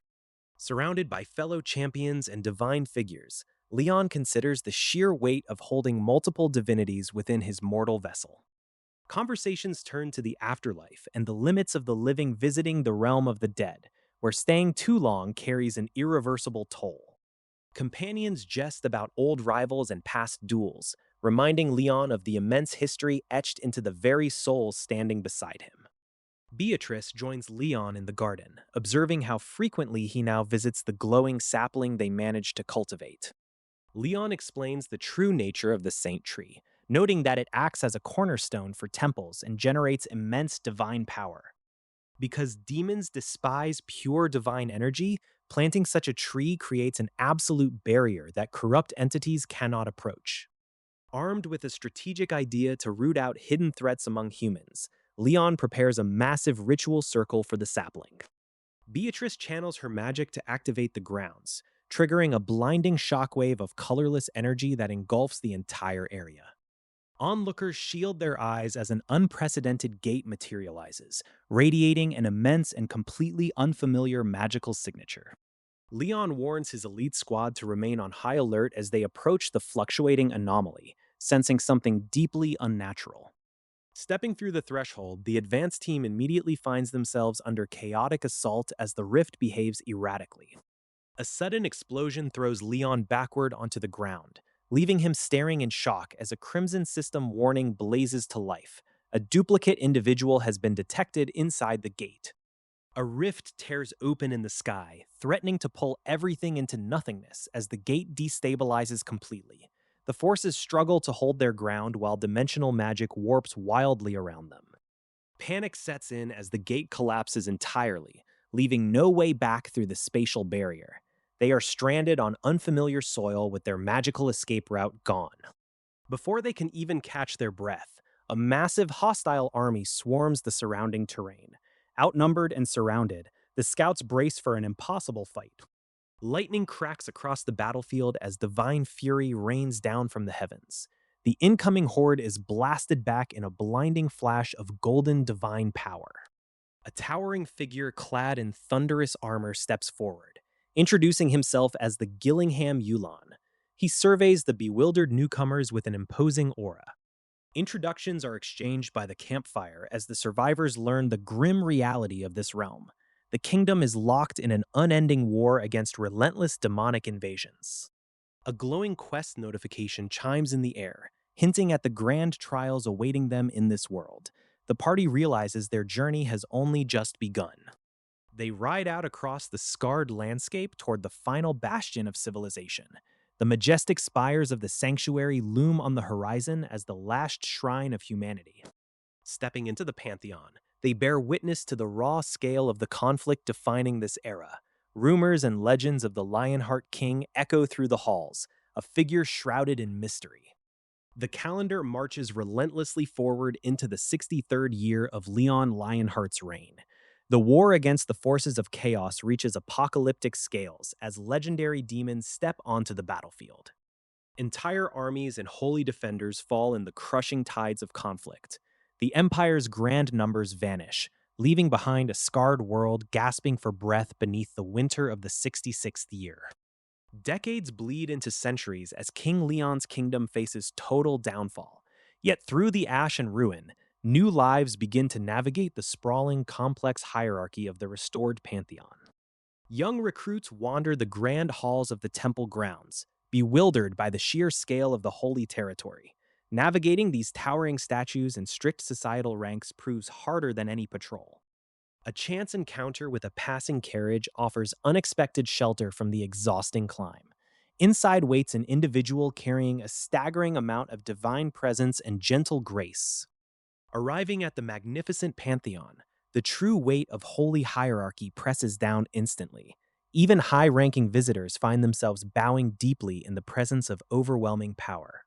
Preparations are underway for a sacred ritual within the inner sanctum. The air hums with anticipation as word spreads that His Majesty is finally returning from the front lines. The heavy doors swing open to reveal a figure far more terrifying than any ordinary monarch. This is no longer just a king, but a walking embodiment of pure dread forged in centuries of endless war. Leon Lionheart steps into the light, battered and caked in the residue of his relentless campaign. The sheer aura of death clinging to his skin forces even the bravest observers to hold their breath. As the sacred ritual begins to mend his battle-worn frame, unexpected faces emerge from the shadows. The formidable Karina Dragonia steps forward, signaling a startling new chapter for the house. The northern region makes a startling move, officially announcing its immediate withdrawal from the alliance. Leon Dragonia Lionheart refuses to let it stand, knowing full well what a weakened front means for their survival. With the capital already overrun and the continent sinking into ruins, hard truths must be faced. Thousands of troops are falling every single day, leaving the duchy burning and its families shattered. Karina steps forward with fierce determination, declaring that her true mission is revenge. She vows to hunt down every single demon that dares to insult the fallen and make a home of their land. Leon questions her severe methods, but Karina stands firm in her choice to prioritize the survival of the kingdom above all else. Soon after, the contracts are signed, locking the northern military into a pact of vengeance. As the dust settles on these heavy alliances, a mysterious figure arrives to survey the changing landscape.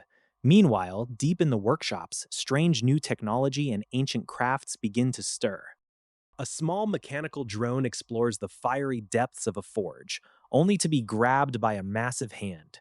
The creature behind the grip turns out to be none other than Antok, the Grail Knight of divinity of steel and blacksmith. Out in the temporary shelters on the outskirts, recruits and trainees gather to process the chaotic state of the world. Rumors fly about the capital falling and the strange nature of this new domain. The trainees attempt to test their divine connections, but find their usual powers frustratingly weak in this alien realm. Suddenly, the air grows deathly quiet as an oppressive weight descends upon them. An intimidating figure strides through the gates, radiating an overwhelming aura of judgment. Roxley, the Grail Knight of Divinity of Sun and Judgment, steps forward to demand submission from everyone in sight. Panic ripples through the transport carriages as newly arrived souls from modern Earth realize where they are being taken. Believing they are headed straight for execution, the bewildered group starts shouting in sheer terror. Escorted by armored guards through the grand cathedral gates, the terrified newcomers are herded inside. They brace themselves for the absolute worst as they approach the majestic inner sanctum. Sitting upon his throne, Leon Dragonia Lionheart watches the frightened arrivals with a cold and calculating gaze. His commanders flank him closely, ready to carry out whatever judgment the Night King decrees. On Leon Dragonia Lionheart's strict orders, the captives are unceremoniously tossed straight into a massive pool of holy water. The guards waste no time testing their purity through total immersion. To everyone's absolute shock, the newcomers do not melt or suffer agony in the sacred liquid. Leon Dragonia Lionheart and his advisors lean in close, realizing these strangers possess genuine divine power. Leon Dragonia Lionheart steps down from his seat to interrogate the bizarrely resilient group face to face. He demands to know their origins and why divine energy surrounds them so naturally. The captives finally introduce themselves by name, breaking the tense silence in the vast hall. Cheon Soyeon, Han Suhu, and Kim Jae-hyuk step forward to explain who they are to the fearsome ruler. When asked where they hail from, one of the modern visitors blurts out the unthinkable name. They reveal they came all the way from Seoul, South Korea, bridging worlds Leon Dragonia Lionheart thought long separated. Leon Dragonia Lionheart activates a powerful divine appraisal skill to verify their extraordinary claims. Golden light floods the chamber as the true nature of the visitors is laid bare before him. Visions of ancient divine entities flash through the air, creating a chaotic resonance in the sacred hall. The commanders voice their deep suspicions, wondering how these children carry blessings from unfamiliar gods. Overwhelmed by the sheer pressure of Leon Dragonia Lionheart's presence, one of the guards coughs up blood from the lingering divine aftermath. The Night King reflects on the staggering scale of power operating behind the scenes. The group recounts the incredible journey that brought them across the dimensional divide into this realm. Leon Dragonia Lionheart listens closely, piecing together the larger cosmic puzzle governing their arrival.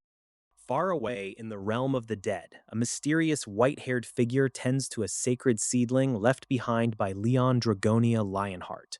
They discuss plans to send this vital piece of the Lionheart forward into the future. A solemn agreement is reached among the shadowy guardians of the dead tree to aid the King of the Lionheart. They prepare to make an ultimate sacrifice to ensure their gift reaches the living world.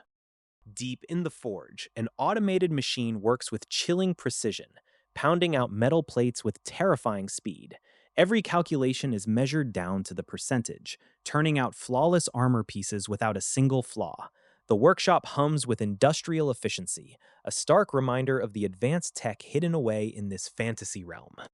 The local smiths watch in sheer disbelief as the mechanical contraption completes its task effortlessly. They can barely comprehend the speed and perfection of the automated workflow unfolding before their eyes. It is a humbling sight for seasoned craftsmen who spend lifetimes perfecting their trade by hand. A flashback reveals how deep these bonds go, recalling the time Antok first crossed paths with Leon Dragonia Lionheart. Back then, a small village on the outskirts was on the brink of total wipeout from an aggressive orc raid. Antok and his allies stood shoulder to shoulder against the green tide, fighting for survival. In stepped Leon Dragonia Lionheart, cutting through the enemy lines like a force of nature. Even half his current age, his overwhelming power left everyone in absolute awe as he cleaved mighty orc warriors in half with a single swing. Antok watched from the sidelines, realizing just how vast the gap was between ordinary mortals and the Night King. Back in the present, the floating mechanical sphere tries to assert its superiority over the mortal smith. Antok listens to the arrogant gadget prattle on about its flawless programming and unmatched production level. Naturally, Antok responds with pure skepticism, unimpressed by the talking metal ball. Deciding actions speak louder than words, Antok steps up to the anvil to show the machine what a real master can do. With a booming laugh, he swings his heavy hammer down with staggering force. Sparks fly in a brilliant cascade as iron meets steel under the guidance of pure human grit. Antok explains that true craftsmanship isn't just about cold mechanical precision and repetitive output. It is about shaping metal with soul, treating every strike as an expression of art rather than a factory line. The machine's stability warnings flare up as it struggles to process this unpredictable human touch. Pouring every ounce of his passion into the molten metal, Antok molds a breastplate with artistry no machine could ever replicate. The glowing steel takes shape under his tongs, forged with techniques passed down through grueling years of experience. He proves that human intuition can transcend raw data calculations. The machine realizes a stunning truth. This mortal smith has achieved what its own flawless programming missed by a fraction of a percent. Antok's creation holds the key to perfecting Leon Dragonia Lionheart's ultimate armor. Humbled by the display, the mechanical sphere concedes and asks to become Antok's disciple. Elsewhere in the fortress, important guests arrive as Sir Antok and Sir Gillingham make their presence known. They gather around a grand table where high-ranking commanders discuss urgent military matters. The atmosphere grows heavy as the burden of the upcoming conflict weighs on everyone present. Leon Dragonia Lionheart stands before his trusted commanders to issue a daunting directive. He asks a knight if they are ready to charge into a legion of demons entirely on their own. Without a hint of hesitation, the knight answers in the affirmative, ready to face certain doom for the king. Attention turns to Isabel, who stares silently at the table as the gravity of the mission sets in. Leon Dragonia Lionheart looks over at her. noting that they need to make the final grail to pave the way forward. The time for hesitation has long since passed, and sacrifices must be made. Isabel accepts her grim duty, acknowledging that she must shoulder immense sins while she still has the time. As cosmic energies swirl around her in the starry expanse, she prepares to enact the ultimate ritual. She whispers that she will gladly make the sacrifice so the future can survive. Saintess Isabel stands beneath the night sky, ready to cross a line no follower of the moon should ever cross. She knows her purity is built for peace, not for the grim reality of endless war. Yet she prepares to draw her bow anyway. With an apologetic prayer whispered to the moon, Isabel looses an arrow of pure stellar energy directly upward. The projectile streaks through the heavens, tearing a path straight toward the celestial body itself. It is a stunning display of desperate power. The impossible shot hits its mark, shattering the moon and sending a massive fragment hurtling down toward the earth. Isabel collapses from the immense strain, her body wrecked by the sudden expenditure of divine mana. Leon Dragonia Lionheart rushes in to catch her before she falls. As the burning moon fragment plunges toward them, Leon steps forward to shoulder the unbearable burden. Drawing upon his overwhelming strength, he exerts his mana to alter the falling debris' deadly trajectory. He refuses to let their hard-won sanctuary get wiped out here. The colossal moon fragment crashes safely into the landscape outside their territory, sparing the base from complete destruction. A recovery squad is immediately dispatched to secure the fallen star iron before the surrounding demons can react. Sir Antok leads the charge into the impact zone. Sir Spin's scout drones sweep the area, confirming that the demonic forces are acting strangely quiet. Antok wastes no time, ordering the troops to get to work and start digging out the precious star iron. Every hammer strike echoes like a countdown in the tense air. Enemy movement is detected, and the scouts sound the alarm as demonic hordes surge toward the excavation site. Sir Spin's automated defense drone activates, stepping up to hold the front line against the incoming tide. The squad must buy every second they possibly can. The demonic forces unleash devastating spells, but the defenders refuse to yield an inch of ground. Complex magic circles overlap in a dazzling display of arcane firepower as the front line holds firm against the onslaught. Every warrior pushes past their limits to protect the operation. Back at the impact site, the workers hammer away furiously at the stubborn rock to extract the final pieces of star iron. Sweat pours down their faces as they race against time and the encroaching enemy waves. One final massive blow shatters the last obstacle. They got it. The star iron is successfully secured just as the surrounding area erupts into cataclysmic fire. A towering surge of dark energy sweeps across the battlefield, threatening to wipe out everyone left in the zone. Leon roars a warning for everyone to get out of the way immediately. From the burning wreckage of the blast, a chilling digital database search locks onto a terrifying new presence. The automated systems whir to life, flashing warning lights as a catastrophic threat signature registers on the sensors. A true monster has arrived to claim the field. Kalakael, the demon lord of wisdom and pursuit, steps out of the shadows with an aura of absolute dominion. This is no ordinary commander, but one of the ancient architects who ended worlds before. The Night King's toughest battle is about to begin. The battlefield is a cratered wasteland, littered with fallen soldiers and broken machines. Sir Yappy reports heavy losses as the demonic forces press their overwhelming advantage. The demonic commander mocks the futile resistance of the mortals, claiming their efforts are completely meaningless. But the defenders refuse to break, even as the odds scale impossibly against them. Miss Beatrice confers with her allies, desperately searching for a tactical opening in this bleak situation. Connecting to a far-off realm seems like a distant, nearly impossible dream. A daring plan takes shape, relying on the conviction that the Demon Lord must be stopped at all costs. The troops prepare themselves to execute an unreasonable and dangerous order. Sir Spinny steps forward, acknowledging the heavy burden with unwavering resolve. He knows the risks, yet smiles in the face of absolute danger. Divine power surges as Antok, the Grail Knight of Steel and Blacksmith, answers the call. Radiant faith and the burning flames of life envelop him entirely. Divinity of Steel and Blacksmith descends, turning the workshop into a crucible of unstoppable creation. The hammering echoes through the battlefield, forging a path toward the future. With Hedo's hammer in hand, Antok unleashes a devastating wave of divine alchemy. The surrounding artifacts and enemy materials are instantly rewritten under his absolute rule. A colossal shield materializes, shaking the very foundations of the battlefield with its invincible defense. The demonic forces recoil in sheer disbelief at the sudden display of might. Miss Beatrice coordinates the magic circle, pushing the operational progress higher and higher. Every second gained brings them closer to turning the tide of the war.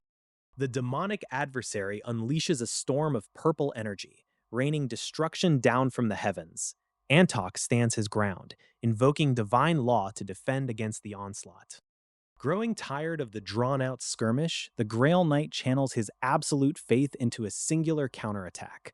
The enemy commander realizes too late that human willpower cannot be easily measured. With the analysis complete, Sir Spinna initiates the ultimate self-destruction sequence. A blinding flash consumes everything as the Force Reactor core detonates in a cataclysmic blast. The ruins of a fallen empire stretch endlessly beneath a grim sky, as survivors recount the terrifying day 20 years ago when a demon monarch arrived and wiped out everything they knew. While the Lionheart King swiftly swept in to crush the invading forces, the scattered remnants of humanity are still picking up the pieces in a world that refuses to find peace. Out on the barren horizon, heavy rumbles shake the earth as unseen movements hint that another massive skirmish is brewing just beyond the horizon. Suddenly, a surge of dark energy shatters the quiet as enemy forces try to slip past using a small-range gate, hoping to bypass the main defenses entirely. They completely miscalculate the scale of their opposition, assuming primitive weapons could never touch them while plotting their swift escape. Before the intruders can react, an overwhelming blast of divine force crashes down from the heavens, commanding the invaders to be gone. The overwhelming counterattack leaves the retreating forces completely shattered, realizing too late that the Lionheart King's domain is an absolute fortress.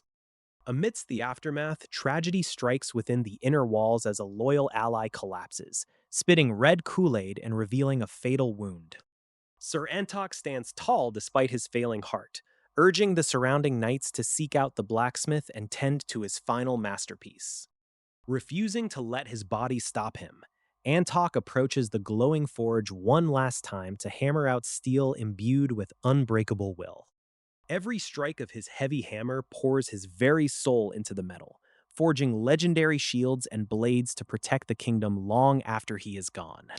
As the final strike echoes across the forge, Leon Dragonia Lionheart arrives at his side, holding his faithful knight as a quiet era comes to a close.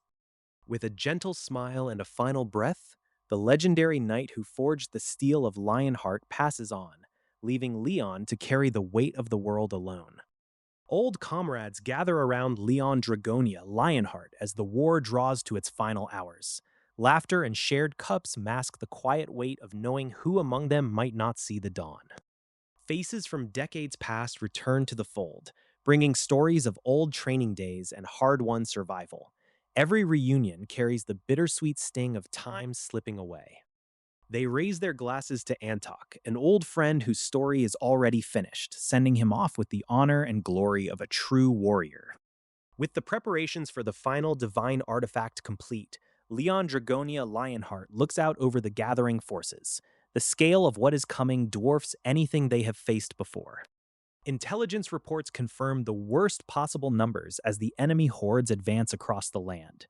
10 million opponents march toward them, representing the absolute entirety of the opposing army. When the younger warriors beg to join the front lines, Leon Dragonia Lionheart stands firm in his refusal. He has carried this war for centuries, and he will not let them throw their lives away now. Summoned to a hidden chamber, the group meets Isabel, the Saintess of the Moon, who reveals the true pantheon of divine relics waiting in the dark. The vaults open to display the legendary artifacts of light, justice, sea, and storm, left behind by previous heroes and saints. These divine relics refuse to bond with just anyone, demanding rightful successors who possess the strength to wield them against the coming darkness. Soyeon steps forward, chosen by the dark energy to inherit a power only she can master. The divine succession begins as the chosen ones take up their sacred burdens. Across the continent, knights and soldiers finish their preparations as the final clash draws near. The final battle is finally upon them. Deep within the temple halls, preparations are underway for a sacred extraction ritual. The elders gather as the great saintess Anjak prepares to shoulder a profound burden of divinity. With solemn resolve, the saintess steps forward to accept the immense spiritual weight. She knows her sacrifice is the only way to pave a path through the looming darkness. Outside the safety of the fortress walls, the horizon darkens with an endless sea of enemies. Only the Lionheart Kingdom remains, standing as the final bastion against the encroaching tide. The peace shatters instantly as strange and devastating forces strike from afar. Soldiers fall in an instant as toxic waves and sudden magic engulf the front lines. Flames erupt across the ramparts as the defensive lines buckle under the sheer pressure. Amidst the chaos, the knights receive word of a heavy loss from the sanctuary. Leon Lionheart listens to the grim report with a cold, piercing gaze. The elders and comrades who walked beside him are falling one by one, leaving a legacy carved in blood and steel. Looking out over the terrified troops and weeping families, Leon feels a dark fury building inside him. He lifts his gaze toward the heavens, questioning the silence of the goddess. A divine presence answers his call, flooding his veins with raw, unfiltered power.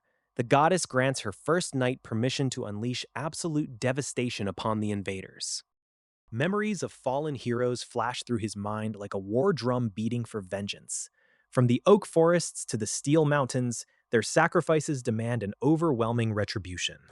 Leon's voice roars across the battlefield, demanding answers from the divine and the damned alike. He identifies himself as the proxy of the Pantheon and the absolute terror of the Chaos Lords. Rallying the remaining defenders, the King of the Lionheart declares that their shields will serve as firewood before they surrender an inch of ground. The final stand of humanity begins right here. The quest log flashes in the air as the system registers the apocalyptic confrontation. The final battle is finally underway, and there is no turning back. The gates of the fortress tremble as a tidal wave of demonic forces presses against the outer walls. The sky itself burns with a fierce, unnatural crimson glow, signaling an onslaught unlike any seen before. Sir Roxley stands firm at the vanguard, channeling divine energy into a devastating display of righteous fury. With commands echoing across the ramparts, he unleashes blistering magic that turns the invading vanguard to ash. The defensive lines clash with brutal intensity as monstrous invaders swarm the battlements. Every inch of stone is fiercely contested, the air thick with smoke and the deafening roars of corrupted beasts. Massive brute commanders breach the eastern gate, roaring challenges that shake the very foundations of the fortress. The defenders scramble to contain the behemoths before the entire outer wall collapses. Amidst the chaos, the elite knights hold their ground against impossible odds. They know Leon Dragonia Lionheart and Sir Roxley are pinned down elsewhere, leaving the junior forces to endure the storm alone. Behind the front lines, the younger recruits watch the cataclysm unfold with a growing sense of dread. Their holy artifacts remain unresponsive in their hands, reminding them that this war is far beyond their current capabilities. History records that Leon Dragonia Lionheart carried this entire war on his shoulders, wiping out legions of demons single-handedly. But looking at the shifting battlefield, the younger fighters realize the sacred timeline has changed. A chilling encounter breaks the tension as shrouded figures infiltrate the inner courtyard. Their hidden identities and eerie composure signal that an insidious plot is unfolding right beneath the defenders' noses. The cloaked intruders drop their disguises and unleash overwhelming dark magic, catching the camp completely off guard. Pure divine power flares in response, turning the quiet courtyard into a violent flashpoint. The archdemon of pleasure reveals herself with a sinister smile, slipping past the panicked defenses. Her presence alone spells absolute disaster for the unprepared recruits standing in her path. In a blinding flash of malice, a devastating strike targets the young crusaders directly. Hari takes the full brunt of the assault, leaving her comrades frozen in sheer horror as she goes down. Just as all hope seems lost and the deadly blow threatens to wipe out the remaining youths, heavy armored boots step onto the blood-stained ground. Sir Gillingham arrives in the nick of time, standing tall before the terror. Stepping out from the smoke with quiet authority, the legendary Saintess Isabel appears alongside the armored knight. Even against the forces of an archdemon, Lionheart's deepest reserves refuse to let evil prevail. The sanctuary is breached by an archdemon and three high-ranking threats, plunging the defenders into immediate chaos. Saintess Isabel steps forward, her calm demeanor cutting through the mounting panic. Divine power ignites the hall as reinforcements descend in a blaze of heavenly light. Legends of the Faith step onto the battlefield, turning the tide with overwhelming majesty. Demonic commanders block the path, radiating cruel confidence and mocking the mortal defenders. They treat the assault like a game, underestimating the sheer resolve standing in their way. Han Suhu and Chon Soyeon plunge straight into the fray, blades flashing against relentless waves of foes. Every inch of ground is contested as the young fighters push past their limits. Monstrous brutes dwarf the defenders, raining devastating blows upon the crumbling defenses. Soyeon unleashes a searing wave of magic, refusing to let the line break. A terrifying great demon steps onto the battlefield, brushing aside lesser fighters like insects. The pressure mounts to a breaking point as the true test of endurance begins. Inside the inner chamber, the sacred ritual nears its completion under heavy guard. The ancient sages pour everything into extracting the true power of the artifact. The Holy Grail is revealed, pulsing with an unprecedented, sacred radiance. It was an abandoned plan revived by the Night King's sudden change of heart, a desperate seed for the future. Hari gazes at the artifact with a heavy heart, knowing the immense sacrifice tied to its existence. She feels a pang of envy toward those who get to witness the tomorrow she may not see. Offering a heartfelt prayer to the goddess of light and justice, Hari channels absolute devotion into the vessel. The divine essence transforms, shifting from a localized blessing into a grand reservoir of power. A blinding pillar of divinity descends as all of the scattered divinities funnel into a single man. The Night King absorbs the overwhelming surge, completely rewriting the rules of the war. With the extraction finished and the divine seed secured, the time for withdrawal arrives. The Pantheon structure overhead begins to collapse, forcing a hasty retreat from the crumbling ruins. Hari shares a poignant farewell with her comrades, leaving her future journey in their hands. As the escape gates open, the weight of their long struggle hangs heavy in the air. Gunrar catches his breath amidst the rubble, questioning if the Night King can truly emerge victorious. The heavy silence that follows speaks volumes about the impossible war left behind. The outer walls have fallen, and the battlefield is reduced to a desperate last stand. Sir Valtor urges Leon Dragonia Lionheart to retreat, but the Night King refuses to run. Too many have given their lives to protect this ground. Leon chooses to stand beside his remaining knights, declaring that even if the end is preordained, this fight still carries meaning. With a roar that shakes the remnants of the fortress, the Lionheart cavalry charges forward. They throw themselves into the surging demonic horde for honor and for glory. The demonic commanders try to break their momentum with overwhelming magic, but the Northern Army refuses to yield an inch of ground. Every soldier fights as if their final hour has arrived. The enemy commander mocks their struggle, calling them fleeting mortals fighting a hopeless cause. But Leon and his remaining forces answer with pure, unyielding fury for Lionheart. Pushed past his limits, Leon unleashes a terrifying surge of divine power.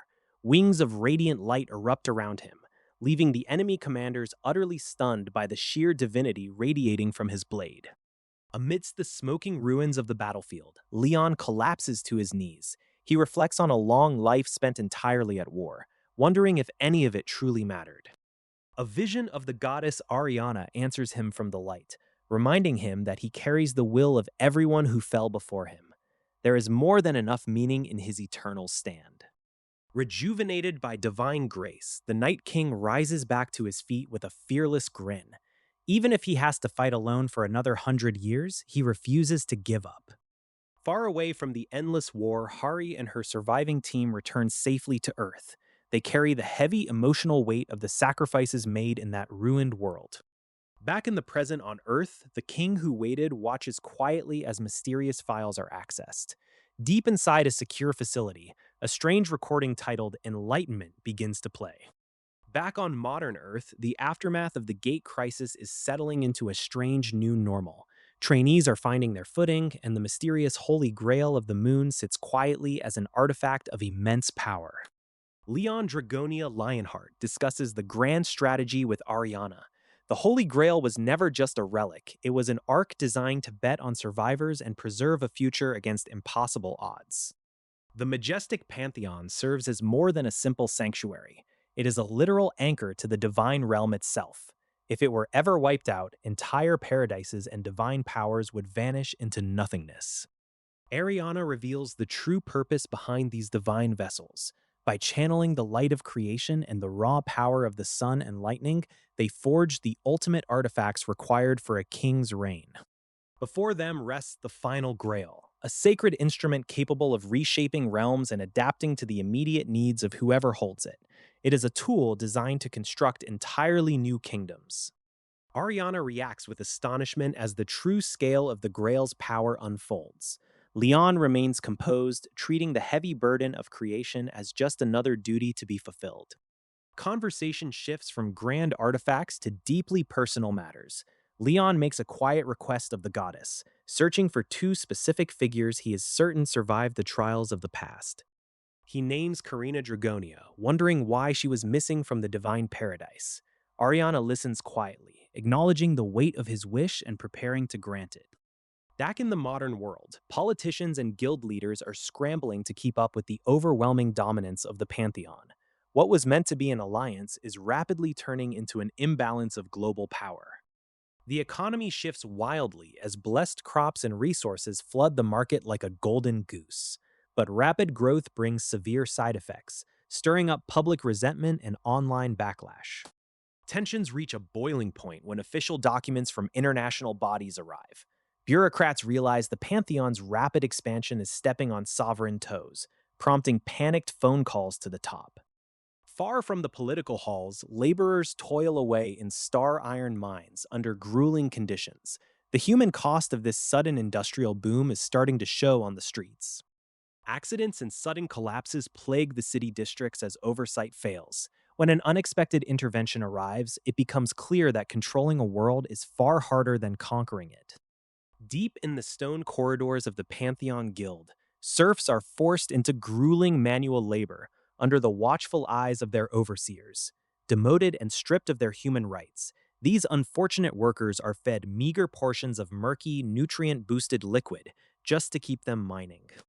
The labor is punishing, but the daily quotas are mercilessly enforced with automated machinery and constant threats. When one exhausted worker tries to catch his breath, giant armored crustaceans attack from the shadows, forcing him into a desperate fight for survival.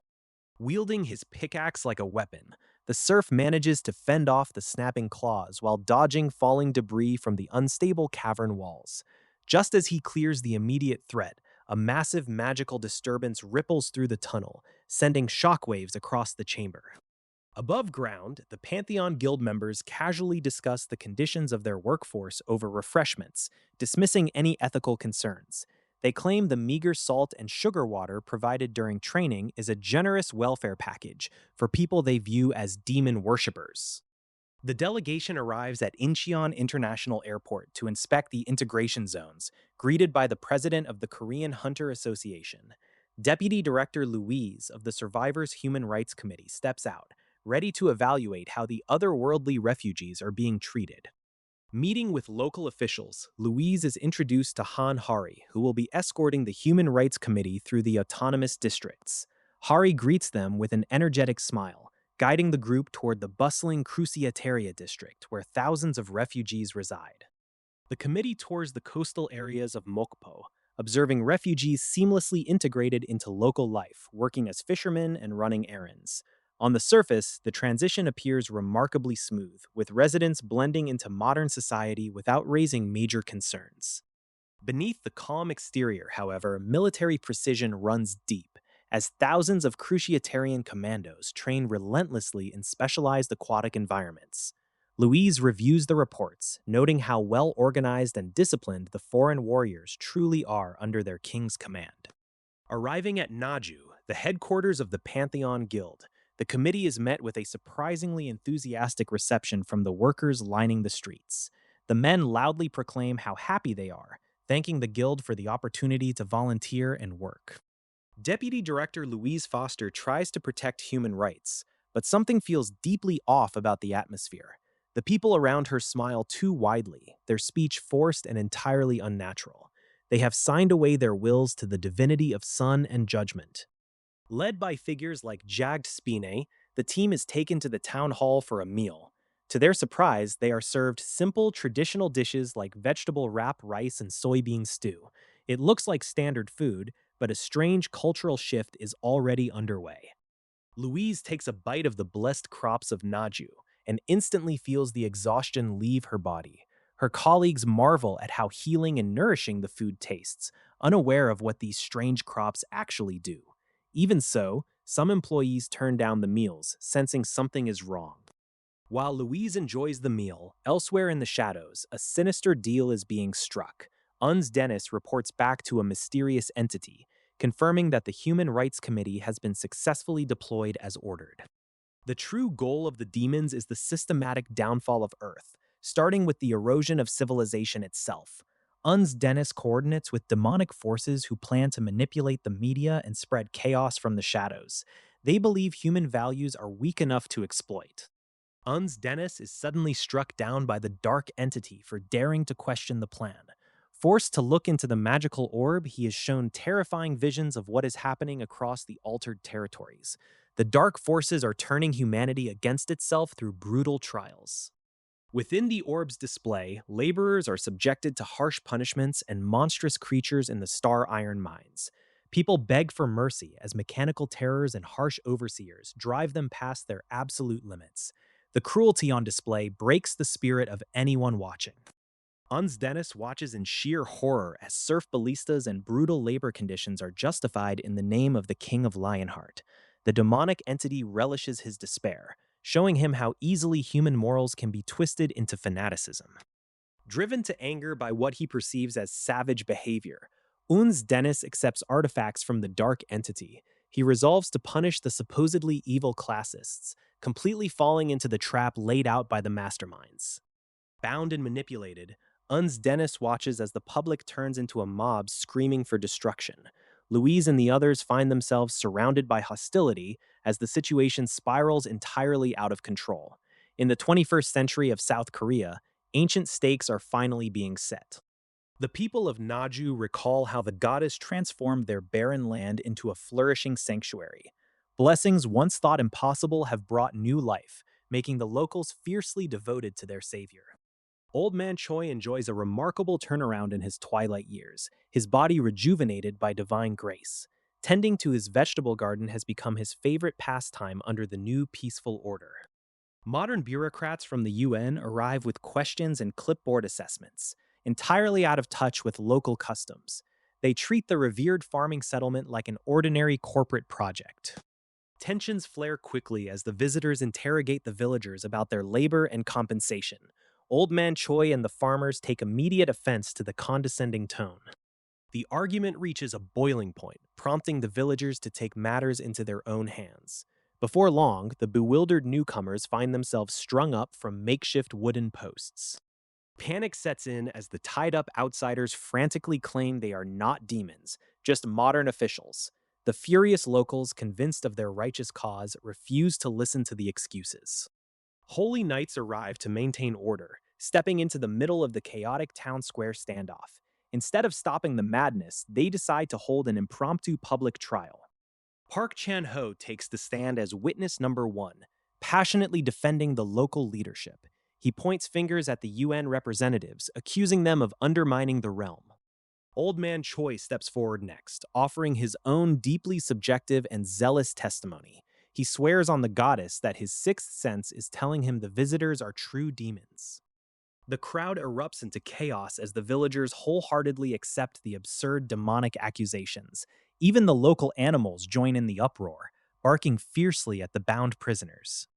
The trial barrels toward a terrifying conclusion under the guise of holy justice and local consensus.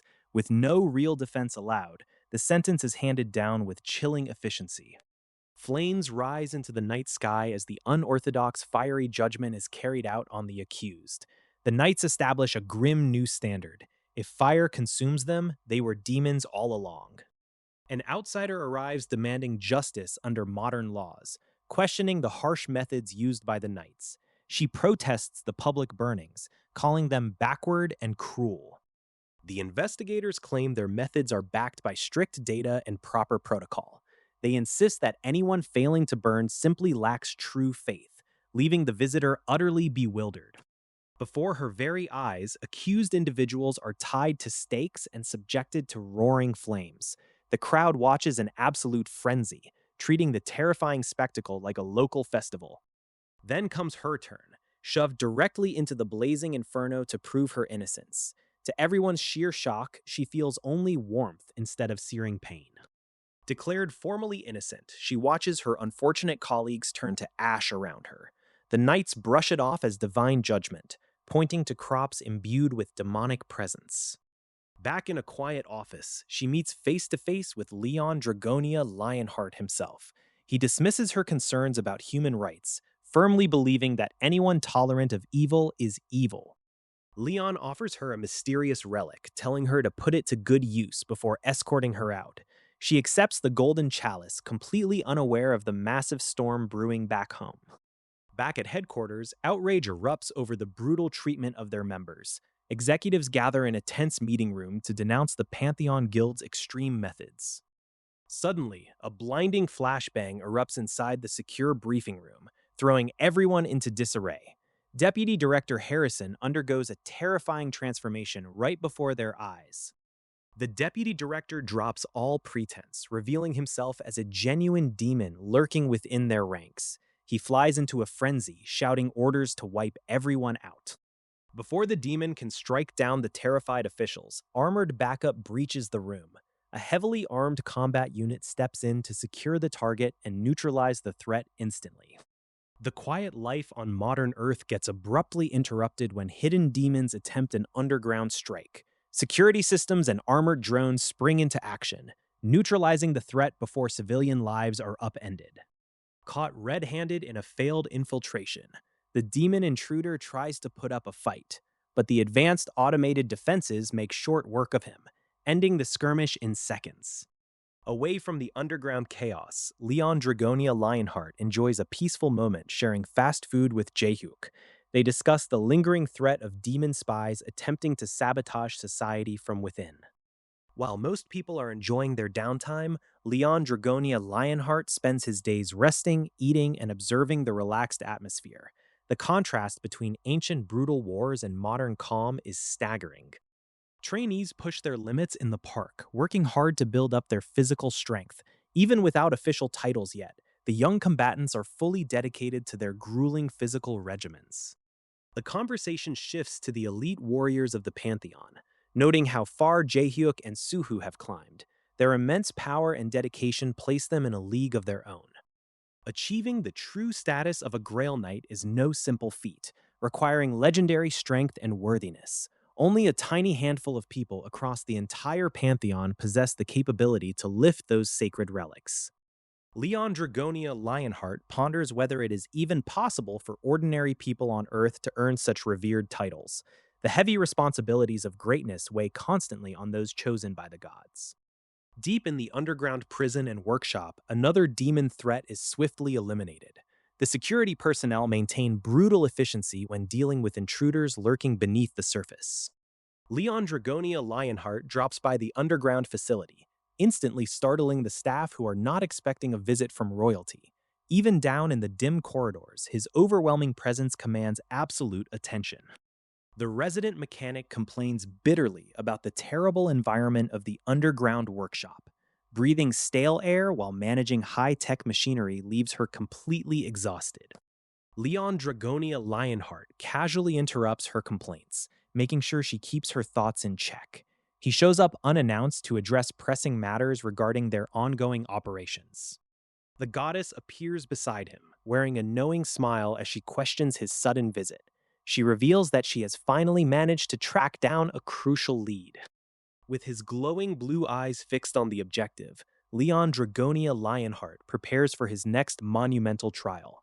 The path forward demands tracking down Grail Knight Sir Volcanus in the blazing depths. Leon dives deep into the logistics of Demon Realm portals, breaking down how Sir Volcanus could have slipped through enemy lines. With chilling calculation, he maps out the mechanics of a breaching strike. The pieces snap together as Leon realizes a ritualistic dagger alone isn't enough to open these gates.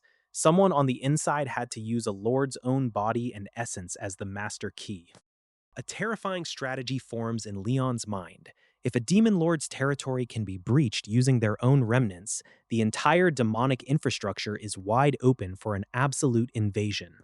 Across the demon realm, panic sweeps through the ranks like wildfire. Rumors of the Lionheart descending from the heavens have every high-ranking fiend shaking in absolute terror. Great Demon Gorb watches his assembly unravel into total chaos as subordinates lose their minds over the approaching threat. The mere mention of Leon's campaign is enough to break their morale completely. Gorb hastily dispatches forces to clean up the fallen lord's estate and purge any lingering traces of divine power. Leaving holy energy behind in the demon realm is an unforgivable tactical error. Minions scramble to scoop up every speck of corrupted dirt tainted by the Lionheart's crusade. They treat the sacred soil like hazardous waste, terrified of what the residual energy might do. Gorb gathers the divine residue into a massive cane, having secretly hoarded the concentrated power over 2.5 centuries. He foolishly believes this hidden stash gives him an edge. Unbeknownst to the minions handling the cleanup, absorbing raw divine power without knowing its true nature is a fatal mistake. The sacred energy violently rejects its dark surroundings. As night falls over the demonic domain, Gorb feels a sudden spike of deep anxiety. A nagging dread reminds him that he hasn't personally verified the Lionheart's current location. Waking from a restless sleep in the dead of night, Gorb prowls the silent corridors of his estate with a lantern. The utter absence of his usual servants sets off every alarm bell in his head. A chilling presence brushes past him in the dark, and Gorb spins around to find an intruder waiting in the shadows. His worst nightmares have just materialized inside his own fortress.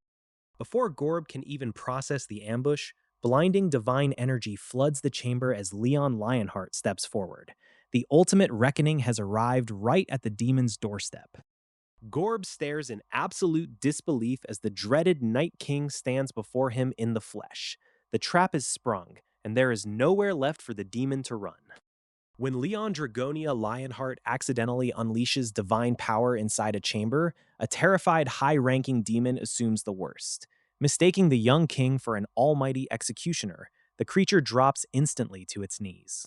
The great demon of wisdom, Gorb, desperately weaves an elaborate story to save his skin. He claims his tribe was peaceful until invading orcs wrecked their lives and sold them into dark servitude.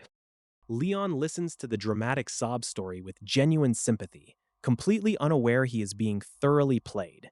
The disguised demon mentally celebrates his acting performance, while keeping up the pathetic act. Managing to secure a position close to the Night King, Gorb finds himself swept along into the heart of the domain. He quickly realizes that surviving around Leon requires absolute vigilance and endless chores. Things take a terrifying turn when Gorb is introduced to the Mage Queen, throwing the disguised demon into a panic. He stumbles through a ridiculous introduction, terrified his true identity will slip out at any second. Days blend into an agonizing routine of forced tea times, etiquette lessons, and constant anxiety. Gorb endures the torture quietly, determined not to give Leon any reason to swing his blade. When his own goblin subordinates accidentally track him down, Gorb panics and barks orders to keep his cover intact. He cannot let his demonic brothers expose the elaborate lie he built to stay alive. Eventually, the portal opens and Leon prepares to depart for new battlefields across the dimensions. Gorb breathes a massive sigh of relief, thinking he has successfully survived the ordeal without a scratch. Just as the parting words are spoken, Leon decides to leave behind a parting gift packed with divine energy. He hands Gorb a corrupted staff charged with volatile holy power, calling it a blessing. Gorb stares in absolute horror at the glowing magical bomb being forced into his hands. Before he can refuse, the overwhelming divine pressure detonates right in his face in a blinding flash of light. As the smoke clears, a scorched and foaming Gorb collapses into the dirt, barely holding on to consciousness. Miraculously, the great demon of wisdom lives to see another exhausting day. Leon and Ariana arrive in a realm completely locked away from divine laws, finding the air biting and mana severely restrained. Even so, the goddess uses her remaining energy to steady their footing in an unfamiliar landscape. Navigating the frozen expanse, Ariana realizes opening another gate right away is out of the question. They must rely on their own strength and the compass gifted by Sir Volcanus to stay on track. The climb turns treacherous as biting winds and sudden ice storms threaten to sweep them off the ledge. Ariana pushes forward despite the conditions, refusing to let the brutal cold slow their momentum. Exhaustion catches up to Ariana, and Leon steps in without hesitation to carry her through the gale. She protests faintly, but the warmth of his gesture leaves her entirely flustered. Back in the modern world, crisis strikes without warning as a massive cascade of gates erupts across multiple regions simultaneously. Assistant Manager Hari and the association scramble to issue emergency protocols as panic sets in. The top guild leaders gather in a tense briefing room, wondering where the king and queen have vanished during this sudden emergency. Tensions flare instantly among the powerful awakened. Qin Jinchurl struts into the room with absolute arrogance, claiming he answers to no law and demanding special treatment. Hari watches nervously as the high-ranking awakened throws his weight around. Jinchell's defiant attitude reaches a boiling point when he snaps at the others for ignoring him. He insists on being treated with the utmost reverence despite the chaotic circumstances. A mechanized security sentinel nearby suddenly pipes up, echoing harsh truths about Jinchell's inflated ego and low intellect. The automated insult hits a raw nerve. Humiliated by a machine in front of everyone, Jinchell loses his temper completely and unleashes a terrifying burst of magic, proving that intelligence isn't the only thing he lacks. The hunters of the modern world gather in a tense summit, clashing over jurisdiction and gold. Accusations fly as factions argue about who gets to claim the treasures from cleared gates. Old rivalries flare up when guildmasters voice their disdain for government oversight. They demand autonomy over their conquests, refusing to let bureaucrats dictate their earnings. Tempers reach a boiling point as the association president tries to restore order to the chaotic room. Everyone wants a piece of the pie, but nobody wants to share the risk. Arguments shift toward the brutal realities of past disasters and the massive resources required to keep humanity safe. Cooperation seems impossible when greed outweighs survival. Despite the bickering, a sudden shift in business propositions catches everyone off guard. A lucrative deal involving advanced gear begins to turn the tide of the meeting. High-grade star iron armor is unveiled, boasting incredible craftsmanship and unprecedented durability. The assembled hunters stare in absolute disbelief at the sheer volume of production. Master craftsmen explain the mass production of unique rank equipment, shattering the known rules of blacksmithing. Guild leaders scramble to secure exclusive purchasing rights for their own people. Far away from the boardrooms and bidding wars, a much darker memory stirs in the shadows. The tragic history of a fallen kingdom echoes through the corridors of time. Desperation forced the tragic queen into a binding contract with corruption to save her people. Her loyal knights withered away while she carried the crushing weight of a doomed realm. When all hope was completely extinguished and the nightmare seemed endless, the Night King arrived. Leon Dragonia Lionheart stepped into the abyss to change the course of history. Back in the present quiet, Leon wakes up beside the exhausted queen amid the ruins. He checks on her condition, offering a brief moment of comfort after a grueling ordeal. Memories of the past fade into warm embers as the two share a quiet conversation by the fire. The queen expresses her gratitude, marveling at the sheer resilience of her savior. A sudden blush creeps across the queen's face as the Night King inadvertently leans in close. The tension in the cavern shifts from battle fatigue to something entirely unexpected. She whispers an invitation that catches the stoic king completely off guard in the shadows. The boundary between ruler and knight blurs as the moment deepens. Wrapped in a red cloak, Leon Dragonia Lionheart rests as the party travels onward. A quiet moment between endless battles, yet even here, the heavy atmosphere of the realm presses down on everyone. A brief flash of golden divine fire warms the cold air as Ariana appears. Even in a quiet conversation, the presence of the goddess commands absolute reverence from her chosen Night King. The conversation quickly shifts to lighthearted banter about family dynamics and divine expectations. Ariana handles the chaotic domestic inquiries with a surprising amount of humor. Leon tries to navigate the complicated web of divine maternal claims with a sweat drop.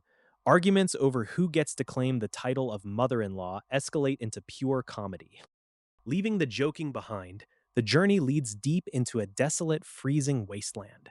The temperature drops drastically as the divine senses pick up strange magical fluctuations in the snow. Leon identifies the icy aura belonging to Patos and the demons of Glacier. The sheer scale of the frozen canyon ahead looks less like a path and more like an impossible cliffside wall. Suddenly, a wall of frost tries to creep forward, prompting Leon to unleash his overwhelming divine flames. The incredible heat instantly melts the permafrost, clearing a path through the storm. As the smoke clears, the ruins of a massive glacial observatory come into view. This is the domain of the Archduke of Sloth and Foolishness, housing old allies lost to time. Inside the stronghold, panic breaks out among the demon forces as the monitoring equipment registers extreme energy. The seals were supposed to last 1,000 years, but the Night King has arrived early. The demonic commanders quickly mobilize their elite squads to hold the line against the intruders. They recognize the terrifying destructive power of the man who fell from the heavens with flames. Spotting Baltan's burning sword Knight Order trapped within the ice, Leon confirms his objective. The long search for the missing Grail Knights has finally reached its destination. With a burst of blazing divine energy, Leon shatters the thick magical ice holding his loyal soldiers.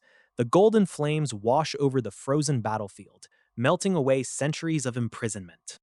The armored knights drop to their knees in absolute awe as their true ruler stands before them.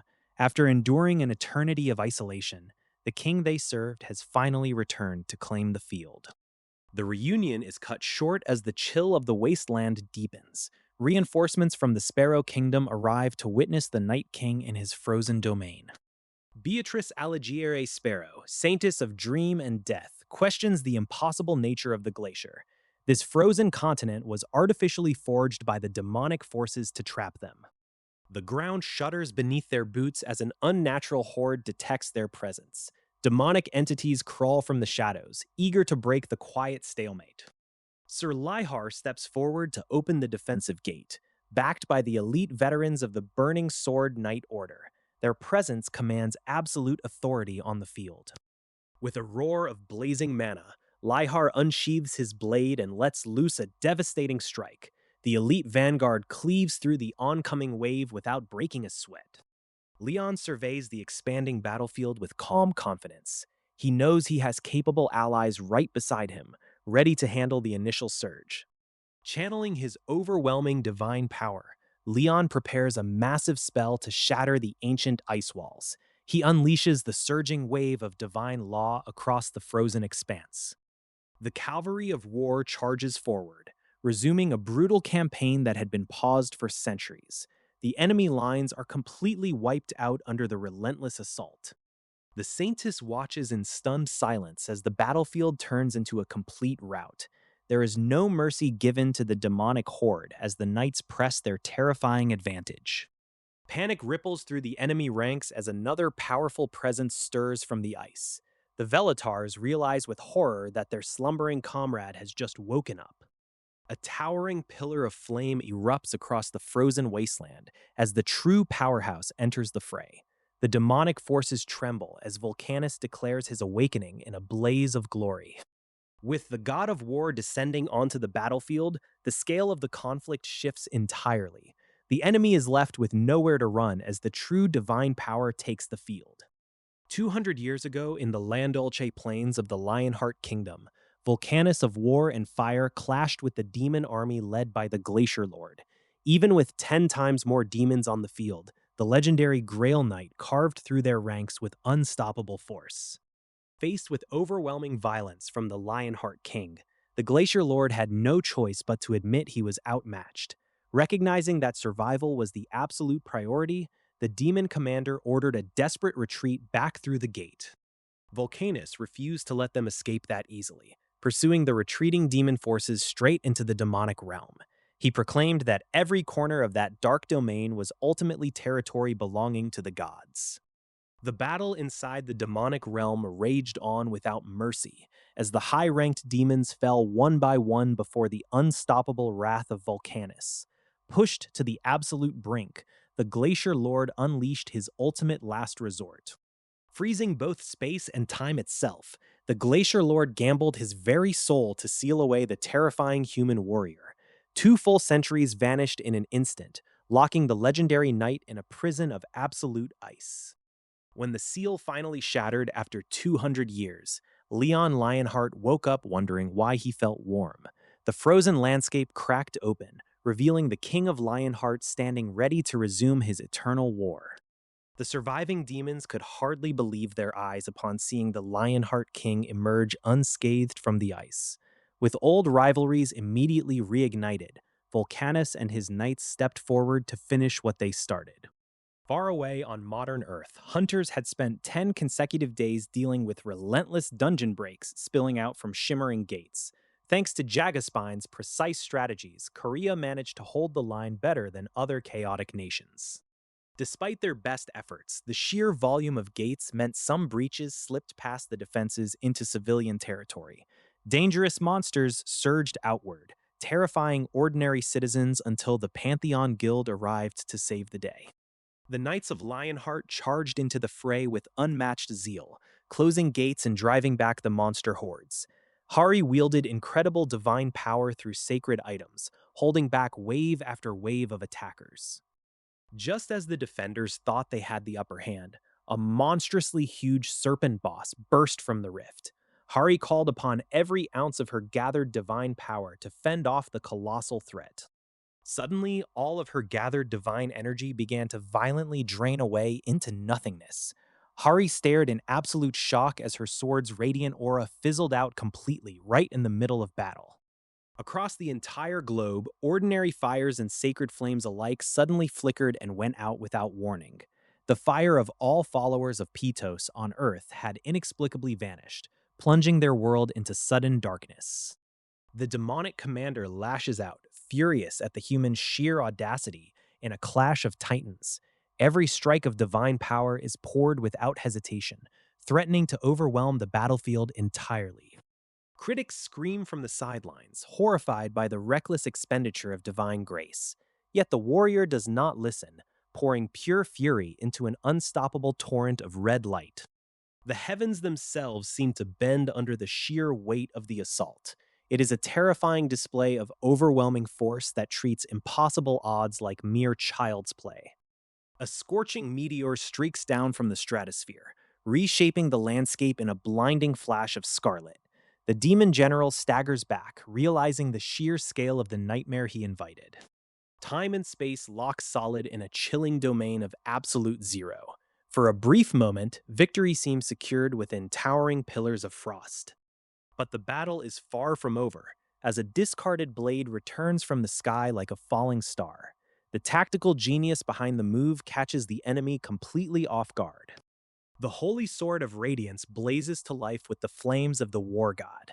With a triumphant grin, the final decisive blow is unleashed to settle a centuries-old grudge. The Red Gate incident that plagued the entire nation is finally brought to a definitive end.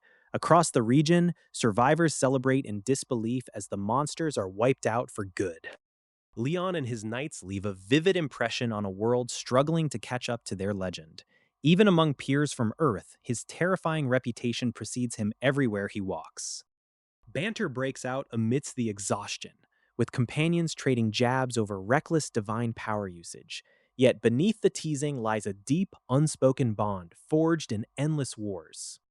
As the gate incidents across the world finally begin to subside, Political shadows loom large over the continent. High society corruption remains rampant, no matter which realm you visit. Investigating disturbing scandals within Harmon's cabinet leads to a chilling realization. A familiar symbol appears in the dark, hinting at a much more sinister presence waiting in the wings. Just by voicing a demon's true name, the trap springs shut with terrifying speed. The very entity that ruined her once beautiful kingdom steps out from the shadows to greet her once more. The shadows stir as the masked instigator watches the board. Fate is a heavy chain, and someone is determined to pull it taut. Across the grain belts, the men at arms deploy to secure the territory. The Pantheon Guild sets its pieces in motion under open skies. A week passes in a flash of steel and sweat. The skirmishes are relentless, but the soldiers hold their ground against every raid. Rest is brief before the storm hits. Out in the open streets, a sudden mana shockwave shatters the quiet evening. A full dungeon break erupts in the middle of the city. Civilians scatter in terror as monsters pour through the breach. Lines form in the chaos as the fighters rally. Mr. Kim coordinates the defense, screaming for everyone who can hold a blade to step up. 3 grueling hours later, the immediate threat is pushed back. The surveillance feeds are fried, leaving them completely blind to what lurks outside. The toll is heavy and the roads are choked with beasts. Returning home safely feels like an impossible luxury. Gu Daesong drops a bombshell on the comms. He chooses to stay behind, refusing to abandon the vulnerable to the horde. They question his sanity, asking what a lower-ranked squad can possibly achieve alone. But his resolve is carved from something deeper. He remembers the Night King, a man who failed countless times yet never stayed down. That unyielding spirit lights a fire in his chest. Permission is granted through the comms with a knowing grin. Even the higher-ups recognize the raw hunger for growth. When Daesong announces his plan to hold the line, his loyal comrades refuse to leave his side. 50 soldiers and 1 knight-errant choose the hardest path imaginable. The Night King reflects on the long road behind him, standing before the vast armies while old memories of battles won and lost echo in his mind. Conversations turn toward the future and the strange quirks of changing the world, drawing wry smiles from those who have spent centuries in the trenches. A massive cruise liner cuts through the open ocean, carrying our heavily armed travelers toward their next unexpected destination under the guise of a vacation. Negotiations on board involve rather unorthodox methods of travel comfort, much to the dismay of anyone unlucky enough to be tied up for the ride. Hari finally breaks free with high hopes of a real getaway, only to realize that relaxing around ancient deities and stubborn monarchs is easier said than done. The ship cruises onward toward Harmon, while the leaders review strategic intelligence, plotting out their next move against hidden corruption. Stepping out onto the deck in casual resort wear, the Night King and his companions blend into the crowd, or at least attempt to, while sizing up the pool area. Drinks are poured, swimsuits are inspected, and the atmosphere quickly shifts from tactical briefing to full-blown vacation mode under the sun. Hari makes a magnificent splash into the water, enjoying the rare warmth and freedom after endless campaigns against monsters and darkness. A sudden slip leads to a swift reprimand from the king himself, reminding everyone that even on vacation, proper etiquette and decorum must be maintained. As behavioral patterns and psychological profiles are tossed around casually, the group begins hacking into digital records to uncover hidden secrets. Old financial trauma and poor spending habits come to light, sparking a chaotic shouting match right by the poolside that turns heads all around. Hari wanders away from the noise to check out the luxurious VIP suites, navigating the opulent hallways with wide-eyed curiosity. Hearing suspicious sounds coming from behind a closed door, Hari panics and barges in without warning, completely unprepared for what waits inside. Opening that door reveals Ariana relaxing in a stunning black swimsuit, leaving Hari entirely speechless at the unexpected private scene. The Night King Leon finds himself in a modern leisure setting, surrounded by sizzling barbecue and a vastly different atmosphere from his century-long wars. Yet even here, his old habits of inspecting every detail never truly rest. Casual outings quickly clash with strict modern laws as underage drinking nearly causes a panic among the younger companions. Leon observes the sudden chaos with absolute bewilderment, completely detached from the rules of youth on Earth. The swimming pool area becomes a culture shock for those unaccustomed to modern resort attire. Scandalized reactions flare up instantly, bringing a wave of embarrassment to the otherwise relaxed vacation. Beatrice arrives to take in the soothing waters, though her composure vanishes the moment she realizes Leon is watching her every move. Her flustered state only adds to the unintended comedy of their modern getaway. Cultural differences between the Lionheart Kingdom and Sparrow run far deeper than mere clothing choices. While one prioritizes strict restrictions, the other leans into absolute freedom and open romance. Leon reflects on the ocean waves and the strange marvels of modern technology that still baffle his ancient sensibilities. Even a simple smartphone feels like an alien artifact to a ruler forged in perpetual warfare. Generous pours of celebratory wine begin to flow, praised by the Night King as a vintage born from holy laws and hard-earned victories. Naturally, the younger members of the group fail to gauge its potent strength.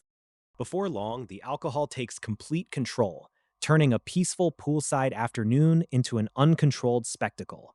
Laughter and reckless antics spill over as inhibitions vanish entirely under the sun. A sudden slip sends someone plunging directly into the deep end of the pool, sparking instant panic among the onlookers. The peaceful vacation descends into chaotic rescue mode in a matter of seconds. Moving with the reflexes of a veteran warrior, Leon dives in without hesitation to fish out the waterlogged troublemaker. His effortless rescue saves the day, though the aftermath leaves everyone soaking wet. Wrapped in a protective towel, the flushed companions try to recover their dignity after the embarrassing aquatic tumble. Leon remains entirely unfazed by the commotion, treating the mishap as a mere footnote. As the vacation winds down, the quiet downtime reminds everyone that peace is a fragile luxury they are still learning to accept. With Harmon's arrival only 2 days away, the looming duties of the kingdom are never far behind. When Leon Dragonia Lionheart arrives in Haman, the modern leaders expect a standard diplomat. Instead, they get a living relic of legendary warfare who drops out of the sky like an actual meteor. Sir Vulcanus, the Grail Knight of War and Fire, steps out from Leon's shadow. He towers over the modern president, instantly turning a diplomatic summit into a masterclass in intimidation. Leon surveys the modern security forces with absolute disdain, noting that he brought only a fraction of his might. He has no time for democratic formalities when there are continents left to conquer. Dame Hari tries to adjust to the strange customs of modern tourism, but her nerves are frayed. Dealing with smartphones and social media is far more baffling than fighting demons. Volcanus immediately begins teasing Hari with booming, unfiltered laughter. The massive warrior treats her like a prized recruit while casually tossing around terrifying combat advice. Hari struggles to navigate the chaotic intersection of modern tech and ancient divine teachings. Volcanus finds her endless frustration endlessly amusing, roaring with laughter at her expense. The conversation shifts to the heavy burden of divine descent. Volcanus reveals that very few kings of Lionheart possess the raw talent to channel such overwhelming power. Hari discovers that she carries the heart of fire within her veins, granting her dormant divine potential. She is stunned to learn she shares the same rare aptitude as the legendary rulers. Volcanus proudly declares it his sacred duty to raise Hari into a true Grail Knight. Hari realizes she has accidentally stepped onto a fast-track military training program designed by madmen. Looking at a map of modern Haman, Volcanus grins wildly at how tiny the nation is. He casually suggests conquering the entire continent, just to pass the time as a summer vacation project. Hari panics as Volcanus embraces his inner warmonger with zero hesitation. She tries to find someone sane, only to realize everyone around her treats absolute conquest as a casual hobby. Beneath his honorable and victorious facade, Leon remains a brilliantly cunning strategist. When a ruthless crusade is set into motion, he proves he will do absolutely anything to win the war. Explosives are wired and fanatical crowds gather in the shadows as the true nature of their campaign is revealed. This is not a diplomatic mission anymore. This is a holy war. Deep in the president's estate, an unexpected visitor arrives to disrupt the routine of power. the archdemon of pleasure makes a sudden appearance, turning a secure office into a nightmare. President Zhao tries to stand his ground against the supernatural entity invading his space, but arrogance is met with overwhelming force as dark tentacles wrap around him, breaking his will entirely. Subdued and terrified, the president is forced to bow before the archdemon's whims. The entity extracts compliance without mercy, leaving the mortal leader trembling in fear. Meanwhile, Leon Dragonia Lionheart and his entourage arrive in Haman to a grand welcome. Crowds gather to catch a glimpse of the legendary king of the Lionheart, unaware of the shadows gathering around them. Beatrice investigates the underworld of Haman, uncovering the dark reach of Quay's influence. She discovers how the archdemon compromises high-ranking officials by exploiting their deepest weaknesses. The threat of Quay is laid bare, an entity that corrupts kings, generals, and nobles from the shadows. His victims are shown exactly what they desire, trapping them in a web of eternal submission. At the grand banquet, Leon maintains his regal presence while observing the political landscape. President Zhao approaches the king, looking visibly exhausted and carrying the heavy burden of his torment. Suddenly, the calm of the banquet is shattered by violent explosions echoing through the city. Terrorists emerge from the smoke, descending upon the venue with devastating intent. The masked intruders infiltrate the banquet hall, strapping heavy explosives to their armored suits. Panic spreads instantly among the dignitaries as they realize they are trapped with walking time bombs. Simultaneously, identical terrorist threats materialize at every critical location across Haman. The city is plunged into a coordinated hostage crisis designed to test the Lion King's resolve. With the explosives primed and innocent lives hanging in the balance, the Holy Knight steps forward to answer the madness. Raising his voice against the chaos, he declares that the gods have willed this confrontation. Terror strikes a crowded shopping mall as an ominous armored figure triggers a terrifying explosion. Panic erupts instantly, scattering helpless civilians into total chaos. Toxic gas fills the air, leaving ordinary people coughing and collapsing in terror. Yet somehow, one young civilian miraculously finds they can breathe without harm. The hidden mastermind drops their disguise, revealing a monstrous demon lurking in plain sight. But Holy Backup arrives just in time to deliver some serious payback. Holy Knights unleash absolute fury upon the hidden corruption, wiping out the demonic threats with relentless zeal. The terrifying spectacle leaves wide-eyed witnesses completely stunned. Authorities and high-ranking officials panic as the scale of the crisis becomes fully apparent. Leon Dragonia, Lionheart's terrifying reputation precedes him, leaving government leaders utterly powerless. The captive ringleader confesses that the entire terrorist incident was a calculated trap. The goal was never simple destruction, but exposing hidden demonic filth hiding among the citizens. High Command watches the developments unfold from afar, realizing the immense tactical danger. A ruthless hunt begins as the forces of Lionheart prepare to sweep the board clean. Archdemons mobilize their remaining forces to counter the incoming storm, but the legendary Decapitator Knight marches forward alone, ready to tear through any obstacle in his path. Terrified military guards desperately try to halt the advancing Juggernaut, pleading for him to stop, but the Night King coldly brushes past them, issuing a chilling command that leaves everyone frozen in dread. The sanctuary descends into absolute bedlam as disguised threats infiltrate the gathering. Panic sweeps through the corridors faster than anyone can respond to the sudden emergency. Chaos multiplies behind closed doors as infiltrators drop their human facades. The hidden enemies bare their true fangs, turning a diplomatic hall into a hunting ground. Teams scatter across the sprawling venue to root out any remaining shapeshifters. Caution becomes a luxury nobody can afford when every ally might be a monster in disguise. With a flick of his wrist and his iconic blade drawn, Leon Dragonia Lionheart sets the operation into motion. The Night King prepares to flush out the vermin hiding in the shadows. Guards and undercover operatives systematically corner the infiltrators throughout the complex. Relentless defensive barriers ensure no corrupt entity slips through the cracks. Han Hari brings overwhelming firepower to clear an entire chamber in a single wave. Her fiery methods leave zero room for negotiation or survival for the hidden fiends. Leon Dragonia Lionheart prefers the personal touch of his own sword over flashy spellcraft. Every sweep of his blade reminds the enemy why his legend echoes across the centuries. Yet the mastermind behind the siege remains chillingly calm amidst the wreckage.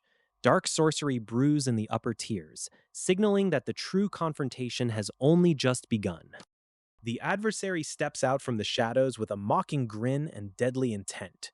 Soyan moves to cover the flank as arcane energy crackles through the restricted corridors. Spells collide in a dazzling display of destructive divine power and dark corruption. The impact shakes the foundations of the hall as both sides trade punishing blows. Insults fly alongside razor-sharp blades as the archdemon tries to break their resolve. Soyen refuses to bow to intimidation, hurling back absolute defiance against the corruption. Then, the legendary figure of House Dragonia makes his dramatic entrance on horseback. For the Lionhearts, no obstacle is too great when their eternal king charges into the fray. The archdemon gasps as Leon Dragonia Lionheart cuts through his arrogant facade instantly. But before justice can be fully delivered, a catastrophic trap is triggered. The demonic conspiracy deepens as dark forces plot to isolate Leon Dragonia Lionheart from his allies. Under the cover of a massive ritual, a domain of corruption spreads across the city, summoning legions of fiends. Demonic entities swarm the modern streets, gloating over their supposed triumph and the severance of vital communications. They believe Leon Dragonia Lionheart is completely trapped and cut off from reinforcement. Inside the military installations, officers scramble as chaos erupts from compromised communications and infiltrated headquarters. Demons have shed their disguises, throwing the entire capital into a state of severe panic. Faced with an impossible choice, military commanders deliberate whether to align with the mysterious mechanical forces offering aid. Trusted leaders are forced to weigh the legality of their actions against the total annihilation of humanity. Combat drones and advanced mechanized units suddenly flood the airspace, operated by a civilian guild that has seized control. The high-ranking officials watch in disbelief as automated military might reshapes the battlefield. Demons revel in their easy infiltration of the base, believing the capital is entirely at their mercy.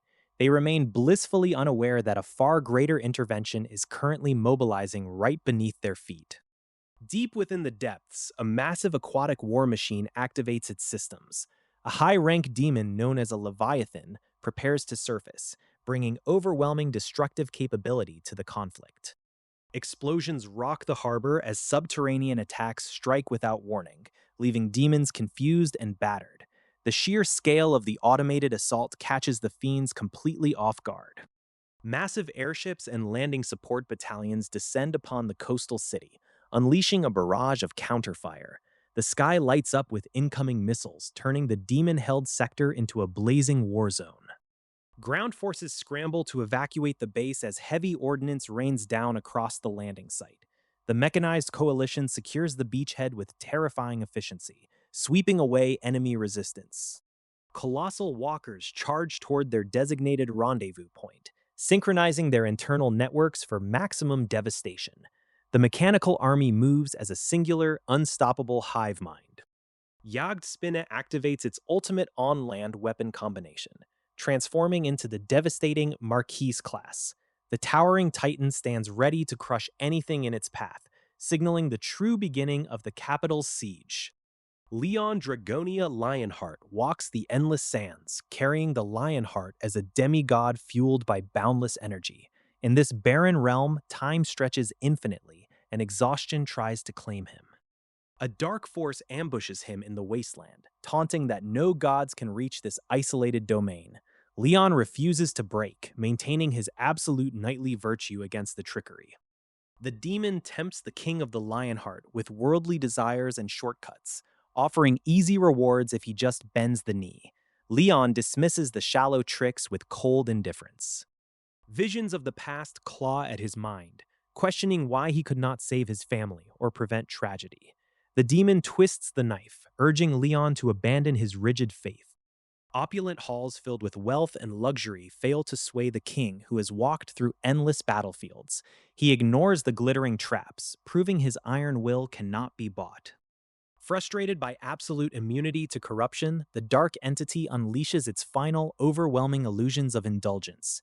Beatrice Aligliere Sparrow awakens within the vision, bound to the corruption. Far away in a grand city, Shion wakes up abruptly from a haunting nightmare about the end of the world. Her maid attends to her, unaware of the cosmic forces clashing in the spiritual realm. Leon shatters the dark mental domain from within, reaching out to Beatrice in her slumber. He breaks the chains of illusion with a resolute declaration: she is no slave to dreams.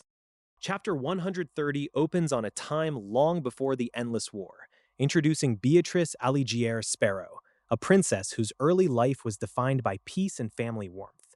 Surrounded by love and noble grace, her world seemed entirely insulated from the darker truths of the continent. Yet stability can crack with terrifying speed when the rot begins at the top. Dark whispers began circulating through the palace about the king descending into heavy intoxication and forbidden vices, tearing away the foundation of the royal house from within. The kingdom outside the palace walls fared even worse as desperate citizens sparked violent revolutions against their own ruler. The very people meant to be protected turned their rage inward, shattering the peace of the realm in an unstoppable wave of chaos. Behind the madness lay a horrifying truth that ordinary humans could never fathom. Demonic entities had quietly woven their influence deep into the kingdom, signing dark contracts with those willing to trade their humanity for power. The rot reached the inner sanctum when Beatrice faced a horrifying realization regarding her own father. The man she once respected had transformed into something unrecognizable, driven by twisted desires that made her skin crawl. Betrayal bloomed inside the royal halls as those closest to the throne abandoned all remaining decency.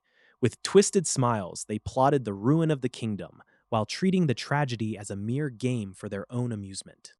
At just 13 years of age, Beatrice was thrust into an unspeakable nightmare when her peaceful life was completely wiped out. Her precious family disappeared in a sudden clash against the advancing demonic forces, leaving her to stand alone against the dark. Surviving the initial devastation was only the beginning of a relentless, centuries-long campaign. She rose through the ashes to become the Mage Queen, enduring endless tortures and fighting a grinding war where losing meant absolute erasure. Decades bled into centuries as she held the line against endless waves of horrors, carrying the ghost of her family through every grueling battle. Even when high-ranking demons offered her false promises, her resolve remained unbreakable. Yet carrying such unbearable weight for ages takes a severe toll on the human spirit. Exhausted and battered, the Mage Queen found herself trapped within her own lingering trauma, struggling to believe she could ever find genuine peace. Just as the darkness threatened to swallow her whole, a familiar presence pierces through the fog of her memories. The legendary figure she fought alongside steps forward, reminding her of the fierce titles and unbreakable bonds forged in the fires of war. A firm grasp breaks her out of the agonizing reverie, calling her back from the nightmare she has relived for countless years. The King of the Lionheart himself stands before her, offering reassurance that her long vigil has finally reached its destination. Urging her to let go of the past that has haunted her for ages, he offers a path toward genuine healing. With the heavy burdens finally lifted, Beatrice can finally lay down her arms and rest. The illusion shatters around them as the Night King confronts the corruption head-on. There is no escaping the divine judgment waiting for those who cross the line. With a wave of overwhelming power, the divine law descends upon the enemy. Such a fate is far beyond what any demon can hope to control. The dust clears to reveal the aftermath of absolute destruction. Mortals stand bewildered while the weight of the encounter settles over the battlefield. Companions rally together as the tension eases into brief banter. Even amidst constant peril, old habits and loyalties remain entirely unchanged. The march resumes as forces gather beneath the banner of the Night King. Ahead lies another massive wave of adversaries, waiting to be tested in iron and fire. Shield walls hold firm as the vanguard clashes with towering demonic brutes. Every inch of ground is contested with fierce determination and shining steel. Heavy artillery joins the fray, unleashing anti-infantry clusters against the advancing horde. The scale of modern magical warfare turns the battlefield into a raging inferno. A mechanized threat steps forward, displaying staggering resilience against standard attacks. Even ancient technology faces a severe test against these monstrous heights. Threat levels rise rapidly as an Archduke class presence enters the combat zone. The stakes escalate instantly, forcing commanders to reconsider every strategic option. Divine intervention arrives with a fiery burst of heavenly divinity. High ranking entities enter the fray, though divine loans always come with an exorbitant interest rate. The Archduke demon attempts to stall for time against the overwhelming aura of the Lionheart. Every second counts in this high stakes clash of titans. With a strict 1 minute time limit, full power is unleashed in a blinding display of absolute authority. The enemy realizes too late that arrogance carries a devastating price. The mechanical horrors of the battlefield meet their match as Leon Dragonia Lionheart squares off against the colossal war machine. Even painted to deceive, the true nature of Star Iron cannot hide from a veteran knight's gaze. Striking with calculated precision, Leon dismantles the automated threat piece by piece. His tactical HUD feeds constant combat data, turning every microsecond into an undeniable advantage against artificial intelligence. When the enemy attempts to deploy chemical deterrence, Leon counters with absolute supremacy. He treats the mechanical arena not as an insurmountable fortress, but as a dismantled puzzle waiting to be solved. A corrupt domain expands across the battlefield, summoning terrifying planar energies. Yet the Night King remains utterly unfazed, knowing that any machine ultimately bows to whoever seizes its controls. Forcing the pilot to eject, Leon strips away the machine's outer shell with brutal efficiency. The cockpit catapults into the air, leaving the enemy vulnerable to the relentless onslaught of divine law. Tactical divine law descends in a brilliant display of holy authority, trapping the adversary within an inescapable net formation. The battlefield reverberates with the sheer weight of absolute justice. Reviving the ancient remains of a dead star, the demonic forces attempt a desperate escalation. A simulated planetization threatens to crush everything in its path, bathing the sector in crimson fury. Defying the proclamation of a corrupted domain, Leon intercepts the unleashed energy head-on. With a fierce roar, he redirects the devastating force right back at its arrogant creator. Seizing the initiative, Leon bridges the distance with terrifying velocity and synchronizes directly with the remaining armor. Wired integration is complete, turning the tables in an instant heartbeat. The Elder Great Demons realize too late that they have walked into a slaughterhouse of their own making. Panic shatters their formation as the true might of the Lionheart relic asserts dominance. Fleeing toward the demon gates becomes their only remaining option, but escape is an absolute illusion. The Allied forces press the advantage, leaving no room for mercy or retreat. As the dust settles over the smoking ruins of the battlefield, a new presence makes its grand entrance. Beatrice steps forward alongside her monarch, and the air grows deathly still as a new phase of the war begins. Out on the water, plans crumble into red Kool-Aid as corruption fails to hold its ground. The lone regret in the villain's mind is not escaping fast enough. Archduke Rakchar emerges from the chaos, larger and angrier than before. He looks upon the human intruder with pure disdain, ready to finish what was started. A desperate gambit is prepared to bring down the Lionheart, using the dark essence as a last resort. But ambition often outruns survival when dealing with ancient forces. Back in South Korea, the Blue House conference room holds men quietly eating instant noodles. President Ahn Dong-gil maintains an ordinary front while managing monumental responsibilities. Ordinary politics vanish the moment an urgent phone call shatters the calm. The Pantheon has apparently launched a full-scale invasion of Haman under the guise of tourism. Celebrations erupt among the victors as Leon Dragonia Lionheart enjoys the spoils of war. Good food, fine wine, and relaxed allies mark the aftermath of a swift campaign. Security across the city is reinforced with unusual methods and divine backing. Illusions and hidden threats are neutralized before they can take root in the new order. Plans for crime rates and administrative oversight are discussed with chilling efficiency. Nothing is left to chance when the Lionheart demands total submission. Victory echoes through foreign lands, but not everyone shares the celebration. Ignorant of the true storm coming, officials dismiss the growing power with absolute denial. A month after Leon Dragonia Lionheart returns, a formal hearing is called to address the chaos. Accusations of illegal weapons, tax evasion, and forced religion fly across the room. The opposition demands accountability and an immediate end to the madness. But as the camera pans to the Night King's expression, a terrifying smile spreads across his face, proving he has only just begun. Back on modern Earth, political strategists sit in smoky rooms plotting how to clip the wings of Pantheon, the colossal religious organization tied to the Night King. They think religion is just another tool for political leverage, a weapon to drag opponents down through scandals and tax investigations. A high stakes public hearing is underway, and politicians are circling like sharks. They plan to corner the representatives of Pantheon, demanding answers and trying to humiliate the otherworldly faction on live television.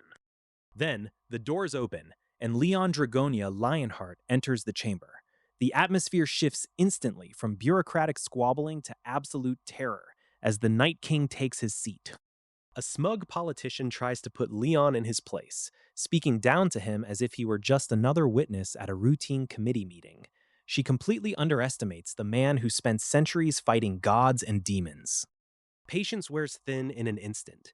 Leon unleashes a fraction of his divine aura, shattering the courtroom desk and melting the ceiling with pure, overwhelming pressure. Divine entities manifest around him, their terrifying presence freezing everyone in the room in sheer dread. The politicians realize too late that they are barking at a literal apex predator. Leon delivers a chilling warning, reminding the panicked committee that he respects democracy, but he commands the power of the gods. Insulting Pantheon is insulting the Lionheart itself. With the hearing abruptly adjourned and the politicians thoroughly broken, Leon walks out, leaving a trail of absolute silence in his wake. Pantheon's enemies learn a very expensive lesson today. Elsewhere, members of the Phoenix Guild discuss the shifting political landscape. They wonder why Pantheon is making such aggressive moves and how it affects the underground power balance among hunters. A representative from Pantheon approaches the guild leaders with an intriguing proposition, dangling the prospect of joining their booming religious faction. Dark memories and shadowy entities linger around those who accept divine grace, hinting at a much deeper, more sinister cosmic game being played behind the scenes.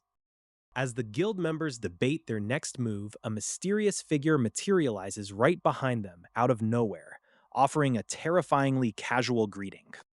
Back on Earth, the political fallout from challenging Pantheon begins to ripple outwards.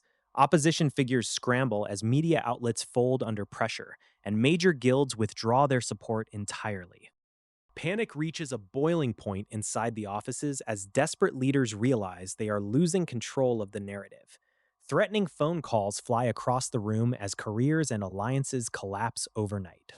With their backs against the wall, the panicked politicians pivot toward a staggering 10 trillion yen proposal with Japan. Desperation drives them to make deals that will reshape the international landscape. Envoys from across the globe descend upon Korea to secure an audience with the Night King. The world's superpowers recognize that whoever wins his favor holds the ultimate diplomatic card. As the conferences get underway, high-ranking figures arrive to discuss monumental terms. The sheer scale of Pantheon's influence is weighed against what the Night King might demand in return.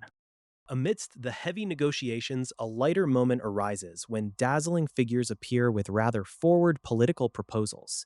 Marriage is floated as the ultimate diplomatic bridge to secure the Lionheart bloodline.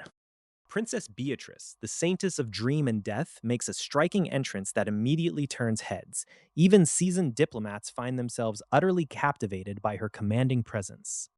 Yet despite the parade of stunning suitors and grand gestures, the envoys leave empty-handed.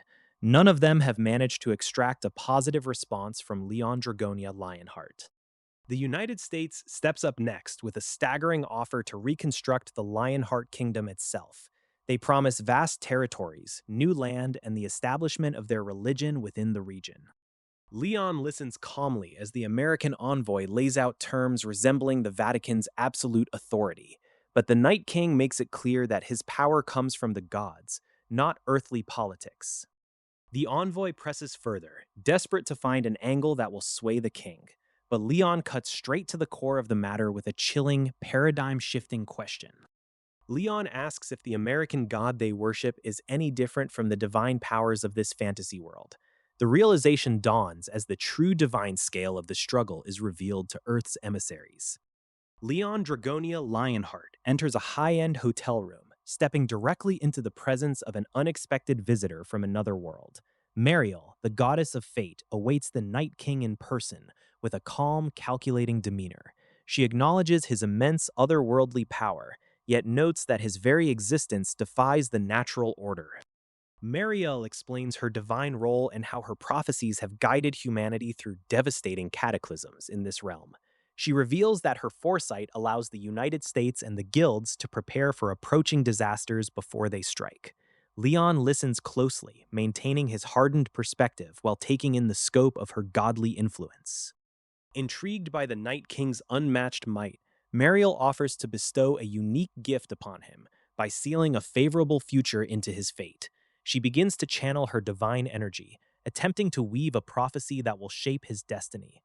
The room fills with blinding light as the goddess reaches into the core of his existence. Suddenly, Mariel stumbles backward, completely overwhelmed and exhausted by the sheer magnitude of what she tried to touch. She collapses against the wall in shock, apologizing as she gasps for breath. Her attempt to map out the Night King's destiny has completely backfired. Leon watches her reaction with unblinking composure, bearing a history forged through endless battles and insurmountable struggles. The goddess stammers, realizing that his fate is entirely unsealable because his path transcends ordinary mortal boundaries. The sheer weight of his accumulated lifetimes resists any attempt at divine prediction. Miriel struggles to comprehend the anomaly standing before her, questioning whether a human body could ever contain such overwhelming power. She realizes that trying to bind his future is impossible because he carries the presence of a demigod. A divine entity cannot interfere with the fate of another walking god. Instead of a sealed fate, Mariel delivers a chilling revelation to the American officials. The Night King embodies victory itself. Meanwhile, far away across harsh terrain, Gu Daesung and his companions arrive at the Tumen River, stepping closer to an inevitable confrontation.